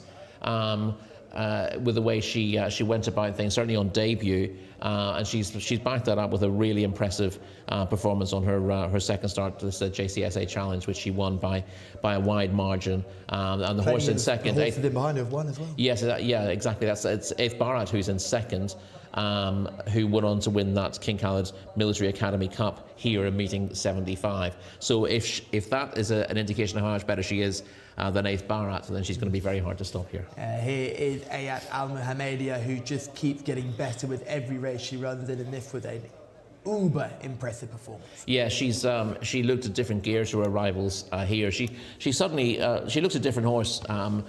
She was fourth in a maiden at meeting 50 at Taif, and she looked okay. You know, thought she'll pick up a handicap. She'll probably improve a little bit next year. But on her first start here after a short break, she bolted up, and she looked a much improved performer. Did a very good time, and she's simply backed it up since. And again, her winning time was good here, despite the fact that she was eased down late in the day. She is clearly an improving performer. This is a big ask for her, though. Yeah, we're seeing some of the others going down. That's Shaikh in shot here, who did it really well. This was a massive step up from what we've seen from her previously. Yeah, this was a non-winners of 3 over 1,800 metres last time out. But she's not beating superstars here. Minbaria in second, and Fonder runs on to take third. She had her field beaten a fair way from home, and clearly, again, she's a filly who's improving rapidly, but this is another big step up in class. And, this was a non-winners of 3, but I think aside from the second and third, the vast majority of these were maidens. Yeah. So it wasn't a particularly deep contest. She drops back in trip though today, which I think is interesting. Yeah, she clearly showed plenty of early toe. Yeah, but obviously she's dropping back in trip because this is a really good prize open to her, and it's only a furlong. She's dropping back as well, so it's not, you know, if you've got a race like this to go for and you were that impressive last time out, you don't think I'll wait for something over 1,800 metres. Thank you very much, because you wouldn't be waiting for the Saudi Cup, would you? No, not at all. That would be a wee step too far, I reckon. Just see Nathayel just coming through, sort of gorgeous horse as well. And plenty of these white stable horses look in really good shape. We haven't had much chance to talk. Al Athuma, that is horse number 8, who we saw that insert with first. Now, what I liked about her performance was the way she went away from the field having led. She did a similar thing to what Musa Tuwaiba did, but did it here. And, yes. And again, you just have that little thing in the back of your mind that goes, is she going to handle Riyadh? And you imagine she will, because she's a big filly. She handled Taif so well. So it would be a surprise if she didn't handle Riyadh. But at least you know, with the other white stable runner, with Rayan Alteration on board, you know you've already got that. Yeah. And I think that the one thing I would consider, if you're asking the question, will the horse transfer Taif form to Riyadh, is you ask yourself, is the horse suited by a deep surface? Because the surface is quicker here in Riyadh than it is in Taif. Or is the horse a particularly nippy type who likes a sharper track? I mean, it's not a super sharp track in Taif, but it's clearly the first bend there is a lot tighter than the first bend here is, and therefore it does tend to suit a slightly nippier type. Those are the questions I would ask, and neither of those scenarios I think Muster will, but certainly given her stride length, she should be a lot happier at Riyadh than she'd be at Taif. And she looked like she would gallop all day. So the one question is whether the deep surface particularly suited her there. But I'd be surprised if that's the case. But it is a question that needs to be answered. Well, we will answer it sooner rather than later. So your selection will be horse number 11, Mustawa, and Shamila and I are teaming up with Ayat Al Mohammedia. YouTube comments continue to come in. Thank you so much, guys, for remaining involved here on this big evening of Saturday night racing. Plenty of you still continuing to get involved in the comments. We've got some support from Istare, who is horse number 4. I think that's going to be one for the YouTube comments. Plenty of people involved with that one. And some support for horse number 8 as well, Al Mothasoma. So we've got a fair covering of this field here, haven't we? So plenty of people think this is a wide open contest. So just to go through the selections one more time, Ayat Al Mohammedia is going to be the selection of myself and Shamila. Rory, like Mustawa Aba, and there's plenty of love in the YouTube comments for Isitare and Al Masuma as well, horses 8 and 4. John Blance, it's a good fillies contest. I can't wait to see how it turns out. Yeah, it certainly is. I like Istatea here, the 4-horse. Good time, good best time over a mile. I think there's going to be some pace out wide here. Obviously, Mostawa, but definitely maybe Alasumar as well, one or two others. And Camilo Ospina from gate 4 can just get Istatea into a lovely position, trail some of those horses who've been running over slightly shorter trips, and hopefully go and collar them in the closing stage. That is the way I see it, but doesn't necessarily always guarantee that that's what's going to happen. There is Istatea going in now. As it stalls 8, 8 and 10 so far in her career, so stall 4 is going to be a bit of an improvement for a horse who has enough early speed to get into a posse, but I don't think he'll be drawn into a bit of a speed battle, but we will see. This is the 11 going forward. Mostawa is a hugely strong favourite on the international markets. Don't worry about that. Mostawa is the one that they've come for in no uncertain terms, and has lots of speed and has shown great promise so far. Obviously yet to race at this trip. Same can be said of Al Hasuma as well. So it's a little bit of a question mark as to how they will go over this particular distance. But whereas less so for Istatea, who has already posted some good runs at a mile. And clock 1:40.89 seconds, which is a PB, is a good bit better than anything the rest of those that have run a mile have actually done. So if it was just a mile contest between those that had run a mile here at Riyadh on times, Istatea would probably take it quite easily. Just a question of whether she can get past her white stable mates, who will almost certainly get first jump on her in the early stages. Now, Al Hasuma has been dismounted down at the start. Hasna Ala Red is there in shot, red noseband for that one in the red stable colours. Mostawa Ebar to come forward again. Mostawa Ebar is in. Next to come forward is Hasna Ale Red. There's Al Sahuma. Hasna Ale Red to go in. Al Hasuma as well. And I think Hasna Ale Red will be the last. 1,600 metres in front of them. Hasna Ale Red is in, and they're off and racing for the King Fahad Cup. And Hasna Ale Red got a pretty good start and is the early leader. Just trying to get across now. Not a particularly good start, actually, Mostawa, but the international market's favourite. Just been knocked around a little bit there to try and get a decent posse. Other pace comes from the horse out wide there, Gassamar, in the green colours. Now being forced forward is Motasawa, but does that do quite a bit of work to get there. They're then followed up the inside by Hasna Ale Red in the red colours. Also there is Shaikh, who's showing good pace as well. Towards the outside, Minbaraya, one of the outsiders, is quite prominent as well. So too then Aldafla, who's in mid-division at the moment. Field trailing all the way back to Sinar, who's just beginning to struggle as they make their way around this long sweeping bend. And out in front is Gassamar, leading by about half a length or so to Shaikh, who's racing in second. Then up the inside in third, trying to get a little bit nearer, is Hasna Aldarebar. Then right after that, the white colours there of Istatea, now getting a good bit closer for Camilo Ospina, who's sneaking round the inside. They're making the swing for home. Out in front, Shaikh leads by about a length and a half. Here now making nice headway as Ayat Al Mohammedia moves into second. Then Istatea into third. Now down the centre of the track comes Al Hasuma as well. Struggling Mostawa, but nothing from that one. Here comes Istatea breaking through now to take it up. And it's Istatea and Camilo Ospina. But here comes Al Hasuma down the centre of the track. Then Ayat Al Mohammedia. But it's Camilo Ospina that leads aboard Istatea. Here now finishing very strongly is Hadabar from a long way off the speed. Hadabar, the green and yellow colours in the sheepskin noseband, has gobbled them all up. Hadabar the winner. Istatea has finished in second. Third or so was Nefail, and it was tied for fourth.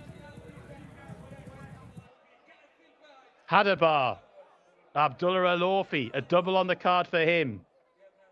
But Hadabar was a filly who had plenty to find on all known form there, but it was a race which didn't go to plan for quite a few of these. And most notably, the very strong international markets favourite, Mostawa Ebar, who didn't get a very good start, then had to try and work to get into a prominent position, and it didn't go very well for her at all. Alasuma's run a pretty good race, but the best white stable performance came from Istatea, and as an Istatea supporter, if you'd told me that she'd have been the best of the white stables, I'd have been off to collect, but she's been nailed by Hadabar, who has stepped up on all known form in the hands of Abdullah Al-Orfi to win that. Istatea finishing in second, Nafail in third. Leia Oyunak finished well in fourth spot there too. So it was a messy race for one or two of the market principals, and in the end a bit of a shock result. But it's Hadabar who has won the King Fahad Cup, a local Group 1, lest we forget. Istatea in second, and Nefail has finished in third. That was the 1, 2, 3. A shock in the 9th.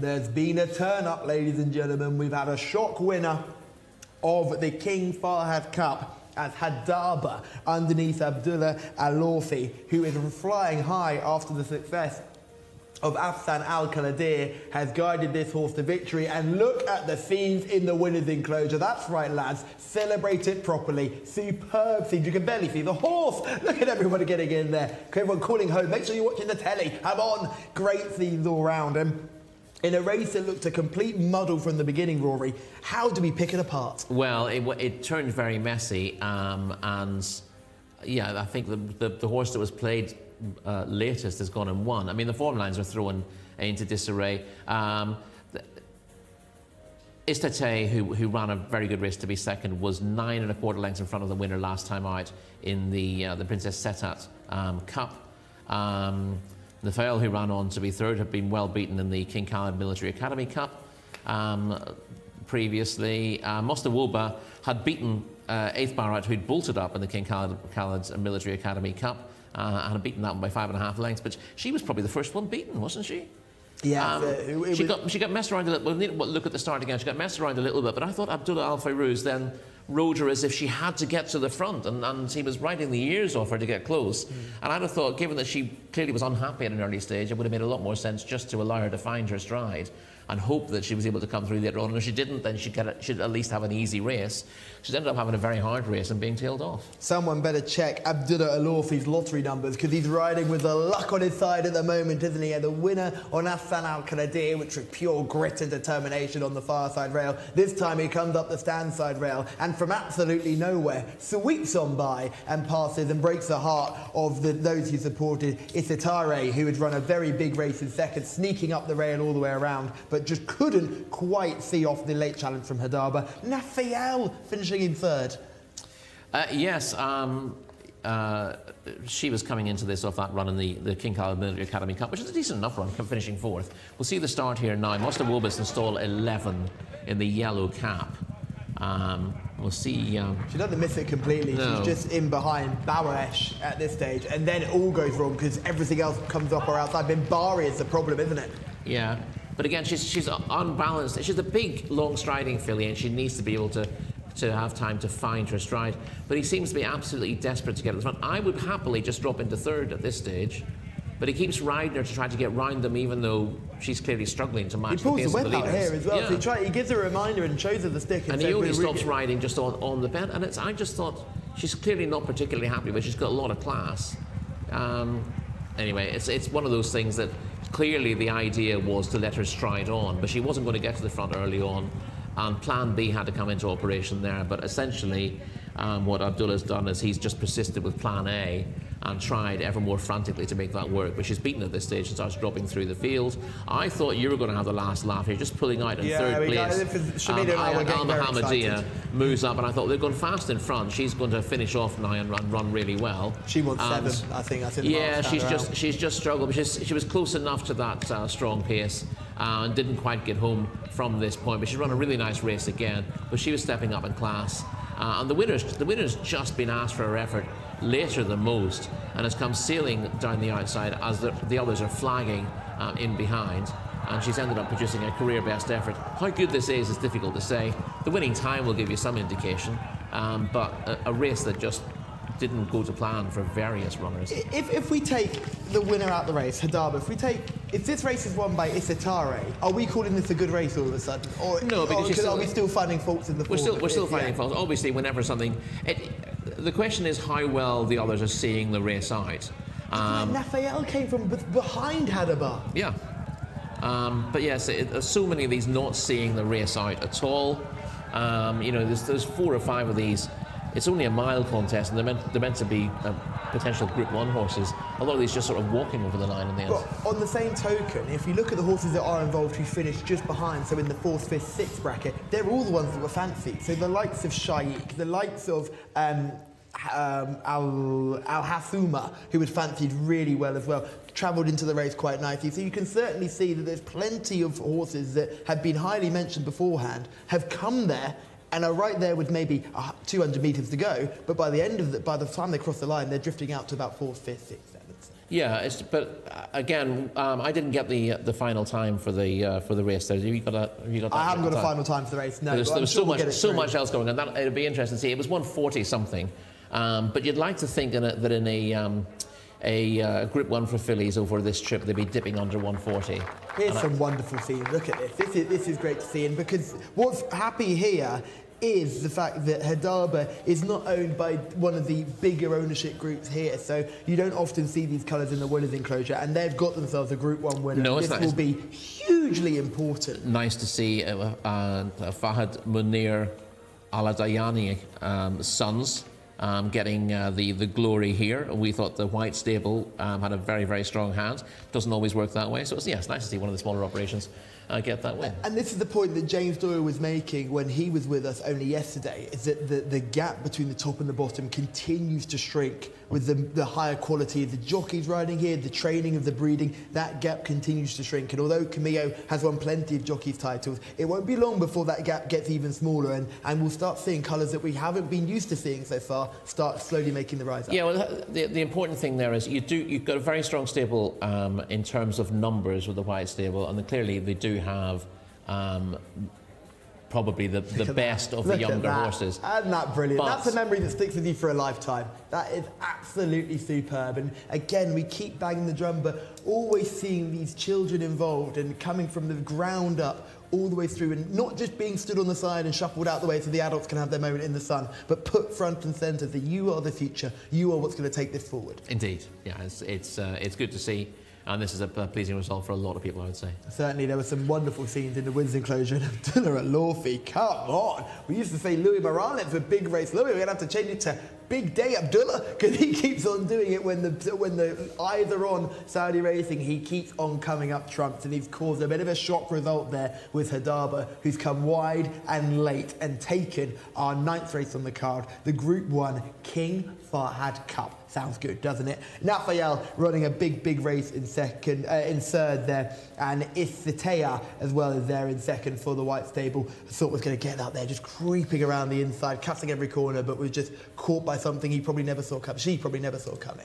Yes, but I don't think she could have rallied even if she did. It's the leaders in the late stage, because this turned into a bit of a fight before the turn, with Mustawoba looking to make that move.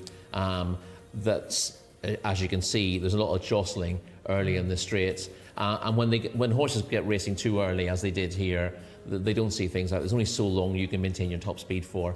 And the winner has just, by not getting involved early, has got the advantage and came through and got a lovely clear run late. She's a good looker. You'd like to think she will do a little bit better, but it'll be interesting to see what the handicapper rates are on the back of this, whether he sticks her up £20. I suspect he won't. That'll be incredibly harsh on her in a race that seems to have sort of fallen apart around her. But take nothing away from her. She's now a Group 1 winning filly. She's going to have a lot of residual value now as a broodmare, and that's exactly what you dream of when you have a filly. Yes. How well do you know the system there with local Group 1s? They have the same black type stuff as we would normally have with our listed and pattern type races. Fair enough.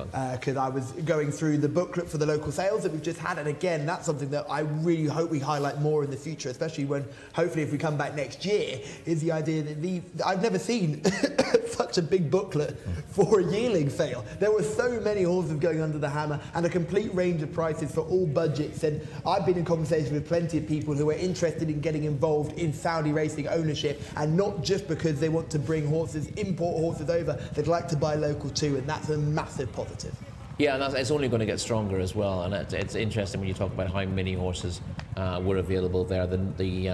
The breeding industry here is it hasn't been easy to get that off the ground, if you like, because of the nature of the breeding industry in other countries compared to what it has to be like here. You can't have the same sort of commercial operation as you would elsewhere. So you can't simply buy an expensive stallion and ask people to pay to be covered. That's not allowed by law here. But there are ways of working around that long term. And there are valuable stallions coming. Yes. And making and trying to set up a career for themselves here as Saudi local stallions. Yeah, but we're a fair way away from Coolmore, Saudi Arabia. Yeah, we certainly are. And I think what's interesting here, I was taking a good old look at Sky Yeek and Ayat Al Mahanadia, both of whom swung into that bend travelling best of all, and found nothing when the taps were really turned because they'd gone so quick. They'd almost travelled into the race but had nothing left because they'd used so much energy. Look for stall 11. This is... sorry, where's yours come out of there? I've completely lost Mr. Wahab. Yeah, she's she got it very wrong there. It almost got lost between Boesha as well, who jumped out much better. And then it was the speed of Mimbaria on the outside which caused the problem because... the jockey on board, Abdullah Al Farouz, is just trying to get this horse settled, gets a little bump from Mimbarin and then sends this horse to the front. And I just think there's a bit of panic from both horse and jockey there. Yeah, I mean, we'll need to see her run here again before we make a judgment on her. But things went wrong in the first 200 metres. She wasn't comfortable going the pace, but the instructions were clearly to try to make the running. And I think in that sort of scenario, a top-class jockey will ignore instructions. But I think sometimes, and that's not, but I think a second-string jockey can't ignore instructions. That's the thing. It's all very well saying, if you're Lester Piggott, to kind of, you can ignore instructions and say, I did the right thing and I'm big enough to have that argument. If you're the second-string jockey, you're the guy who gets jocked off when Lester's available and your trainer gives you instructions, you can ignore, if you ignore those and you don't win, you can be absolutely sure no one's going to listen to your argument. But they will for a superstar jockey, and therefore in that scenario, I guess he felt that his hands were tied, Abdullah Al Farouz, and had to go forward. Yeah, wonderful to see the jockey Abdullah Al Orfi celebrating his victory here. 2 wins from his last 2 rides, and Prince Sultan bin Fahd bin Abdulaziz was also involved in the trophy presentations too, which was great to see. Well, good shout out to Fard. He's had quite a quiet day with his selection, but he did say that he was liking Istitae, horse number 4 in this race, who came second. I think he's a bit gutted in the comments he can't seem to find a winner, but a good shout for that horse in second. So well done, Fard. Great effort there. Cracking race there, Rory. I'm looking forward to what we've got next. So race 10, we go up to 2,000 metres. It's another local bred contest, but this one is the King Khalid Cup, worth 800,000 Saudi Riyal. A small field of only 12, but horses that we know and love. Yeah, we've seen plenty of these, and there are some who Well, I reckon the top rated is 100. Then we have 2 rated 97 and 96 underneath that, and 95 there. It looks really competitive. And you know what I would have said in these races generally is, once you get down to 70 odd, you can leave them alone. When you're 20 pounds behind the top rated, you shouldn't really be playing a part in the finish. But we saw in the last race that went out the window to some degree. So we'll maybe have to start looking at the outsiders a little bit more carefully here. But again, I won't want to spoil this by saying I can't see anything beyond the top 3 or 4 getting involved, because as you've seen in the last race, things can go wrong tactically, and then when that does happen, then jockeys are able to think on their feet, come to the fore. Yes, I think trying to get things correct tactically will be a massive part of this race. So with 12 runners going to post, it's race 10. They jump off in only a few minutes, so it's time to get the runners and riders with John Blance. Callum, Rory, great stuff as ever. Thoroughly enjoyed your dissection of what went on in that previous contest. A lot to get through, and it was a really good listen. Anyway, we're going to take a look at the King Khaled Cup now. Intergene, horse number 1, gets a nice run round, one of the higher rated runners in this field. Stall 1, Luis Morales. Horse number 2 is Daja, Mohammed Al Daham. Horse number 3 is Abo Jana, Adel Alfa Radi. Horse number 4 is Eidate, Eddie Castro. More on another horse with a very similar name shortly. Horse number 5 is Marde, that's the man of Ricardo Sosa Ferreira. Horse number 6 is Marsoum Al Naef, Fahad Al Faredi rides that one. Horse number 7 is Wakedar, in the hands of Camilo Ospina. Horse number 8 is Harvey, Ahmed Al Shra. Horse number 9 is Alka Fiwajk, in the hands of Alexis Moreno. Horse number 10 is Adat. So we've got Aidate and Adat. That's how I'm going to differentiate between the pair of them. I might be wrong, but at least it's a differentiation. That's Abdullah Al-Fayruz's mount. Horse number 11, Cardano, for James Doyle, friend of the show, of course. And horse number 12 is December for Wigberto Ramos. So there you go, the 12 runners listed for this King Khaled Cup, another local Group 1. There aren't too many rated north of 100 here. In fact, Marsoum Al-Naef is the only one. But there's a bit more depth, I think, in this contest than maybe one or two of the other local Group 1s. That said, of course, a horse that was way off things in official ratings has just won the previous race. So as Rory rightly says, it is not necessarily sensible to start putting lines to any of them. But Marsoum Al Naef is the international market's favourite here, around about the 6-4 mark over in other parts of the world where they are betting on this. And we'll see if that's a good bet very shortly as we hand back to the studio. Thank you very much, John. I'm sure the international market wants Marsoum Al Naef to win. I tell you what John doesn't want to happen is Adat versus Aidate taking each other on in a thrilling finish. Well, that'll be fun, or especially as he's gone with Aidate and Adat. Yeah. So there are different ways of sort of pronouncing those horses as well. So I don't think that's going to happen, but I don't want to make any call at the moment after everything was thrown into disarray in the last race. But we can only move on. So let's go through these one by one. Intergene, horse number 1.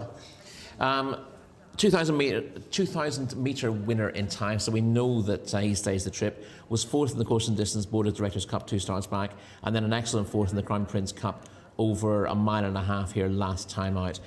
He tends to be thereabouts in cup races. His record in the last year in cup races is 5-7-4-4. So not getting his head in front, but showing pretty good form, because those are tough races. We see a lot of horses capable of winning open races and then finishing out the back in cup races. He's always fairly competitive. I think he's the type who loves the hustle and bustle of a big, busy field. He won't get that today in this 12-runner contest, which is the only reason I'm sort of moving away from him. Is horse number 2. Yeah, he won a non-winners of 2 starts back, was only 5th in a non-winners of 3 last time out, and with a rating of 83, he's got a bit to find. Abu Jana had a rating of 86. Yeah, he's got a rating of 84 now, having finished 13th last week. He ran well in an International Jockeys Challenge here in February, but he's been downhill since, and his rating is on the slide. Aidate was 4th last time out. Yeah, 4th, that was a good. He'd won back-to-back races, meeting 59 and meeting 68, and then was stepped up to the Ministry of Defence Cup last time out, and ran pretty well to be 4th. But he will probably find that's a local Group 3. This is harder still, but he seems to be going in the right direction, and he's not a complete no-hoper. Marde is horse number 5. Marde is just a one-time winner and didn't show enough in his reappearance a couple of weeks ago to give you much hope here, rated 82. Marsoum Al-Naif keeps getting better and better with each run. Yeah, keeps progressing, really likeable performer. Can hang, you know, he does look a little bit awkward under pressure, but he showed improved form again to win the Ministry of Defence Cup last time out over a mile. He's up in trip. He's tried 1,800 metres in the past and looked, you know, hung and looked one pace, but plugged on. That was last season when he wasn't as good as he is now, but he looked like he stayed okay, and he looked like he would stay further last time out. If you saw him, you'd say he's one to avoid because he does hold his head to one side. It looks like he's not giving everything, but his form this season shows that he clearly is. Wakida has had 8 starts and finished outside the top 2 once. Yeah, really consistent. Was beaten 5 3/4 lengths by Marsoum Al-Naif last time out in that Ministry of Defence Cup. Previously was second in the Thai Flower Festival Cup over a mile and a quarter, so we know that she stays really well. And she's got a chance of turning the tables round because although she's got £10 to find on the ratings, she's obviously getting 2 kilos here, which is worth bearing in mind. But although she had no answer to Marsoum Al-Naif last time out, she does have proven stamina, and he has that to prove to some degree. Harby is horse number 8. Rated 95, his wins have come at 7 furlongs and a mile. He was third in the King Abdullah Cup on this card last year, beaten 5.5 lengths by Leila Doro. So he tends to come good at this time of the year. He's not without a chance here. He should. Again, he hasn't won at this trip, but his pedigree suggests that it's within his compass. Al-Kir Fi Wajk is horse number 9. Winner mid-season in Taif, but well beaten there next time and coming off a break. And with a rating of 81, he'll need to have improved a fair bit in the interim. Adat is horse number 10. Won the King Fahad Cup on this card last year and was second to Shakra Sultan in a Jcsa contest last time out. We saw the video of that earlier on. Shakra Sultan was very impressive, but Adat kept on well for seconds. Has kept he was in very good form last season. He steps up on, I should say, again I keep doing this, Adat steps up on trip, and she has got a fair chance if she stays. She needs to find a little bit, but with a few of these stepping up on trip, one of them will uncover previously unseen stamina. I was quite interested in the way that she will handle this rate tactically. Shamila's looking at them in the flesh though. Who's jumped off the screen to you? Thank you very much, Callum. This is our second Group 1 contest of the day. And I'm going to go with horse number 6, just coming up behind me here now, this stunning grey, Marsoum Al-Naif, rated 100 and will be partnered with Fahad Al-Faredi. 3 wins on the bounce for this 4-year-old colt by Trajectory. And I've picked him every single start and he has done no wrong. So I'm going to stick with the theme and I'm going to pick Marsoum Al-Naif in this contest. Yet again, highest rated horse in the race, so shouldn't be too much of an ask for him here. It's over 2,000 metres, so a very long race. I will give you 2 other positives for this contest, and the positive for the best looking horse for the Red Stables runners is horse number 2, is Dajar, who will be partnered with Mohammed Ad-Daham, who usually comes in and sweeps up these nice group races, and best looking horse in my opinion from the White Stables is horse number 7 at Wakida, who was partnered with Camilo Ospina, second in its last 2 starts. However, I think Fahad Al-Faredi can do a fantastic job with Marsoum Al-Naif. They go together really well, and I think they can get this Group 1 for the 10th race of the night. Yeah, thank you, Shamila there. Wakida the positive, is Dajar the positive, but the most positive is Marsoum Al-Naif. Good chance today. We talked about Adat Cardano, the mount of James Doyle. Cardano, yeah, 3rd in the Ministry of Defence Cup last time out. We've mentioned that a couple of times already. Beaten 7 lengths that day. He's held on that form, but that was his first run of the season. So there's a good chance that Cardano will actually step up and show improved form for the benefit of that run. December is horse number 12 and the final one of our field. Yeah, December is a good old stick, but not easy to fancy in this company. 82, I think the rating is. Yeah. He bounced back to form last time out, but he doesn't really look up to this standard unless the race falls apart, which can happen. It could happen. I think it's less likely to happen in this sort of contest with just the 12 of them. They don't need to go mad to get across. I think everyone will help each other out and they're all right to get home. Marsoum Al-Naif looks to be the form pick, though. Doesn't seem to be doing anything wrong at the moment. But you're seeing Intergene's jockey there's Louis Morales, who's looking for a win on a big Saturday. And I think this horse, if it was a bigger field, I'd be really tempted, because that run last time out in the Group 1 was his career best effort. Yeah, and that was over further as well. That was a mile and a half in the Crown Prince Cup. That was a deeper race than this as well. So if he can... if he can get the race run to suit, then he's a big danger. Because Marsoum Al-Naif, for all he's been in the form of his life, if you watch his races, and we'll see his race next time out, he does look a little bit vulnerable in his run style. You know, there's only so many times a horse can hang the way he does and not run into a bit of trouble. While you do have to ask questions about his likelihood of staying this trip. You wouldn't say he wouldn't, looking at his run style, but he's unproven, and he was, well beaten in a maiden over 1,800 metres last year. Obviously, a different horse this year. Yeah, he ran around 2 weeks ago on the last race while we were here, before we did our stint back home.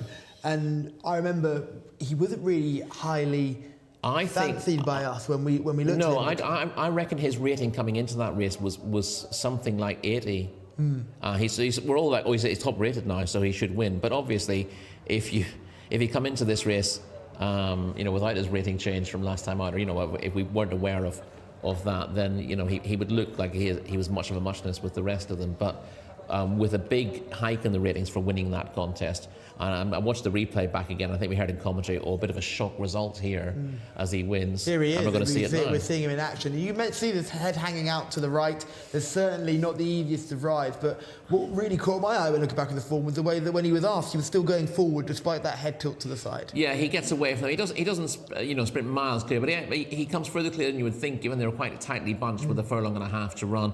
He ends up winning by over 5 lengths, 5 3/4 officially, to Wakida, who runs on pretty stoutly for seconds. But you wouldn't look at this and say you'd fancy the second to turn the tables over an extra couple of furlongs. But at the same time, would you trust Marsoum Al-Naif? This is Intergene here in the yellow cap and the blue sleeve. This is a Group 1 race that we're seeing here, and Intergene runs on really well to finish fourth. The only concern is we're dropping in trip, and we haven't got the hustle and bustle which we're seeing here.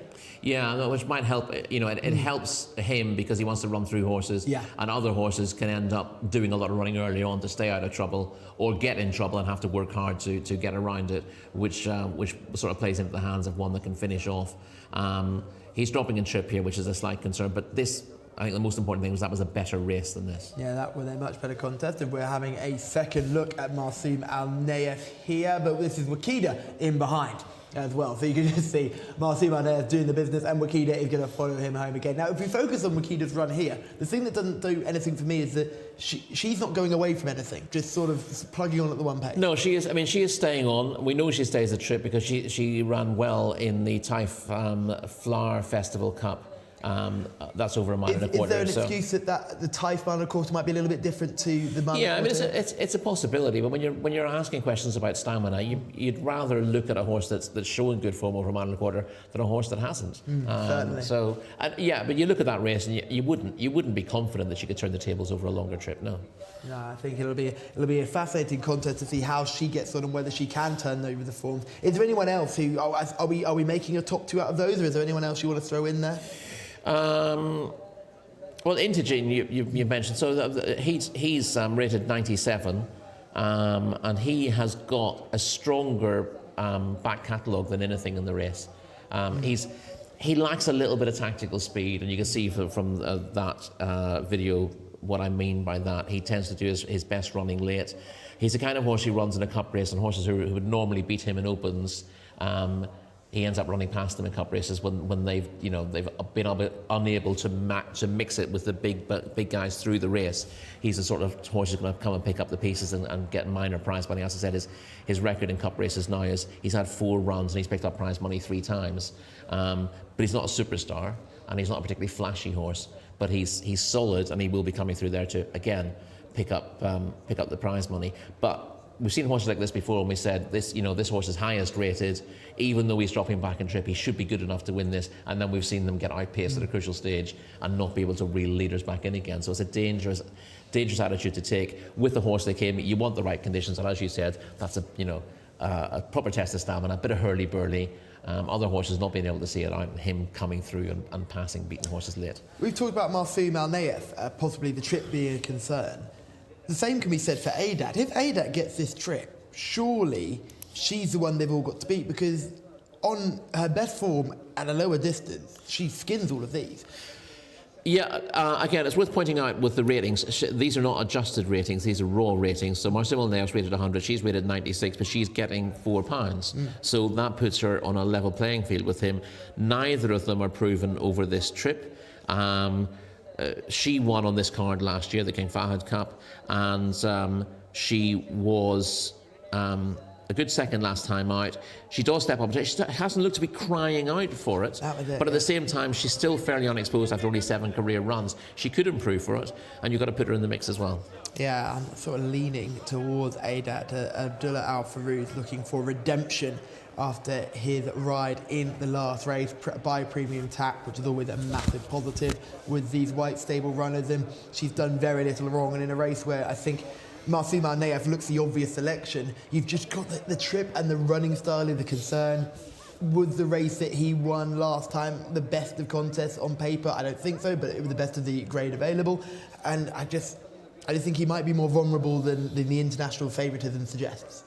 Yeah, I would agree with that. It's not. I don't think any of these have got outstanding claims against him, and that's probably why he's sort of a default choice for most people. Given he's won the best race last time out, he's on a roll, but he does have a quirk or two. Yeah, it certainly does. But if he puts it all together, he will be the one they've all got to beat. You can just see Adat there. That's not a positive. Going to get a little bit warm in the prelims and then jogging around. The one thing we don't want to be doing is wasting stamina at this stage. Also, slight question about Abdullah Al Farouz. Now, I would imagine he came back from his last ride to get a little bit of a stern talking to. Does that, that probably does make him determined to go out and ride a winner, but just because you're determined to ride a winner after something's gone wrong from the previous race, does that make that more likely to happen or less likely to happen? I would say less likely to happen for most people. Let's have some selections here. Shamila is going for Marsoum Al Nayef, horse number 6. Rory, who do you like in this one? It's so difficult. Take your time. I'm going to go for Intergene. Even though I can see what was going to go wrong, but I'm going to go for Intergene to let his class tell her. We've got some selections for Cardano from the YouTube comments as well. So hopefully Cardano will run a good race for the YouTube viewers. I'm stuck. I want to go with Adat, but the last thing I wanted to see with Adat jig-jogging around, and she still is. So I'm going to have to go away from Adat. So I'll join up with Shamila once again, and I'll go Marsoum Al Nayef, although I'm fearful. But I can't have Adat when she's jig-jogging around like that. And that's the glory of having these shots here. You can see Adat going around. This is not what you want to see with the horse who's got stamina doubts. That's my big panic there. I see jig-jog stamina doubts is always a concern. The key is, how bad she is just before the off. Well, we're getting very close to that now. So you want to see them calm as they jump out of the stalls. So myself and Shamila will join up with Marsoum Al Nayef, horse number 6. Rory likes Intergene, horse number 1, and there's plenty of love in the YouTube comments for Cardano, the mount of James Doyle, horse number 11. John Blance, who do you like in this one? That's the 10. So. Thank you, chaps. Yes, looking forward to this. I like Intergene as well. Not massively. I think it's possibly slightly better value on the international markets actually than Marsoum Al Nayef. Intergene, if you look through this horse's record, best efforts have been over the 2,000. Obviously, this is 2,000 with a long run to the bend. If this is a 2,000 metre TAFE, where of course they go around 2 bends, stall 1, Intergene, I'll be very keen. Slightly less so here, but I think Intergene can still position up quite well and has the class to at least be there or thereabouts. Maybe not a proper candidate for each way thievery, but certainly should go pretty well. Intergene with Luis Morales up the inside. There's horse number 8 going in, Harvey, white distinguishing cap for that one, yellow distinguishing cap for Cardano. Isdajar is going to run in the first red stable colours. Marde goes in. This is the 7, Wakeda to come forward. That one runs in the first white stable colours. Camilo Ospina aboard. Adat runs with the red distinguishing cap, and yes, we're going to go Adat for the 10 and Adate for the 4. I might not be right in the pronunciation there, and if anyone wants to correct me on my Arabic, they are more than free to do so, but it just allows me to hopefully differentiate between them if they are both involved in the closing stages. Marde to come forward. There have been instances of two horses in a race with exactly the same name in the past, but not many. But if you got the chance to differentiate, you might as well give it a try. This is Marde going in. Is Jcsa to come forward as well? Mohammed Al-Daham aboard. Here's number 3, Abojana, one of the outsiders. Abojana is in. Still waiting for Wakeda to come forward. The 9, Alker Al-Waj to go in. There is Alker Al-Waj. The 12 to go in is December.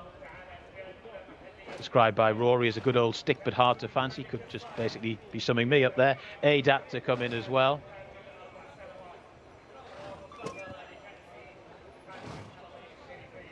Marsoum Al-Naif to come forward too, and Wakeda. Here is the jolly old favourite, Marsoum Al-Naif, or the favourite in the international markets. Adat goes in, the 10. The 7 as well. Wakeda was going to be the last here. Well, I'll tell you what, Marsoum Al-Naif has just decided to back away. Adat to come in. That's Wakeda, I should say. That doesn't bode well for the commentary. Wakeda still to come in. This is the 6, Marsoum Al-Naif. Now with the blindfold on. Strongly fancied by a lot of people. Wakeda to come in. 2,000 metres, the King Khaled Cup. Off they go. They're racing for the King Khaled Cup over the 2,000 metres in Tajin. Right up the inside, got away quite well. Trying to get across from a wide position is Harvey, the white distinguishing red stable cap there. Also up with the early pace towards the outside is Adat in the red white stable distinguishing cap there. December is caught out a little bit wide at the moment as Intergene has now gone back through the field after quite a good start. Adate isn't too far away in the two-tone blue colours, and there in mid-division at the moment is Marsoum Al-Naif. 400 metres in 24.81, so they are mucking around here as they make their way towards the turn out of the back straight very shortly. And coming through the lead is Harvey. Harvey out in front to Adat, who races in second. Then in third position, Adate, the two-tone blue colours. Then December, who's wide on the track, followed then by Al-Kurfi Wajd. Then up the inside, Marde. Quite a few of these outsiders prominent at the moment. They're then followed by the grey horse, the blue colours of the sheepskin noseband of Marsoum Al-Naif. Still towards the rear of the field at the moment is Jcsa. Intergene, who got a good start, has been shunted back through the field as they start to make the turn now along this around this long sweeping bend, and it's Harvey that leads to Adat around the outer in second. These two followed then by Adate, who's racing in third. December is very wide on the track but trying to make a little bit of headway now. Weaving through is Marsoum Al-Naif, moving into a share of fifth place along with Wakeda as they start to make the turn for home now, and it's still Harvey, one of the outsiders, who leads at the moment. But here right round the outside comes December, and it's December coming through now to take it up. Leads to Adate, who now moves into second. Here now making good headway is Marsoum Al-Naif into a more prominent position, but it still has plenty to do from there as it's December that leads inside the closing stages. December by 3 or 4 lengths to Marsoum Al-Naif, who's not got a great deal to find, and it's December and Wigberto Ramos out in front here as they go inside the closing stages. December by 4 or 5 lengths, trying very hard to catch his Marsoum Al-Naif, but as they race up towards the line, December for Wigberto Ramos has scored. In second position, Marsoum Al-Naif. Intergene, I think, just got up for third, and the fourth or so was Wakeda. Wigberto Ramos.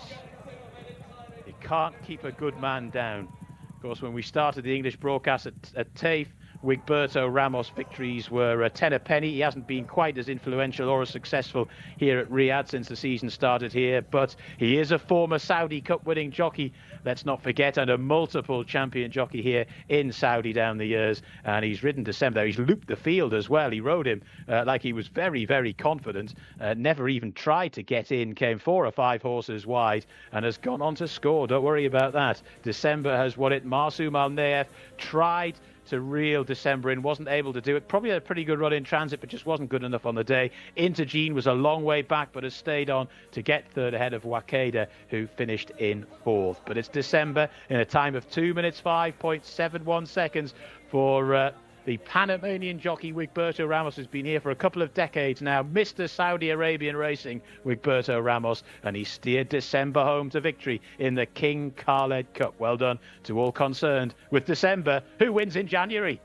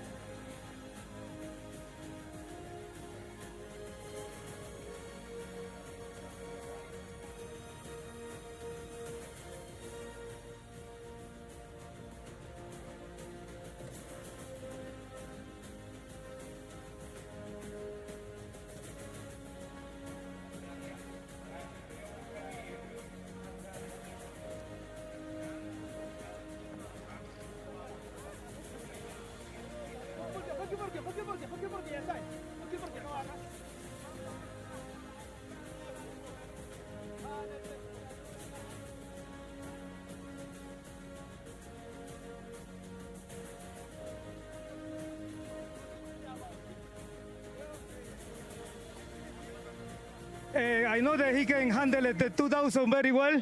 The last time he do a very good race. You know, when they come to these races, this is for the champions. The horse champion and the jockey champion. Just want to be no panic, and that's it. The winner comes along. Well done. Thank you.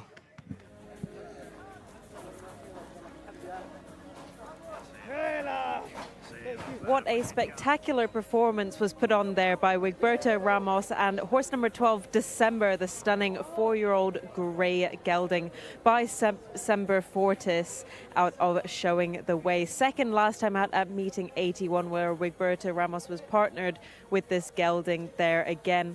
And just what an absolutely fantastic race. I did think, you know, if it was maybe 2,400 meters, Marsoum Al Nayaf would have got up, but no doubting December's abilities there. And it's great to see all the winning connections involved, squeezing into the winner's enclosure for a picture, all the kids and everyone involved there, with Mohammed Saeed Al-Wandi as well, the owner. Very big congratulations to them for winning the King Khaled Cup, a local Group 1 worth 800,000 Saudi riyals at meeting 90 here. 400,000 of that prize money goes to first place, so they will be swimming in prize money. Absolutely fantastic. Well done to them. And I'm sure after Wigberto weighs out, we will get a Wigberto wiggle. And I'd say Callum Helliwell is delighted that he's here for this. Hey, there it is, the Wigberto wiggle. Well, it was only a half one. Oh, there we go. He is officially weighed in.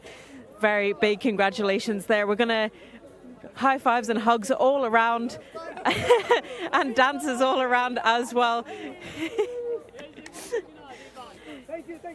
Congratulations, Wiggy. He's a man in demand. Congratulations, Wiggy. Wow, what a performance! Yeah, good performance. Like I said, the last time we went 2,400 distance, and he just kind to hang in the last part. But last time I made a little mistake. I go inside quickly because he liked the inside. Today he was pulling me to the lead. I was holding very strongly, and when I let him know, he says, "Open up." Brilliant. Thank you so much. Wiggy will let you go collect your trophy. Thrilling race indeed, as Wigberto Ramos, Mr. Saudi Arabia himself, a Saudi Cup winning jockey, famously won that race on Emblem Road. He guides December to success, as John said, in January, and has come sweeping round the outside, put lengths between himself and the international favourite Marsoum Al Nayef, and has won well. Marsoum Al Nayef could not reel him in, and there was a yawning gap back to the rest of them. But Rory, a race where it all happened in the space of probably about 100 metres. Yeah, it's going to be a really interesting race to look at here. They've gone a good pace from the start. Indigene jumped okay, we heard John saying in commentary, but after about 100 yards was last and being pushed along. So they've gone pretty hard here, but December was probably first out of the stalls on the outside before being reined back slightly by Wiggy, but he doesn't move across, he doesn't look to tuck in. He keeps out wide and waits for his opportunity, and then when it looks like the field's going to concertina up on the turn, he makes a big move to sweep past them all. They all get into his way a little bit in behind. Is it because the leaders are concertinaing up, or is it because the two in front have gone lickety-split and are now falling back into the field? Yeah, the two who are disputing it at the moment, they've pressed on again after the pace was reasonably strong early on. And what happens when they're starting to drop back, they're going to cause trouble in behind them. So Wiggy knows the best place to be in this scenario is clear of any trouble that may happen. So you need to make sure that you're not caught in the backwash if you get a couple who are dropping back. And look at where the eventual second is. Yeah, and you see that, that they're all beginning to... Indigene was hard off the bridle from a very early stage and clearly wasn't going to win. You knew he was going to run past beaten horses late in the day. And you see that the favourite there, the international market's favourite, was being pushed along, but he kept plugging away. But Wiggy's avoiding trouble. Those front two are just beginning to paddle now, and Wiggy knows that this is the time to make his move, because there's a chance that horses in behind him who might be travelling well could find themselves in trouble. You see the three immediately behind him all get very close together. But Wiggy's grabbed the lead at this stage and got a couple of lengths away. Essentially, he's ridden December as if the horse will relish the trip. He'd never tried the trip until last time out. His two wins had been over 7 furlongs, and almost all his runs had come over 7 furlongs or a mile. But he tried the 2,000-metre trip last time out in the primary championship of the racecourses, ran really well to finish second in a race that's always hard to get your head around, really. So he's basically said, right, well, actually, stamina is your strong suit. I'm going to ride you that way. And that's exactly what he's done. So he's got a clear run, and he's ridden the horse to basically say, catch me if you can. The runner-ups run well, but couldn't quite get on terms. And here we see the son of King Khaled, Prince Faisal bin Khaled bin Abdulaziz. He is going to be part of the presentation party here for this race, named in honour of his father, the King Khaled Cup. And you've also got Prince Bandar, the chairman of the Jcsa, there as well, helping with proceedings. But here he is, a man who's... This must be quite an emotional race, I imagine. Any look back towards a parent or a loved one would be, especially named in their honour, would be a real special moment. Of course, yeah, and that's what I said. The last couple of days are all, you know, looking back. You've got to look at the race card and you see all those faces there, and it's basically a day of celebration and commemoration of great names of the past. Yes, and they will be celebrating here on this new section. It's a new winners enclosure section, which I hope remains in use for the Saudi Cup, because I think it's been a roaring success. Yeah, I think so. I mean, you want to have that happening in front of the stands, and what we've had before now is it's actually quite a long way away from those people who are in the stands, closer to us. So it's nice for us to be able to see the action.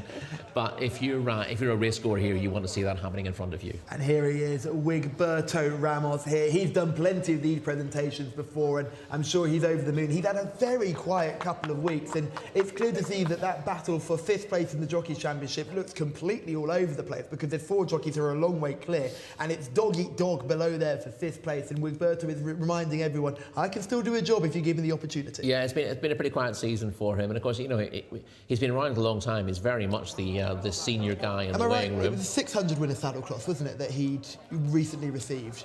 Oh. Because I think he's saying he's very close. He's on the way to 700. Yeah, that's right. Yes, he said he's actually closer to 700 than 600. But since the opportunity arrived, they were doing a load of those at the same time. So a lot of jockeys actually moved on, and trainers have moved on from the totals that they'd posted. But yeah, he's keen to get his 700, and he's obviously ridden plenty of winners elsewhere too. We talked about Abdullah Al Farouz maybe riding with a little bit of extra pressure after possibly having a poor ride in our last race. He sent Adat to the front, and they probably went a bit too fast and may have done exactly what you said he would do. Yeah, that's the thing. When there aren't many jockeys who are under that kind of pressure can really pull it out. The very best do. You know, they're able to put what happened in the previous race behind them and ride a completely different race. But if you feel you've got something to prove and that's still sticking in your head, you tend to make bad decisions. They were going fast, weren't they? The front two were really setting the fractions. They were setting those orange fractions that mean they're going quick. And it was always a concern with Adat, who was already a bit fractious at the start. Setting those quick fractions was almost a telltale sign you're not going to get home here. Yeah, and it doesn't help when you've got, I mean, Harvey, who was up there as well, had the ability to go reasonably close here. But the odd thing, again, he was ridden as if stamina wasn't an issue, but he's never tried this trip before, and his best form has come at 7 furlongs. So the fact that you'd be going, they're clearly both capable of setting this kind of gallop, but they're racing as if they're racing over a shorter trip, and they don't get home as a result. Is Harvey trying to set it up for Cardano or Instajar, No, who are I in think- behind? Because that was my first thought, because they're both kind of creeping into it, but they're so far off the pace. Yeah, well, so, Harvey's a higher rated colt than Cardano, was carrying the first colours, but was there were 3 obviously in the Instajar was in there as well. Was it Instajar was actually carrying the first colours rather than, I thought Cardano was wearing a yellow cap. Yes, I think you're right. It is Instajar in the first colour, who's finished well out the back. Well beaten, and was always out the back and never really got involved. But again, Instajar was rated 83. I think sometimes with the colours, it tends to be a little bit of a draw them out of a hat. In the old days, you had an idea if a horse was carrying the owner's first colours, it was the preferred horse. Nowadays, with a lot of big stables or big owners, that isn't the case. So the clues aren't necessarily there. And Instajar, what was rated 83, wasn't an easy one to fancy on paper. Cardano was rated 88, so Harvey was the highest rated of the Red Stable runners. So he was in there to win. It was just, a mindless ride in the circumstances. And in those situations as well, though, I sometimes feel for jockeys who have they pushed to the front or are they being taken to the front? And it's always a difficult balance to think, because if you want to make the running and get a good start, once you're committed to it, you can't go back, can you? You can't really, every now and again. Freshwater Cliff. Every now and again you get one. Well, Freshwater Cliffs didn't lead early and got to the front and then slowed it down. That's a slightly different kettle of fish.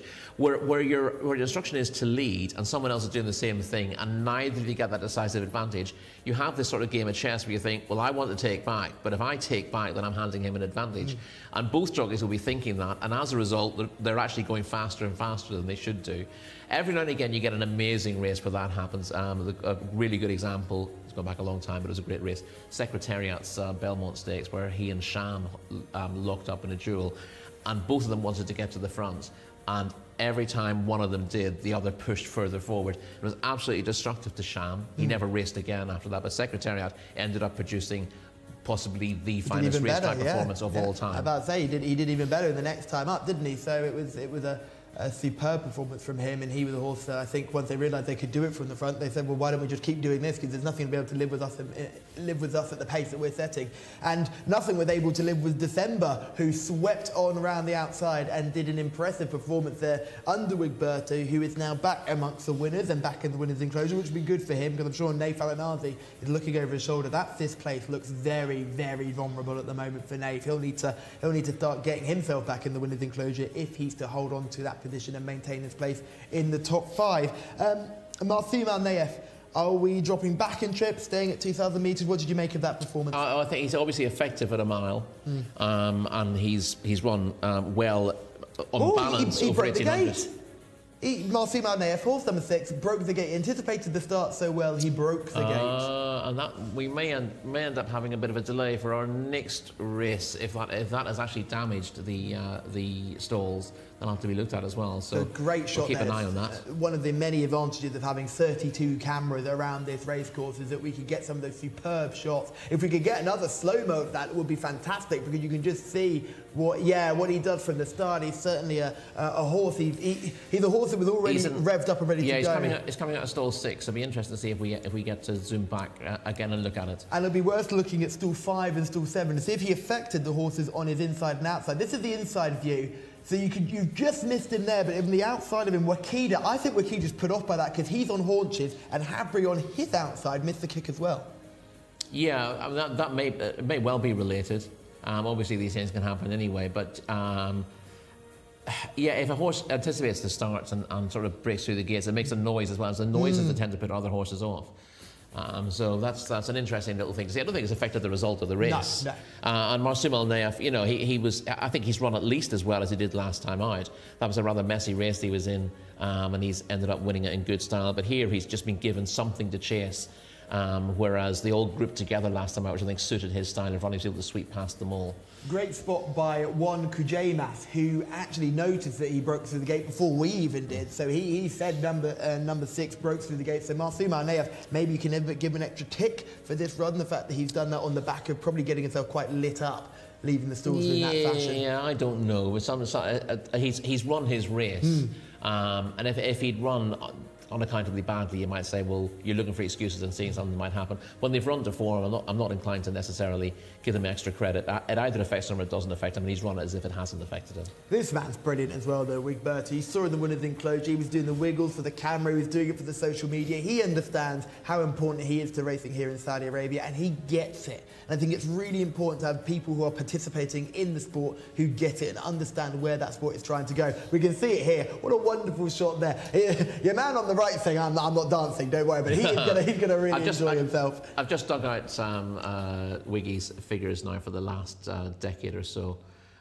He's got 677 winners in that period. Obviously, he's got more going back, but they've only been keeping the official figures. I think going back to the what would that be, 2012. I was going to say 2013, that was my math. But you know what my math is like? Absolutely terrible. But we've gone through race 10, which was a cracker. That was a win for December. There's only one thing we can possibly do. Let's move on to race 11. John Blance, please take us through the runners and riders for our penultimate contest. Yeah, thank you very much, Callum. And there's a sort of touch of the Frankie Dettori's about Wigberto Ramos, isn't there? It's obviously well into his 50s and still showing the youngsters a thing or two as well. Groom is horse number 1 here in the hands of Abdullah Al-Ajmi. Horse number 2 is New Pursuit, who's the mount of Tariq Al-Mansour, a last start winner. Scotland Yard is the very heavy favourite on the international markets for this King Faisal Cup. Of course, had the 4 wins from 5 starts in Saudi and a very nice performance last time out as well. Means he's around about 8 to 15 on the markets that we're looking at, so he's a very, very strong favourite. Final destination, horse number 4 for Ricardo Sosa Ferreira. Horse number 5 is Spirit of Nguru, the mount of Ahmed Al-Azari. Number 6, Emirates Currency, Eddie Castro, 6 wins from 42 starts for this horse, was a winner 3 starts ago. Horse number 7, Path of Thunder, another one for the Fihan bin Faisal Al Mindil and Sons stable, and that's the man of Abdullah Alofi. Horse number 8 is Starcat, Fahed Al Faradi. Horse number 9, top of the next graphic, will be Givont in the hands of Abdul Ella Al Hussein. Horse number 10 is Expressionist, Abdul Aziz Al Yesh. Horse number 11 is Lati Harti, Khalid Al Mimoni. Horse number 12 is Finest Sound for James Doyle, friend of the show. Horse number 13 is Rosgar Mohammed Al Daham. Horse number 14 is Badr Adel Al Faradi. Horse number 15 is Painter's Palette, Luis Morales. Horse number 17, number 16 doesn't go. Horse number 17, Power of Beauty, is the mount of Abdul Aziz Al Musa. Horse number 18, Carmel Road, Camilo Ospina from gate 18. That'll be a collector's item to see what he does from there. Horse number 19 is Making Movies, Mohammed Al Hubail. Horse number 20 is Upper Class, Asil Al Sahani. And horse number 21 gets in, El Zam Blue, the mount of Ahmed Al Azari. That is your rundown of runners and riders for the King Faisal Cup, the 11th and penultimate race on the card here at Riyadh this afternoon. We're due off at around about 5:50 local time. But a Jimmy Jerkins action as well. It is red colour coordinated top as well. He knows on which side his bread is buttered, does Jimmy, and he's having a quick check of his contestant here in this particular spot, which is Finest Sound, of course, will be partnered by James Doyle as well. 1 or 2 others being focused on there in the unsaddling or the saddling boxes. Not entirely sure which one that is yet. I think it's horse number 11, Lati Harti, who is one of the... No, it's horse number 12. Horse number 12, that's Finest Sound again. So we're back on the red stable horse as the horses are making their way out of the saddling boxes into the parade ring. You probably want to hear the thoughts of proper analysts. Callum and Rory, here they are. I don't know where on earth the proper analysts are. Johnny, we're having a great time listening to you there. And yeah, the tongue strap just being applied to find the sound. It will be the mount of James Doyle. Always good to see that when the tongue strap is declared as well. You always have a nightmare when you go down to the start and you find out you've not been declared in your tongue strap and some poor starting assistant has to wrestle with a thoroughbred to try and get the tongue strap out. We're seeing horse number 11, Lati Hati, as well, making his way out into the pre-parade. There is Jimmy Jerkins. He'll be full of excitement for this horse, Finest Sound. James Doyle said this was one of his good opportunities. He's got a very big chance in our next race as well. This is a fascinating contest, mainly because two horses I want to highlight very quickly. Scotland Yard and Power of Beauty both come into this race on the back of wins, are both trained by the same trainer, owned by the same owner, and it's fascinating to see them line up in the same contest. Yeah, well, one of them's rated 115, the other rated 102, but Power of Beauty pretty lightly raced. That little bit younger as well, has just turned 5, whereas Scotland Yard's been... Oh, actually, they're the same age. I thought Scotland Yard was a year older. But yeah, they're both exciting horses. But yeah, no reason why another set of owners can't have two in the big race. It's nice to have a backup plan. Yeah, absolutely. It certainly is. So let's start from the top, work our way down. They're all good horses here. Groom, number 1. Yeah, Groom's a decent performer. He was successful last time out, but he probably falls short of... again, we're talking about Group 1 races last. So this listed race is stronger than the Group 1 races we've seen, and Groom probably finds this a little bit of a stretch. This also is open to imported horses as well, which I think makes a little bit of a difference to it as well. New Pursuit is number 2. Yeah, won the Equestrian Authority Cup over course and distance last time out, beating Bader and Rosgor by a neck and a length and a half. Rosgar was 4th that day, but that's an interesting form line. The three of them tie in quite closely together. Scotland Yard, number 3, the horse you've just mentioned. Won this contest last year, and also it beats Carmel Road and Rosgar again. He beat those by 2 lengths and 8 lengths, so you can see that he's a little bit stronger than New Pursuit in terms of that collateral form line. And that was in a course and distance contest last time out, so it's clearly warming up. That was his only start of the season so far. Clearly his prep for this race, and he comes into it in very, very good form. Final destination is horse number 4. He was well behind New Pursuit last time out. That was a bit of an off day for him. He's normally very consistent, only finished 11th there.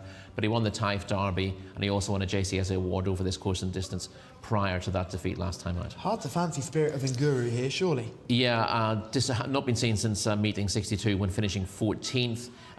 He's better than that, but he's not as good as this. Emirates Currency, number 6. Another one who's not particularly easy to fancy on recent evidence. A winner at meeting 65 in lower company, but 10th and 13th in subsequent starts, and this looks too tough. Path Asunder won right at the end of the Taif season in an absolute thrilling contest, but it's struggled to find form since. Yeah, beat Expressionist and New Pursuit by a neck and 3/4 of a length, and that was in the King Khalid Racetrack Championship at the end of the season there in Taif. Was 5 1/4 lengths second to final destination over course and distance last time out. That was a return to form for him. Shamila is in the parade ring. Competitive heat, this one. Oh, it is super competitive, Callum, and all these horses are looking so good as well. I've landed on horse number 3, Scotland Yard, highest rated in the race. Obviously, Alex Moreno is already on a roll with that double, so he's chasing a hat trick. So I think he could possibly get it. Obviously, Power of Beauty, the stablemate of Scotland Yard, they're going head to head, so that's a tough contest. Obviously, you've got horse number 1, Groom, who I absolutely love, but I've been choosing him all season, and last time he ran at meeting 80. I didn't choose him purposely to try and break the spell, and he decided to go and win. So I'm going to continue that. I can't choose Groom anymore this season because I want the best for him. But I think Scotland Yard will win this contest. He is just a class above everybody else. Alex Moreno is on a roll. However, that is not to say horse number 7, Path of Thunder, looks really good for the Almondale stables. They've been doing really well. He was second last time out, and he won a big championship race at Taif as well. And yeah, Groom, obviously one of my favourites. All the horses in here just look so good, Callum. It's packed with quality. There are no paddock negatives at all. I was trying to make a case for every single horse, but I just couldn't, and I have to go with Scotland Yard at the end of the day. Thank you, Shamila, for that selection. And yeah, I think it'd be very hard to find a paddock negative in a paddock full of quality. We must continue our way through this field. So we've done Path Asunder, so we must be on to Starcat. Starcat split Making Movies and Uncle in a Jcsa 2 starts back, and was then 5 1/4 lengths third to My Frankel in the Crown Prince Cup last time out. Obviously, that's very good form. We saw Intagene, who ran well in that race, running well in our previous contest, but not able to get into it over shorter. That's also a little bit of a concern for Starcat with this drop back from 1.5 miles to a mile. Giwont is horse number 9. Giwont. Expressionist is horse number 10. Yeah, Expressionist was second to Path of Thunder in the King Khalid Racetrack Championship in Taif, and that would give him sort of place claims, but he's been below form since switching to Riyadh. Not terrible runs, but 7th and 9th in his 2 runs here suggest that he's going to struggle in this lofty company. Lati Hati was first in meeting 82, makes a relatively quick turnaround. Yeah, that would be a fortnight ago now, wouldn't it? Meeting 82, so he won't mind the quick turnaround, but he's up in class, and he will do well to back that up. His previous 2 runs were an indication of how inconsistent he is, 11th and 8th, but he did bounce back to form to win last time out. Finest sound for James Doyle in this contest. We saw Jimmy Jerkins making some last-minute adjustments, making sure he's fit and ready to go. Yeah, he was beaten 12 1/4 lengths when 6th to final destination in a course and distance event on his Saudi debut last time out. Needs to step up on that, but he was a classy performer in the UK. In 2022, he was placed in the Celebration Mile at Goodwood and also placed in the Woodbine Mile at Woodbine, surprisingly. So if he can find that form, he's a big player. But obviously, it's been a while since he's been. Was he doing that in the Obeyed colours? Was that? Yeah, yes, he was. Yes. Yeah. And we'll get a chance to see him we will doing get that. to see that as well, won't we? We've got a chance to see that form, which is wonderful that form's been provided from Woodbine, so we thank them for that. Rosgar is horse number 30. Yeah, he's popped up in a couple of the mentions earlier on. He's run creditably to be 4th his last 2 starts, behind New Pursuit first time out, and then behind Scotland Yard last time. But he's clearly held on those runs, but he might run himself into the frame. He clearly doesn't mind when he's facing tough opposition. Bada is horse number 14. He's a course and distance winner in a 0 to 90 handicap going back. He was a next second in the Equestrian Authority Cup last time out behind New Pursuit. Not that easy to see him turning the tables, but he's a solid performer over course and distance, and stall 14 is probably not a big negative given the way some of the races have panned out earlier on. This is a big ask for Painter's Palette on Saudi debut. Yes, I mean he was a good money spinner for his previous connections. Was it Rebecca Menzies who trained him? He was owned by the Horse Watchers, the black and orange colours. Bang around Wolverhampton. 2 wins over a mile at Redcar. Redcar, oh, they kept him on the turf. In 2023, the latest of those coming off a mark of 91 in October, so he's not had too long to settle in here, and he'll need to step up in that. But a mark of, a rating of 95 puts him in the sort of places. Let's have a look at some of these in action. This is, I'm hoping to see Power of Beauty in action, hopefully. Scotland Yard and Carmel Road. See, it's the colours. They get you every time. They get you every time. Scotland Yard, you see on the outside with the hood on and the noseband, runs down Carmel Road late here for a comfortable 2-length win. And we had Rosgar back in the field to give the form a little bit of solidity as well. He's shown stronger form than this in the past, but this was his first start of the season, Scotland Yard. It was meant to set him up nicely for this, and the form is pretty solid. Yeah, it's a very good performance there. Next horse we're going to have a look at is Power of Beauty, who's doing this from the front and looking in good style in the process. I hope, as the note comes up, it is Power of Beauty and powering away.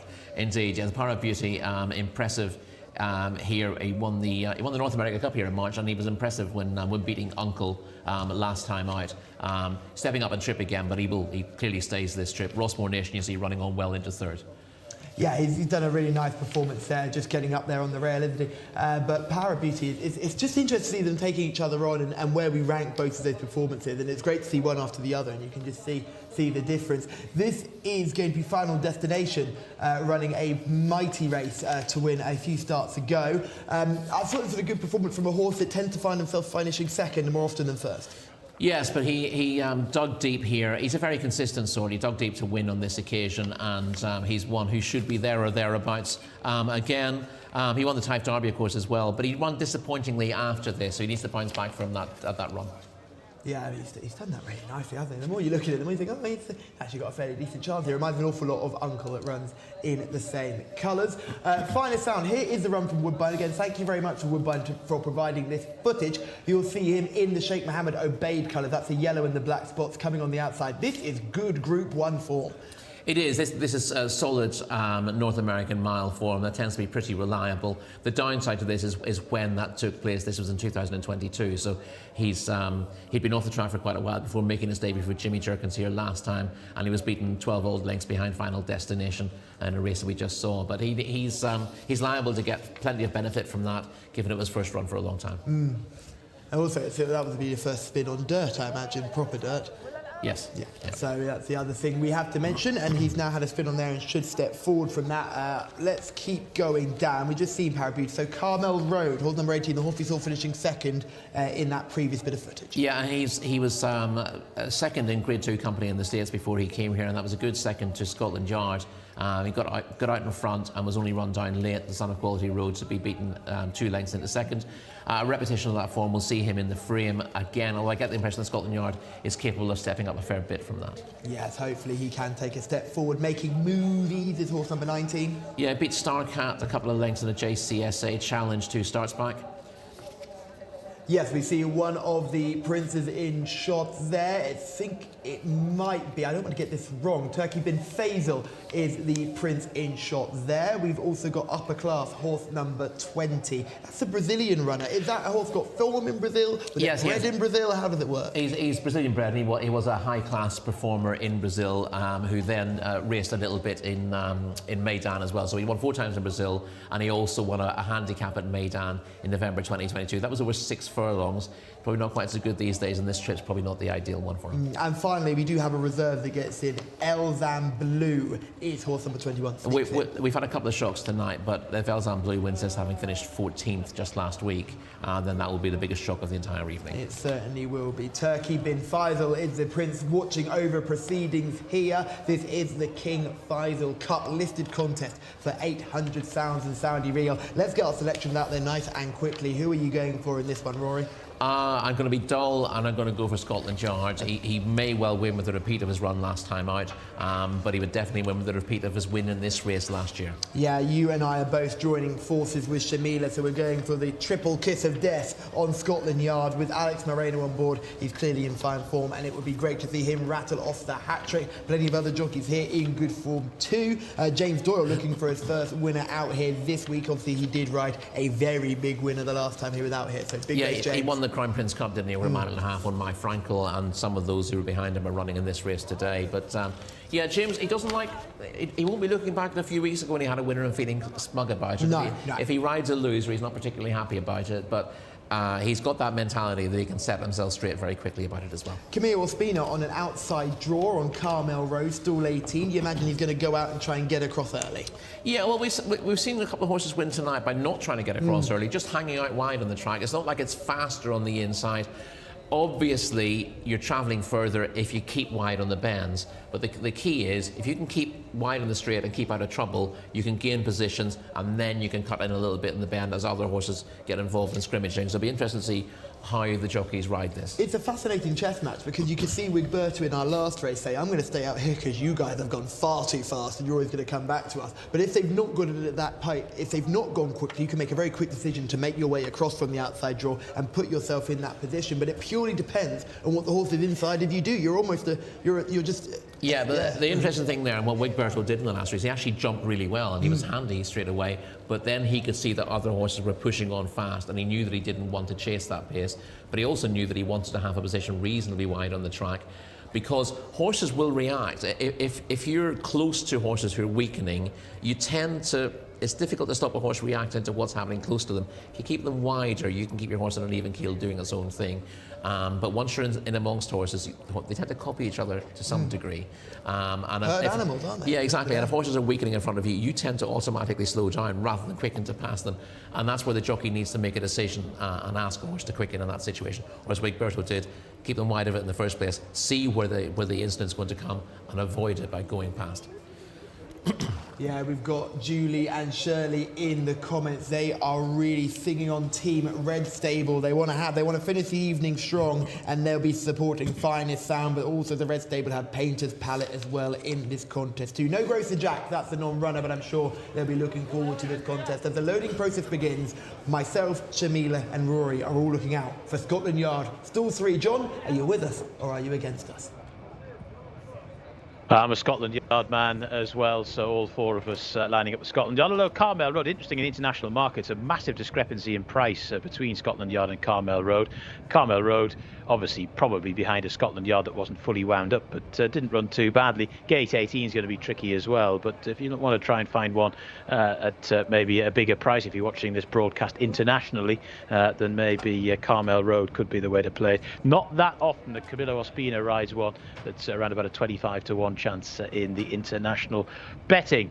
Anyway, they'll be loading very shortly for this King Faisal Cup. It's been a great night of action so far. Still got this one to come, and of course the 12th and final race, the King Saud Cup as well. Another big field local Group 1 contest, and loads of Riyal on offer as well. 800,000 Saudi Riyal for a prize fund here, so 400,000 Riyal to the winning horse. And clearly they've had this race penciled in to the diary for a long time for Scotland Yard. There he is with the blue headgear on in the white and blue colours. You can see the orange jacket there of Starcat, the black and orange of the reserve Elzam Blue. Horse number 9 going in is Giwant, who's got a bit to find on all known form, but we could have said that about one or two of the other winners from earlier on today as well. So that's the beauty of this game.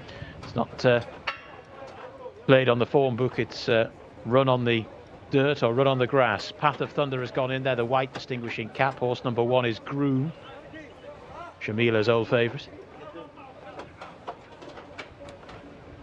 Groom to go in. Nestles in alongside New Pursuit. Here comes Final Destination, horse number 4, big white face to aid identification there. Final Destination is in. Horse number 13 comes forward, the Rosgar. The 11 to go in as well, that's Lati Harty. The 8 to come forward to Starcat. Then we've got the 18, Carmel Road, still to come forward as well. Horse number 17, that's Power of Beauty. Scotland Yard still to come in too. Horses drawn in stall order here, but no distinguishing or colour coordinated distinguishing saddle cloths in these group races, of course. There's Carmel Road in the background, Scotland Yard in the foreground.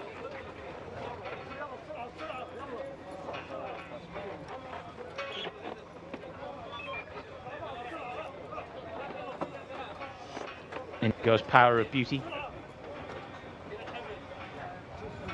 Scotland Yard is in. I think we're ready.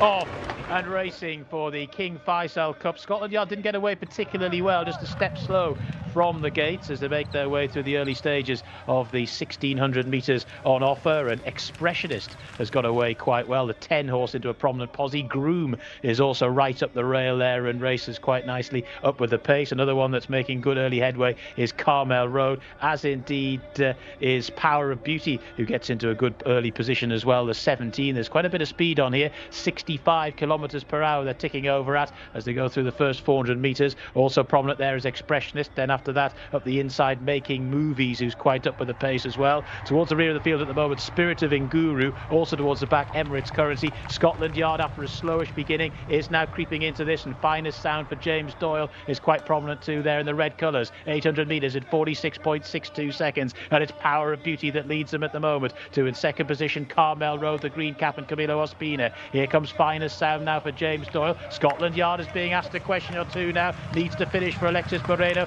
Is getting into it. Bit of a gap back then to Final Destination. They've swung for home. Power of Beauty the leader. To in second position, Carmel Road and Camillo Ospina. Scotland Yard trying to get going. Still boxing on as well as Finest Sound. But look at this. Carmel Road by 3 or 4 lengths. Camillo Ospina on what turned out to be quite a big priced outsider here. Carmel Road well clear. It is zipping away to score. 8, 9, 10 lengths clear and up towards the line. Camillo Ospina, goodness me. Carmel Road, the winner. Power of Beauty in second, very tight for third. Badder got up for that late, I think. Also still involved was Final Destination. Scotland Yard held probably every chance. Maybe he was just slightly inconvenienced by that bad start. But Carmel Road, who of course was beaten by Scotland Yard last time, has won in no uncertain terms here. Camillo Ospina, gate 18. He's a magician, this man. He can get the job done wherever he's drawn. He put him in the car park and he still gets races run. This horse had not a huge amount to find on official ratings, but around about, well, he's rated 101, Scotland Yard 115. So there was a bit to find. He had to overcome that reverse from last time as well. But he's done it here. 1 minute 36.15 seconds. That's a good time as well. Power of Beauty second, 137.54. Final Destination third, 137.79. And the fourth horse home there was Badder. Carmel Road, Camillo Ospina, horse number 18, has spaced them there in race number 11. The King Faisal Cup goes the way of the mercurial Colombian.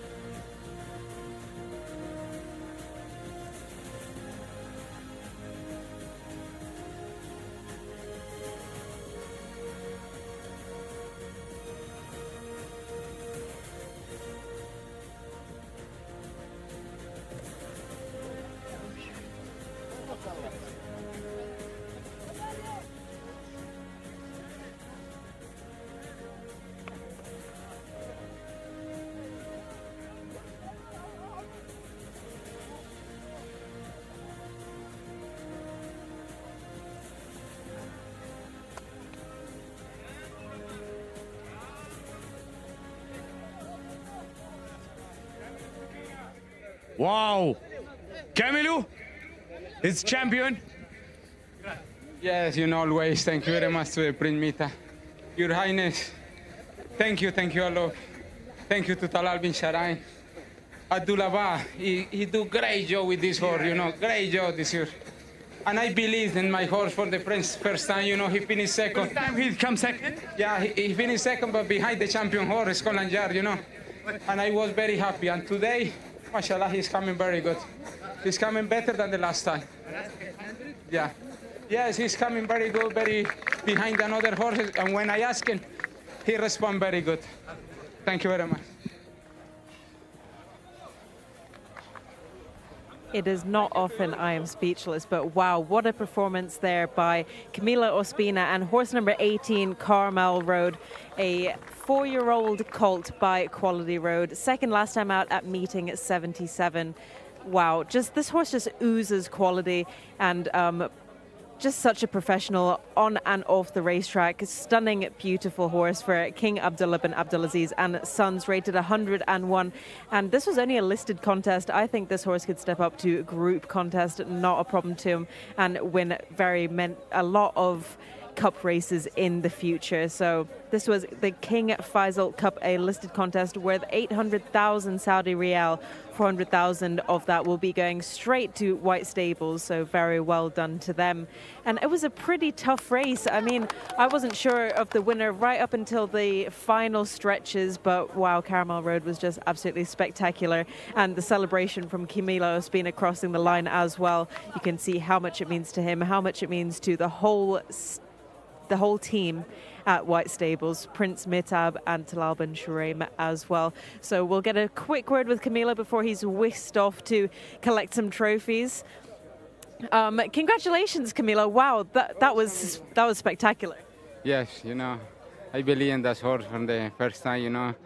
I finished second in the first time, but behind the champion horse, Scotland Yard. And the horse is coming improving, you know. Especially the American horses, when they come in here and giving time, the horses is improving. And mashallah, he's doing very good, you know. And he's only 4 years old, only just 4 years old. He's so big and strong. He can go on to win so many more cup races. Yes, no, he's young, you know. He's growing this horse now here in Saudi Arabia. And I'm very happy when he finished second. I spoke with the pre-meet and I told him this horse is very good, you know. He's very One more question. Were you surprised that you beat Scotland Yard? Yes, you know, Scotland Yard finished second. I don't know because, you know, I just see the wire no more. Well done, Camilo. Well, let's put this performance into some numbers. This horse, Carmel Road, cost $260,000 when he was sold. For those who are interested in what that is in Saudi Riyal, that's 975,000 Saudi Riyal.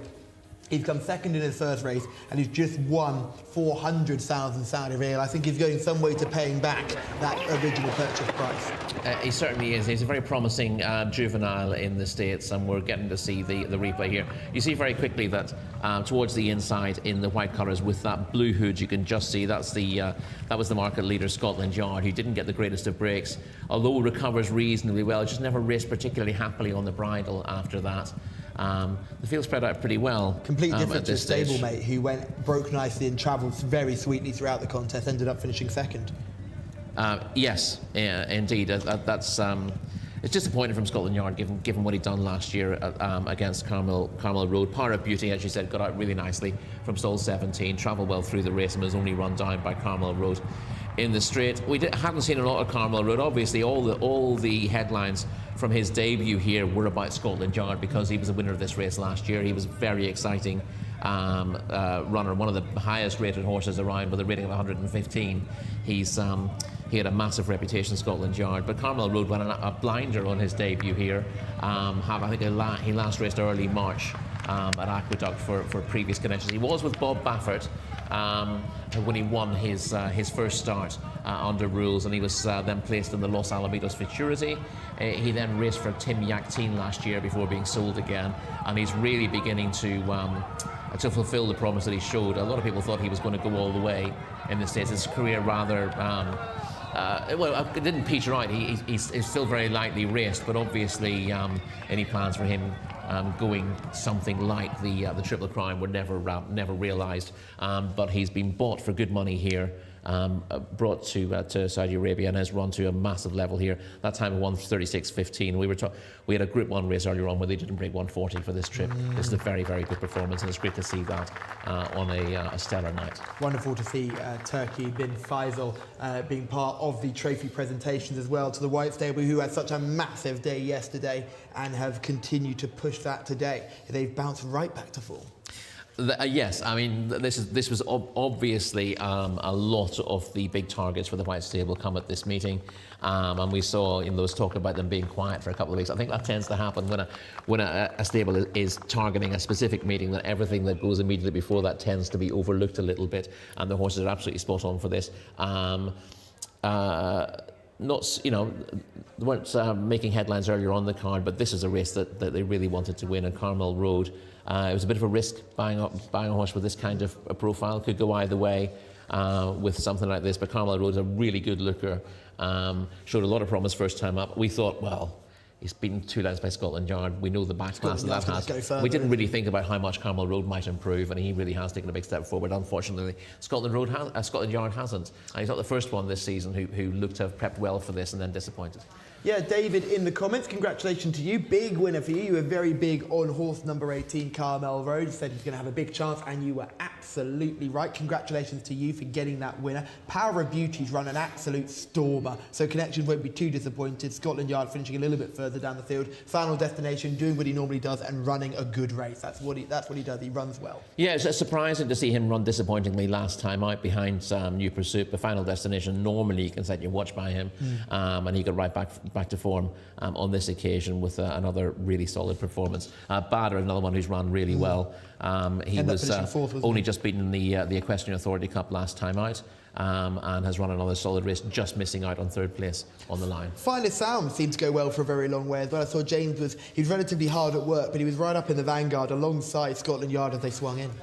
Yeah, it's a tough ask for him coming here and hoping to translate 2022 turf form, mile form as well, to the dirt after break, and particularly on the back of what was not a particularly encouraging prep run. I think there's a great comparison we can do here with another white stable occupant who won yesterday in the shape of Power and Numbers, who is another US purchase like Carmel Road. He was rated 103, Carmel Road was rated 101. Where would you put Carmel Road now after that performance? If you were the handicapper in control, where would you place him? Oh, Eastworth, I'd need to look at my times and put that in perspective, but the time will give you a very good idea of what his overall range will be. And 136.15 to my reasonably untrained eye is very good. Well, the course record's 134.40. Yeah, and we're not... The second and a half off the course record, that's not bad, is it? Most of the course records we have here go back a fair way as well. So, and of course, you're bearing in mind you're looking at the quality horses they turn up for the Saudi Cup meeting as well. So 136.15. I don't have a list of the times they've been doing in the good races earlier on this season. I do have a folder somewhere, unfortunately, with all that information in it, which I haven't got with me at the moment. But 136.15 will give you a very good indication of how much this horse should be going up in the handicap. Well, as you can see here, Power of Beauty is the horse going really well in the Prince Saud bin Salman bin Abdulaziz colours, and the complete contrast to Scotland Yard behind in those identical colours in the blue blinkers is just going backwards, and Final Destination kind of puts the final nail in the coffin, and Scotland Yard sort of just allowed to ease home at his own pace. Shall I dig out and see what Scotland Yard did when he won last season to make what should be a useful comparison? Yeah, I think so. I think that makes a lot of sense, and we can just see our eventual winner pulling away here. Carmel Road, the further he's going, the better he gets. And yes, he didn't make it to the Kentucky Derby, all those big Triple Crown races as a 3-year-old, but he cost an awful lot of money as a baby, $625,000 as a yearling. So clearly was bought with the intention of going on to bigger and better things, and maybe those things can be achieved here in Saudi Arabia. 137.78 is what Scotland Yard did when winning this race last year, so a second and a half. And he did 138.69 when beating Carmel Road in his prep race, and he's actually run 138.08 in defeat tonight again. So he's actually run reasonably close to his figures from last year. It's almost like it suddenly changes when you see the clock. I think you can actually argue that his very best performance came in the Custodian of the Two Holy Mosques Cup, which is over the longer trip, and maybe actually he's a little bit vulnerable at a mile. They did go quick early, didn't they? And he looked to be struggling in behind the bridle. And I reckon he got his biggest rating for the 2,000 metre contest last year, which he won on the back of this. And he may well be heading back there for another go. That would be. It wouldn't be too quick a turnaround. Custodian Two Holy Mosque Cup wouldn't be too quick. Well, he did it last year, obviously. So it shouldn't be a problem really this time around. Yeah, it could be mapped out for the same route again. Some of those runners in behind it. Rosgar was very disappointing. I thought for a horse that could have been a sort of an under the radar selection, but the horse in the stall next door to him, Bada, did brilliantly well to finish fourth in a fast finishing fourth. Final Destination just clinging on for third, but they could do nothing to catch this eventual winner. And I think everyone who was aboard the Scotland Yard train needs to brush ourselves down and carry on, because we've got one more race left, and it is a corker of a contest. It certainly is, but this was a really high quality performance in the night. We've seen a couple of messy races, and it's nice to get back with something that gets you really excited for the future. Yeah, good horse, good performance. The only way is up for Carmel Road. So, race 12 is just around the corner. We go over 2,000 metres. It's the King Saud Cup, and it features a big field as well. We do lose Yazuna, who is a non-runner here. That's horse number 15, if that's not on your race cards. Yazuna is a non-runner. But Rory, this is the one that a lot of people talk about, the horse drawn next door to Yazuna, Derevo, as a potential big race winner for James Doyle. Yeah, James was clear that this was his best ride of the night when we spoke to him yesterday, and Derevo has to have a good chance. Yeah, Derevo would be certainly a horse you have to put on your shortlist. There are plenty of others to get involved with. Almar Moongate, another horse you adore, but has your love been lost for him after his defeat? He's proven over a mile and a half, and he was well beaten over that trip last time out. Stepping back in trip is not an obvious way for him to get back on track, but It's maybe he got the kick up the backside he needed last time out, and he'll continue his improvement. He improved markedly in his 2 previous starts, but this is really tough, and I don't want to get too hung up on a single horse here. I'd be delighted to see him get back to form, but I think he's going to struggle to win this.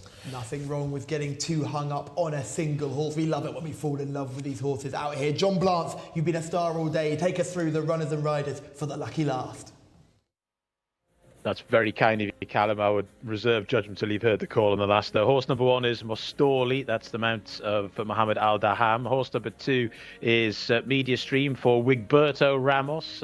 Horse number 3 is Al Murtajiz, Adel Al Faradi. Horse number 4 is Al Marmoum Gate. That's the mount of Naif Al Anazi. Number 5 is Parshamin, Ricardo Sosa Ferreira. Number 6 is Mr. Trinket, Alexis Moreno. Horse number 7, Eagle's Flight, is the mount of Abdulaziz Al Yesh. Horse number 8 is O Sheikh, Rayan Al Toesh. Horse number 9 is Luganini, Tariq Al Mansour. Horse number 10 is Anna Al Maqsood and Eddie Castro. Horse number 11 is Al Khatib, Victor Gutierrez. Horse number 12 is Man of the Night, Mohammed Al Buhail. Horse number 13 is Go Fast Trowland. That's the man of Abdulaziz Al Musa. Horse number 14 is Derivo for James Doyle. Horse number 15 doesn't go. Number 16 is Cliffs of Fury, the mount of Khalid Al Mimoni. Horse number 17 is Going Gone, Fawas Wanas. Horse number 18 is Adjar, that's the mount of Asil Al Sahani. Horse number 19 is Tath Beat for Luis Morales. Horse number 20 is Pin Your Hopes. That's the mount of Abdullah Al Lorfi. And I think horse number 21 does get a run, Wootton's Son. We'll need confirmation of that. It does. The news I'm hearing in my ear from Greg, the producer, is that horse does get a run, Wootton's Son. So horse number 21, Ahmad Al-Shara, is aboard. So those are your runners and riders for the King Saud Cup, 2,000 metres underway at 6:30 local times. You've still got 20 minutes to finalise your selections here. They'll be making their way into the parade ring very shortly. We'll be hearing from Callum, we'll be hearing from Rory, we'll be hearing from Shamila as well. What's going to win the King Saud Cup? Thank you, John. Yes, what is going to win the King Saud Cup? It's a cracking little contest. We'll start from 1 and work our way down. Mostoli, horse number 1. Yeah, won one of the rounds of the International Jockeys Challenge 2 seasons ago, actually, with Joel Rosario on board, and won one of the custodian of the 2 Holy Mosques Cups at the end of January last year. That was over course and distance. He was 5 lengths second to Al Mubir in the Crown Prince Cup last time out. And he's got solid enough claims on that. He's one you've got to put in your shortlist. Yeah, good performance last time out. I saw Media Stream, horse number 2. He was successful in a non-winners of 4 over course and distance at meeting 69. And then was a 6.5 lengths second to par in numbers in the Saeed Al Majd Cup last time out over course and distance. Jimmy Jerkins on screen here, just giving final instructions to his vet, and they'll just be discussing the plans for their runner here. They team up with Derivo, and this is the real red stable horse that they're dead keen on. I know James Doyle, he said it's a ride he's most looking forward to and had a very good chance. He was a winner last time out. I think Alex Moreno was on board that day. He has been jocked off, and James Doyle gets the plate. We move on though to Al Murtajiz, who is horse number 3. I think Al Murtajiz might be a late scratch. Oh, could be. And indeed it is. Al Murtajiz is gone. So that is a runner for Prince Saud bin Salman bin Abdulaziz is not running. Number 3. So that means he's left with Going Gone, horse number 17. Can we get confirmation from Going Gone is still going in this contest? Yeah, he is. Yeah. Good, Going Gone is still going. So Prince Saud bin Salman bin Abdulaziz does still have runners. Al Marmoum Gate is horse number 4. Yeah, a horse I was very keen on in Taif. He was impressive in running up a double there. He won a maiden by a wide margin and then won a handicap off a big mark by a long way. Also won first time out here, but was only 9th in the Crown Prince Cup last time out, over a mile and a half. I wouldn't have thought dropping back to 2,000 would be the answer, but maybe just had an off day last time out, and he was certainly going in the right direction before that. He has an official rating of 103, which puts him in with a chance, and he obviously is the son of Arrogate, as we discussed before. Parshiman is the son of Lope de Vega, has a 6-time winner over in the UK, and Ricardo Sousa Ferreira on board. France, André Fabre trained him. He was a listed winner on turf.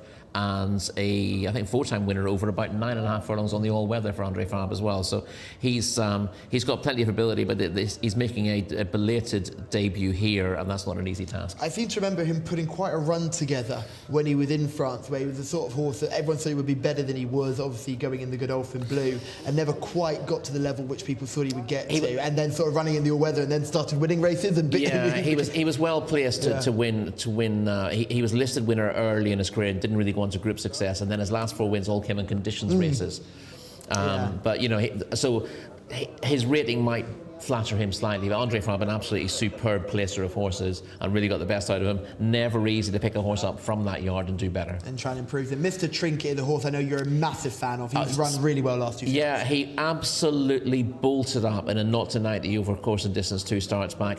And it's easy to say, well, 0 to 90 handicaps are nothing like as good as these local Group 1s can be. But he posted a terrific time. It's one of the few horses I've seen genuinely quicken in the closing stages of a well-run race here, because by the nature of dirt racing, everything tends to get a little bit slower late on as the horses are able to maintain their speed who win.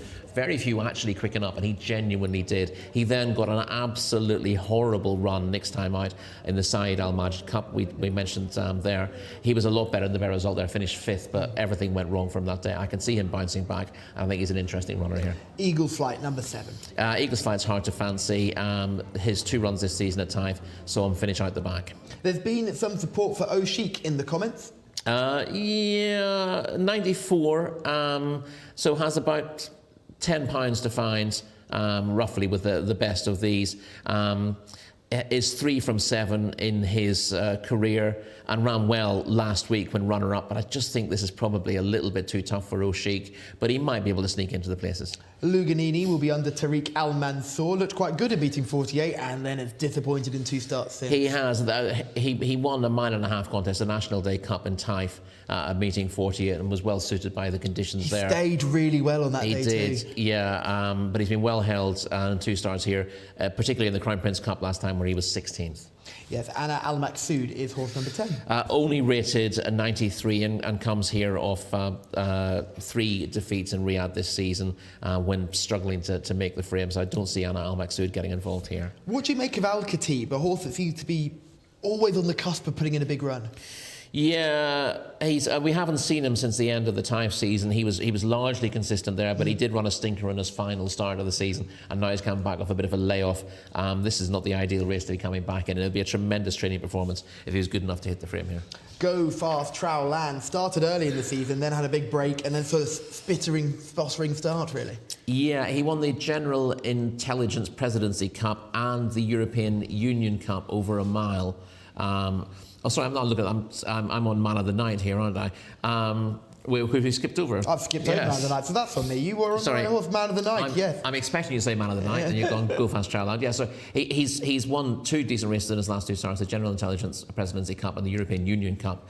Over a mile, he does step up and trip here, but he has won twice over course and distance in the past at a lower level, but it does show that he has the stamina there, so he's one to bear in mind. I was clearly buzzing to talk about Go Fast Trowel Land. Tell me about him.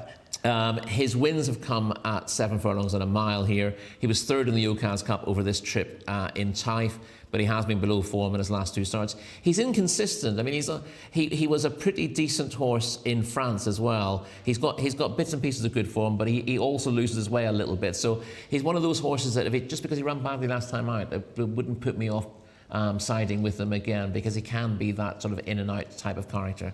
Scotland Yard was a winner of his previous race and then disappointed here today. Derivo has a very similar profile, winner of his first start this season. I'm thinking there's been 1 or 2 others who had really good form last year who've had 1 prep run, who and have been looked after. Who was it that you weren't massively keen on, who won sort of very cheekily on the reappearance? Oh, that was yesterday. Yeah. It was an Alex Moreno Mount. That's right. Yeah, and you said I Lagetha Ryan. And that just didn't show up, and so it made me think that these horses who were really in good form last year, who've just been given a single start this season, not all of them are stepping up. Are they doing it in weakened company as well? Are they doing that first start in potentially open races or exactly, condition races where they and can that's what you'd want yeah. to do. You kind of want to sort of ease your horses in gradually, but it hasn't been successful on several occasions at this meeting, so it does make you worry a little bit. Derevo again won this race last year, and you saw in the last race the defending champion sort of being set up with a comfortable win, but the horse that beat him then turned the tables. So he landed the Jcsa Cup of course in distance on his return, beating Schwarzer Peter. That was a pretty impressive performance. Again, how are we rating Schwarzer Peter? He hasn't particularly settled since coming to Saudi. He's a difficult horse to get a handle on because he was only just beaten in the German Derby, and his form since has been in and out. That seemed to be a sign that he was really finding his feet here. But it's not easy to put a figure on it. I would say Derevo didn't have to run to a rating of 104 to win that. You automatically assume he's going to do better, but we've been told twice at this meeting it doesn't always work that way. No, Shamila is in the parade ring. You've had a chance to look at these for this lucky last. Can you give us one more winner? God, I hope so, Callum. But this is packed full of quality horses. And this is my selection coming up behind me here. Horse number 2, Media Stream, a 6-year-old colt by Frankel. And last seen at meeting 77 coming second, came first at meeting 69. I just love him. I've really warmed to this horse. And I'm a little bit disappointed that James Doyle isn't on board, because I do love James on these nice big horses. Obviously, he gets on with Media Stream. But Wigberto Ramos is not a bad pilot to have on board either, so I will be sticking with Media Stream as my paddock selection for this race. Horses that I also do have to mention, horse number 4, obviously Al Marmoon Gate, stunning individual, a lot smaller than a lot of these horses, but a pocket rocket nevertheless, and horse number 14 for the Red Stables as well. So I love both of the Jimmy Jerkin horses. I really hope they end up winning this last Group 1 of the evening, and I would love to see James Doyle back in the winner's enclosure as well, because he's had a pretty hard week, so it would be nice for him to get that win on Derevo, horse number 14. No paddock negatives, of course. Also, shout out to Pin Your Hopes, who looks really good, but I will be sticking to horse number 2, Media Stream.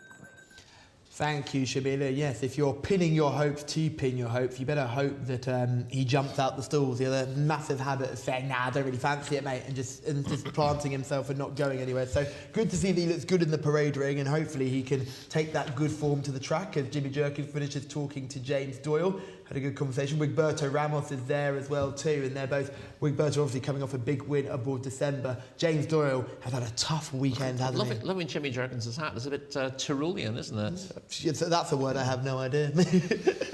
But yeah. Cliffs of Fury is number 16.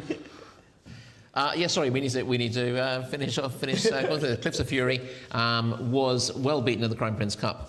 2 starts to go, but got back on track, won 3rd to Loving Feeling, and of course in distance open last time out, but still a relative outsider in this field. Going Gone goes for Prince Saud bin Salman Abdulaziz. Yeah, he didn't go in the stalls 2 starts ago, and then ran poorly on his latest start, and you've got to be a little bit concerned about his temperament at this stage. He looks one of the least likely winners in the field. Aja is horse number 18. Won the Ash Shafa Cup in Taif. And ran respectably when 5th in the Crown Prince Cup last time out, but needs to raise his game in an even tougher contest. There was a gap between 4th and 5th in that contest. Yeah, the first was away clear, very impressive. 2nd, 3rd and 4th finished in a line, and then there was about, say, a 5 lengths gap to those in behind. Tasbeat is horse number 99. That was 19, sorry. That was a winner in meeting 62. Yeah, word in the streets for this one. Yeah, there it is. Course and distance winner, meeting 62, and a non-winners of 3. Was a very creditable 4th to My Frankel in the Crown Prince Cup last time out.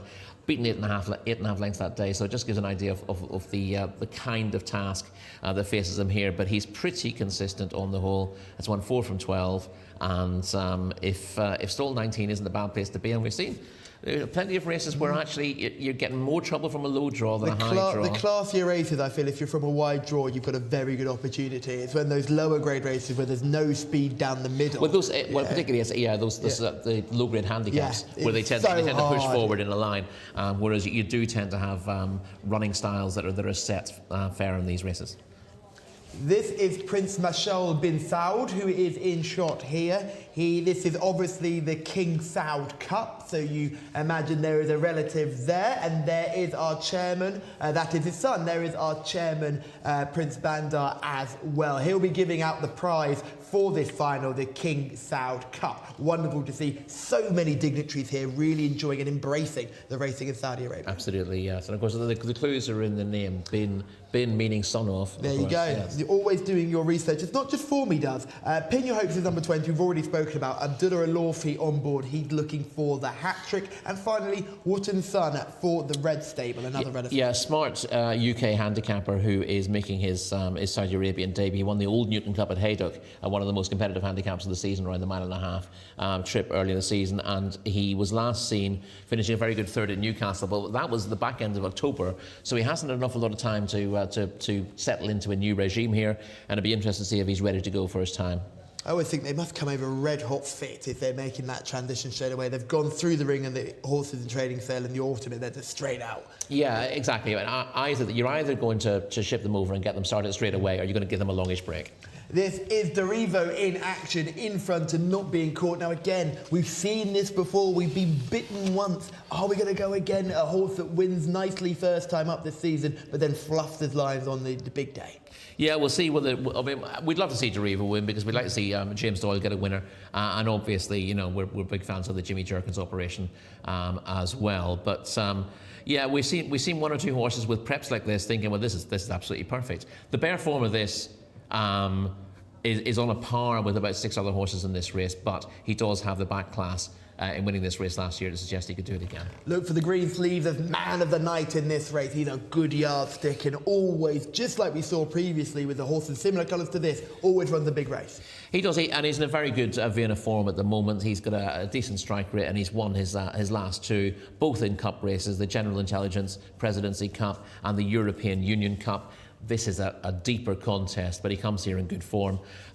Both those wins have come over shorter trips as well, but he's a course and distance winner in the past. So he does tick those boxes, and he's one that you, again, have to have. However short your shortlist is, he needs to be on it. Here is Al Mamoongate. This was his winning performance back in the end of November. Was beaten since then, but we were so impressed with him on this day. Yeah, I mean, I'd seen him do similar in Taif a couple of times. The first time was in a maiden race, where he just threatened to drop the bridle at halfway, and his jockey said, come on then. And he's made a massive move from behind the field to run out an easy winner. Did it next time out in a handicap. This was up in class again. He looked very impressive here. His bubble maybe was a little bit burst last time out, but you'd certainly give him one chance to bounce back because, you know, racing at this level is never easy. Mastoli is a horse buried away on the inside towards the rail there. He came second on this occasion. This was in mid-December. He's in the same colours as Schwarzer Peter, but they'll be hoping he's a little bit better. Yes, Schwarzer Peter, obviously, we were talking about earlier on, who ran pretty well. But we hope that Mastoli, listen, he won a very good contest here last January, the custodian of the Holy Two Holy Mosques. And this was a return to form for him, finishing second to Al Mubir. So he's running himself into form at the right time, and he might step forward again here and be of interest. Yeah, I was just looking at the horse coming through in fifth there, just a way back. So hopefully they will step up this form. That is Derivo, I'm pretty sure. Horse number 14, it is Derivo, James Doyle on board. He's kept the yellow cap. Hasn't been lucky for him so far. No, but hopefully he'll get a bit of a change of luck. He's a man. He always looks so regal, doesn't he? And he knows where the camera is. He waves like a royal, and I absolutely love it. Look at his Nath Valanazi. Good God, Lord, what a look! Yeah, he's a great looker, isn't he? He's got the best beard in racing. I was talking about the horse. No, I've been buried. This is Mastoli as well going down. It's awkward when Mohammed Al-Dahan's going down behind him because he's had a much better season than Nath Valanazi, but we've just been giving Nath all the credit. So Mohammed Al-Dahan certainly a jockey to keep an eye on, and Mastoli will be looking to take that form that he showed in his last race, a good second in a Group 1 contest, and go one place better today. Well, yeah, it's up for grabs, isn't it? It's a very tight contest. It's open, isn't it, I would say? I mean, obviously, you know, Derivo has that back class, but his official rating is 104. He wasn't the top rated in this in the first place, and there are multiple horses who rated within a pound or two of him. So the idea that he's an outstanding favourite is a little bit maybe a little bit optimistic, but that's what the international market suggests. But I think he'll need to be very much on his game to win this, and James Doyle will have to be on his mettle. He told us yesterday how the local jockeys are never easy to get the jump on. The idea that in the old days, used to be able to, in the old didn't days, they? everyone was spread around the track. So if you were a good race rider and you had tactical nous, you could gain ground. It's harder to do these days. I tell you what, there's been plenty of talk in the comments, especially about how a horse is moving. Media Stream, horse number 2, Shamila's paddock pick, has been chastised in the comments for not being a very good mover. People aren't happy with the way he's moving around. As I remind everybody, these are dirt horses a lot of the time. The movement that we see with these beautifully moving turf horses is very different in the dirt. It's all about powering behind. It's much more of a staccato stride. Yeah, this is true. And in their slower paces, a lot of the dirt horses don't particularly impress. But it takes all sorts. Plenty of people going for Derivo. We've also got support for O'Sheik, number 8, the white stable, looking for a quick fire double. Rayan Al-Taraish on board this time. There's just so many chances all the way through. Plenty of conversation as well in the Group 2. It's just wonderful to see such a wonderful community being created as well. Nasir Ahmed likes horse number 4, Almar Moongate. There's been plenty of positive mention for him as well. So best of luck with your selections here. They are circling at the start, so it's time for our selections. Rory, where are you going? Do you know what? I'm going to go with Mr. Trinket. Good man. To show that he was unlucky last time out and show the form that he did. And it was only handicap company, but my goodness, it was impressive. Well, I am going to go for Derivo. No one's gone for him. I'm going to try and hope that we get one more horse who can decide to get his head in front, having won first time up this season. So to go through the selections again, I think we've got a great spread here. So, Derivo, horse number 14 for myself under James Doyle. Mr. Trinket, Rory's absolute favourite, a horse that was so unlucky last time. He met so much trouble in running and still finished 5th. Alex Moreno on board looking for a hat-trick. And finally, Media Stream, Wigberto Ramos looking for the double. Shamila liked him in the paddock. YouTube didn't. John, who do you like in this one? Derivo continues to be the international favourite here, Callum. It's a tricky race. I think I'd probably give Almar Moongate from Gate 4 one more chance. As Rory was saying, he did look a very, very progressive horse until last time out. And again, looking at the international markets from a price perspective, I think he represents a little bit of value here. So very shrewd punters have always been of the idea that you forgive a good horse at least one bad run, and well, Almar Moongate I think can be excused for last time, and if he can reproduce his certainly his run from 2 starts ago, he's got a very, very solid chance here. Right, this is Tat Beat, who's about to go in. The yellow distinguishing cap there of Derivo. Wootton Son's got a blue cap on, Parshamim the white cap. And then we've got the red colours there of Media Stream, who's going to be the first colours of the red stable. Add that Go Fast Trow Land, who of course is different ownership, but red and white colours as well. So you don't need to play a particularly big violin for me, but these things do take a little bit of sorting through. Mr. Trinket's about to go in. Mr. Trinket is in. The Rory Delaghi selection. Alexis Moreno's had a good day today. There is James Doyle aboard Derivo, looking to try and win this race for a second year in succession. Anna Al Maksud to come forward. The 16 going in is Cliffs of Fury. Very similar colours to Tathbeat, but a different ownership, so no distinguishing cap, which just adds a certain extra frisson to proceedings. Horse number 9 is Luganini, the white distinguishing cap for that one. Number 13 to come forward is Go Fast Trow Land. Hands of Abdul Al Musa.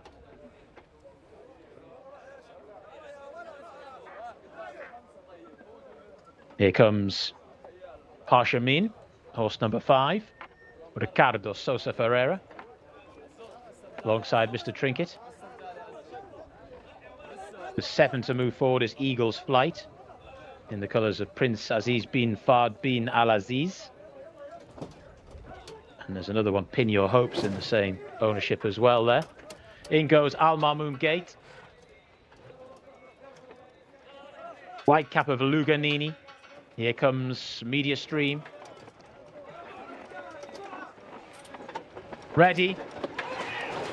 2,000 metres, they're off and racing for the King Saud Cup, 12th and final race on this Super Saturday here at Riyadh, and making their way through the early part of the race. One that wants to get across is Wotton Sun in the blue distinguishing cap. Also prominent there is Tathbeat as they make their way through the first couple hundred metres or so. Also up at the pace is Eagle's Flight, the sheepskin noseband there, predominantly green jacket, followed then by Go Fast Trow Land, who's now working across to try and get a posse right towards the rail. Looking back through the field at the moment, Mostawley's just about the back marker. Also towards the rear of the field is Al Marmoom Gate. Will have to do well to win from there. Favourite Derivo's in mid-division at the moment. James Doyle in that yellow distinguishing cap, just on the outside there of Man of the Night, who's also just advancing position somewhat, but they're going along at a decent clip here as they make their way towards the end of the back straight. 800 metres in 47.47 seconds. Cliffs of Fury just about the leader. In second position, Eagle's Flight. They've kicked on. Here now comes Tathbeat towards the outside. So it's Cliffs of Fury.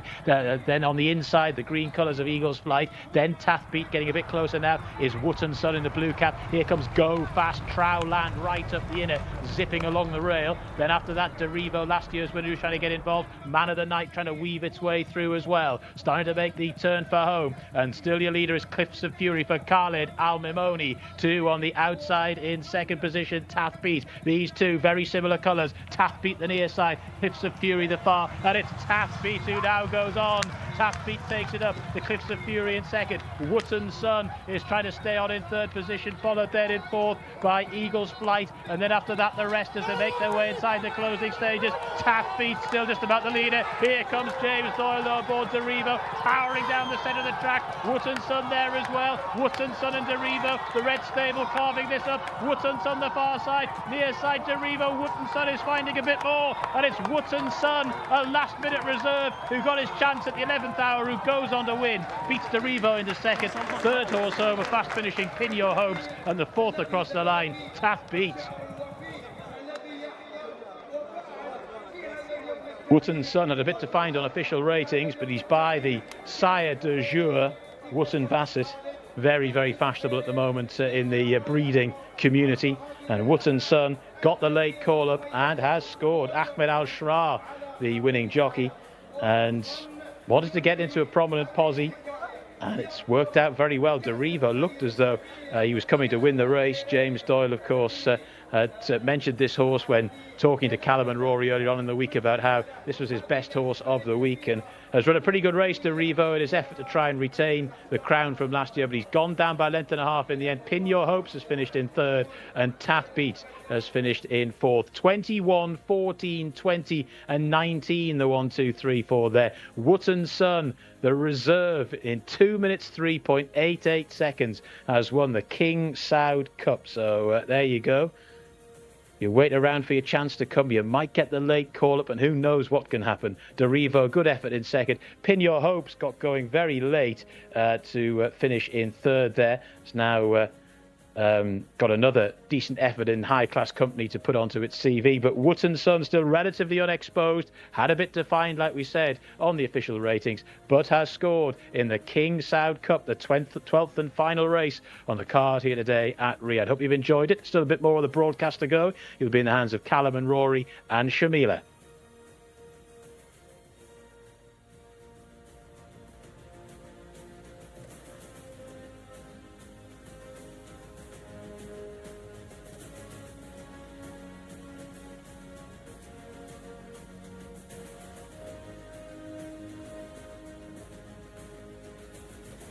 And we've had another turn up. Wotton Sun, the reserve, who sneaks in at the bottom of the weight, who is ridden by Ahmed Al-Shrar. He's by Wotton Bassett. Take a bow, everyone involved with Wotton Bassett, because this horse has snuck in and won well. Got first run on Derivo, and Derivo, although he looked like he was going to close that gap under James Doyle, wasn't able to do it. So it's a win for Wotton Sun for Ahmed Al-Shrar. What a performance, Rory. How good was that? Well, to do this on his Saudi Arabian debut was a terrific performance.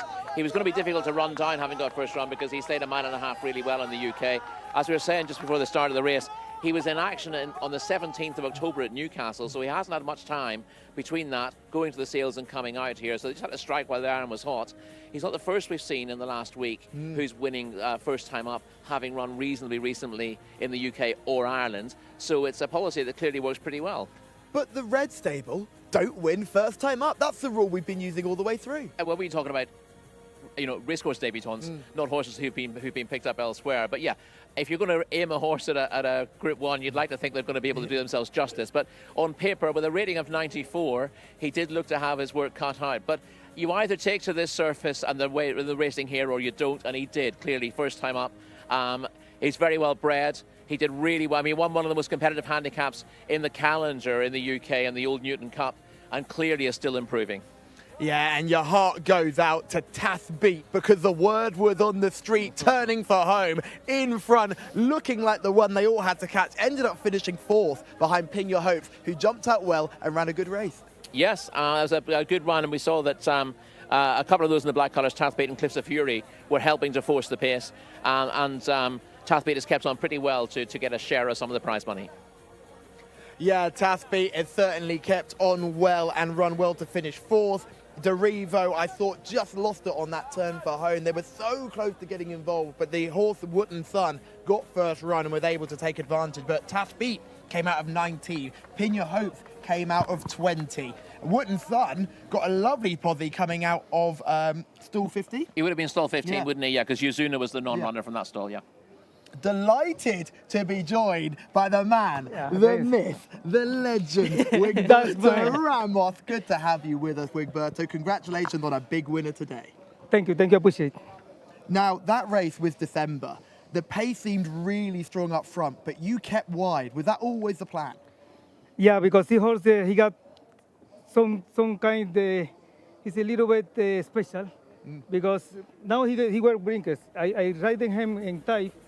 He was very, very sneaky. When he get to the lead, he start to stop. But now with the blinkers, I rode in the last time, finished third. He did better, but he always trying to get in. If you trying to get the horse off the horses, it's better. We're watching the race now, and Rory mentioned earlier on, he seemed to love this trip the last time you rode him, and this time you kept him nice and wide, and he seemed to enjoy it even more. Yeah. When I got it really wide, like a 6 wide, I said, okay, and I saw him set it down nice, and he wasn't pulling me like last time. Last time wasn't pace. Today was the pace that helped me a lot. Was the speed race. But then when I come to 600, he started to. So he found some more. Yeah, strong, but also he started to get in, and I got Castro inside. Yeah. I said, wow, if this guy keep up with me to the 300, I will have trouble. So my plan was to get away before the 400, and then I let my horse go to inside, and then we'll see if he get home. Well, it worked just like that, except he came right around the houses. Yeah. Then when he tried to duck in, you got him. Right. Rory, this man has been a real face of Saudi Arabian racing. Before we even came out here, we knew about Wigberto. We certainly did. Yeah, the first account I followed on Twitter, connected with South African racing, was Wigberto Ramos, and I saw you before we came out in winning action. Got to see the Wigberto wiggle and everything. Great to see that in action again tonight. Thank you. Yeah, you're a big star, both on social media and on the TV and on the track. But you've had a quiet week. So No, what's it like? Pressure when you're waiting for a winner? No. When they come to these big races, I get so focused. No matter what horse I ride, I think it was the last one with the rating, December. Yeah. But I know that he was doing good, and the trainer told me after the race he came better. I said, okay. We got a good post position in the 200, the last one, so I want to take advantage of that. And it's so good to see you, because you've just ridden in a race. So thank you for coming and joining us so quickly. You weren't fortunate enough to win. You were fit. I'm old, but I'm fit. The Red Stable were winners. So Prince Faisal bin Khalid with a winning owner, which is wonderful to see. How did it work out for you? It was really tight in the middle. Well, I'm trying to get the best way. I know there was a lot of horses. I see who's start to finish. So I try to get over inside or outside, depend he's going. But I was really tight. We were like 3 horses outside me and 2 horses inside, and 3 in front. So I know what place to go. But no, I wasn't really tired. If my horse really give me a kick, I find my way. But he really no kick off. Can it be much harder being on the inside in such a competitive race? You were drawn in stall 2, weren't you? That sometimes it's hard to find a clear path. Whereas when you're drawn out wide as you were in December, you can pick where you want to go into that bend. Really, mire, look, I've been riding since this track being open, and this track the turn is very wide. Yeah. If you are a horse start to keep off from the 800 like December, yes, and other horses, and you see some traffic inside, you just give off 2-3 lanes and the stress you get. If the horse keep going, because if you get one stock inside and the horse coming flying on the other side, it's very difficult to get the horse come back again. Yes. Yeah. The Saudi Cup is just around the corner. Not many weeks to go. They've got the prep going on. They've got the new winners enclosure, which you've been in. You were winner of this race 2 years ago. How important for you is that Saudi Cup weekend? Wow. Since the start the race in the first Saudi Cup, I was wishing from that year, from the beginning year, to be involved in the Saudi Cup. The second year, I had one local horse. He got the point and everything, and he got hurt, and I got hurt. I broke my hand. And then in the third year, the trainer of Prince Ahmad, he gave me the chance to roll Emperor Road. So I was so happy when we did it. I can't believe it. That was my biggest race in my life, winning for the Saudi people, like my second home, and that was a big winner. It was a wonderful moment, and I hope you can have plenty more big moments in the future. Thank you so much for joining us. We have to go and look at the winners and the winning reaction from our lucky last race, but you're a star, as per usual. Thank you, Wigberto. Thank you so much for joining us. We're seeing the winning pictures now and how much it means. This is the son of King Saud, and it's a beautiful moment for everybody involved to celebrate the success of Wotton's son, who was making Saudi debut, Shabila. How impressive. That's absolutely insane. I was watching the race and I was like, no, surely not. No, James Doyle is going to go past, and no, this horse just kept on keeping on, and I'm still speechless. Can't believe what I've just witnessed. Just wonderful scenes in this winners enclosure. Rory, you mentioned this horse won a big, tough handicap in the UK at Haydock. You could see that toughness on display here. You need that. It's not just about having class in a big field like this. A lot of horses who should be able to win find themselves compromised by what happens early in the race, and a lot of them don't come back from that, whereas this horse is used to running in big field handicaps. He can deal with being close up with other horses. It doesn't put him off, and clearly he's taken his form to a new level here, taking it to this straight away. Ironically, it was probably warmer when he won the Old Newton Cup at Haydock in July. Bit of a change of scenery. It's been a great week. It's been a superb final day, a super Saturday in name and in nature. But what was your highlight from today's racing? Yeah, oddly enough, I didn't think I'd be saying this beforehand, but the Purebred Arabian Open was an absolutely, should I say, listed race. The Imam Turki bin Abdullah Sword was an absolutely epic contest. I was hoping that Najib Al-Zaman could put it up to Asfan Al-Khalidiyah to find out exactly how good that horse was. That's exactly what happened. Najib Al-Zaman travelled better through the race than Asfan Al-Khalidiyah. We saw Asfan come off the bridle, but he found for pressure. We got a really good battle. From the home turn, they joined battle, and they stayed within a neck of each other all the way until the last 10 yards when Asfan Al-Khalidiyah just pulled clear. A really, really exciting contest all the way up the straight, and we saw that Asfan Al-Khalidiyah, we knew he had all the class in the world. He's unbeaten, but he had to show bravery and toughness and guts today, which we hadn't seen from him before, and that makes him the complete racehorse. I thought it was just a thrilling contest. Watching it only on a screen, Shamila, you were down on the track. Wow. It was so funny because you had the Al-Khalidiyah on one side, you had Najib Al-Zaman supporters on the other side, and they were cheering. I haven't heard such a big cheer since that race. I thought Najib Al-Zaman was gonna get him. He was so close, but Asfan Al-Khalidiyah is unbeatable, isn't he? He's just got this attitude, this laziness midway racing. You feel, oh, do I have to? Do I have to get up? Oh, okay, I'll go through the gap. Abdullah Al-Orfi was fully flat to the boards, and then suddenly he turned into a different animal. He went through the gap, he got given a gap by his stablemate, and the battle down the straight, they battled from the top of the bend right to the line. We very rarely see that. Yeah, what was interesting, I thought, was that Camilo Ospina on the runner-up seemed to be at pains not to throw the kitchen sink at Najib Al-Zaman. I think he would have hung off a straight line if he'd gone for him earlier, and he tried to sneak him home. He tried to keep on the bridle as long as possible and hope that Asfan Al-Khalidiyya would crack, because I think he knew that if he had to go for everything, then Najib Al-Zaman might just have wandered off a straight line and looked a little bit awkward. In the end, he almost stole the race, but Asfan Al-Khalidiyya showed his class in the end. But it was a wonderful contest to watch. It was certainly a mixture of speed and stamina. It was just wonderful. Now, Shamila Dahi was your highlight yesterday. What was your highlight today? Difficult one, because both of Alex Moreno's wins were great, but I'm going to go with Caramel Road for Camilo Ospina. So that horse is just absolutely huge. He's built like a bull, and he has a great presence and, yeah, a great result for the White Stables. Somewhere just off this racecourse in a training centre, there is a barn that contains both Power in Numbers and Carmel Road. I'd hate to know the feed bill that they're getting through there, because they are two big, strong boys. That they are, yeah. It looks like they go through a fair degree of oats every day, and they thrive on their food. But yeah, they look really good. And Carmel Road took a big step forward from that promising Saudi debut last time out. We all got blindsided by the winner there, looking to defend his crown. But it was Carmel Road who took a big step forward and looks like an absolute superstar. Plenty of shocks today, weren't they? Carmel Road, obviously a horse that's improved massively from his first run, but there's plenty of shocks.